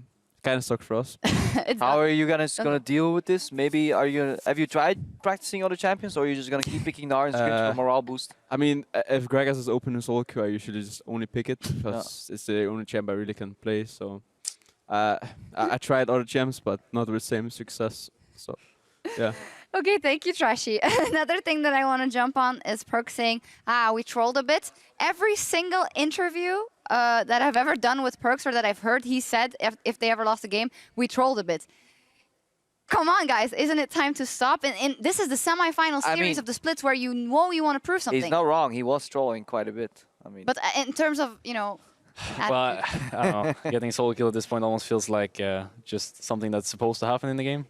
But jokes aside, I think this last game, it's really hard to take something out of it, honestly, because I feel like it was nothing else like the other games. The other games were actually close, and there was just these tiny, small details that made the difference. Meanwhile, this game, it was pretty much over in a couple of minutes. But hence the question, should a team that is vying to do well on the international stage and win the final not clean it up for semifinals and try to show, or at least play cleaner without showing that much? I Maybe mean, they can't. when you're snowballing, but when you're smashing a team this hard, like I'm talking about games 1, 2, and 3. Okay, 1, 2, and 3. Yeah. Oh, by all means, G2 should have been cleaner.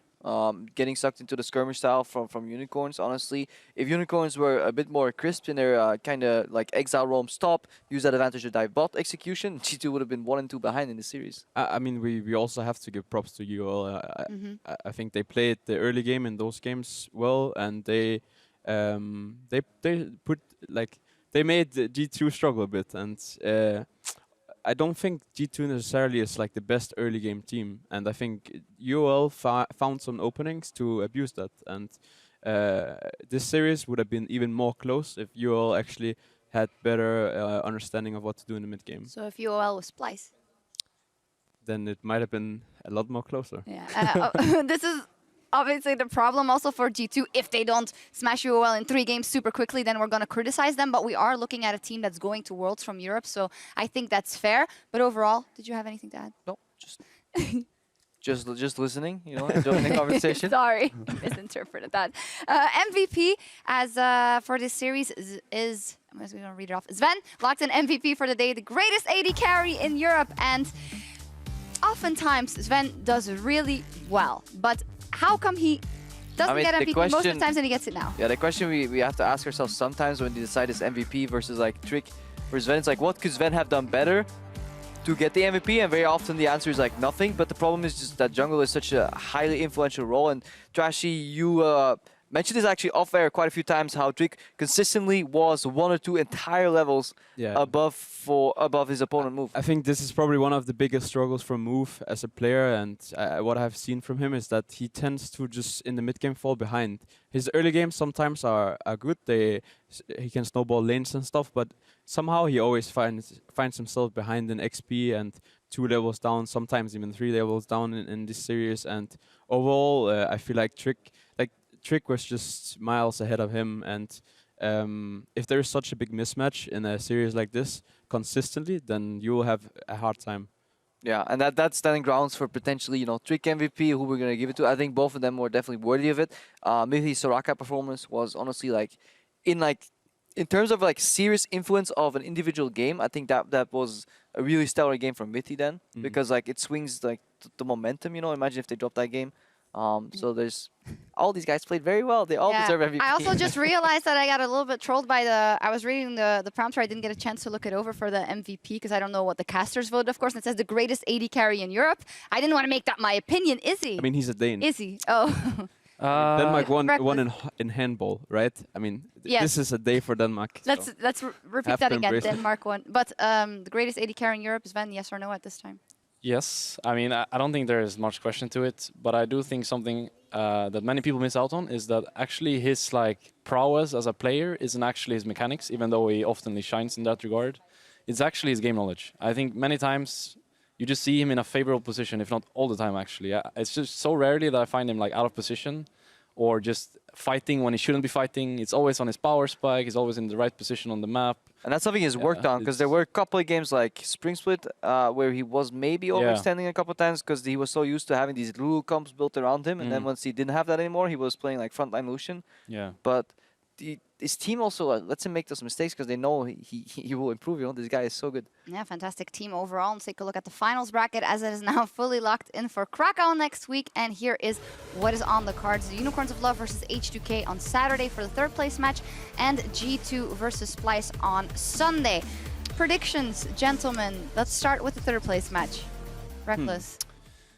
I think actually both matches are hard to call. I mean, going into the H2K Splyce series, I called it for H2K convincingly, and going into today's series, I called it for G2 convincingly, and it felt like both series were actually a lot closer than they perhaps should have been, going into things. But I think generally speaking, all the teams that are in top 4 are good on this patch, and both series will be quite close. So who wins? Okay, if I have to call it, I think Unicorns will actually beat H2K, and I think finals 3-2 G2, maybe. If Unicorns beat H2K and G2 wins the final versus Splyce, you guys are still going on championship points because H2K has to be 3rd. I would like that. And what do you think will happen? I mean, maybe we will win, but if Unicorns win, that's also good for us. Can you win, Trashy? I mean, of course we can win.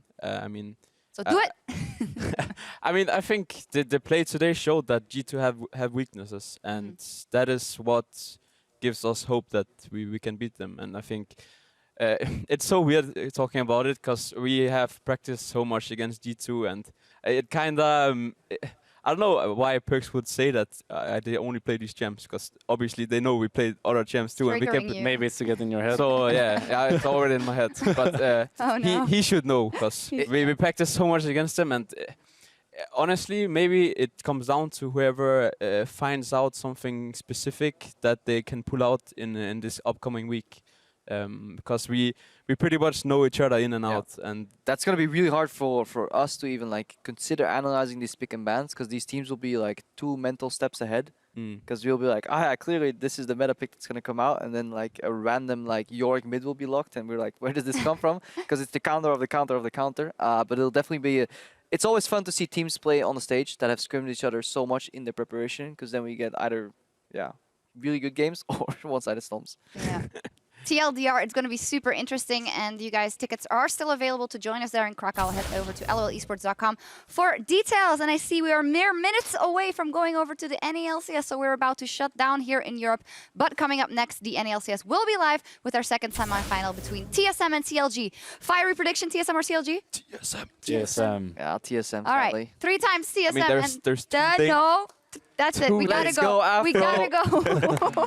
We gotta go. Time for us to log off right now. Thank you guys so much for joining You're welcome. us. Thank you. No problem. I mean, you gotta tell us what's mind going game. on. Next time you'll see us, we'll be live in Krakow, Poland. Join us at the Tauron Arena on Saturday, 5 p.m. Central European Summer Time, as we crown Europe's best. Good night. Bye-bye. Bye.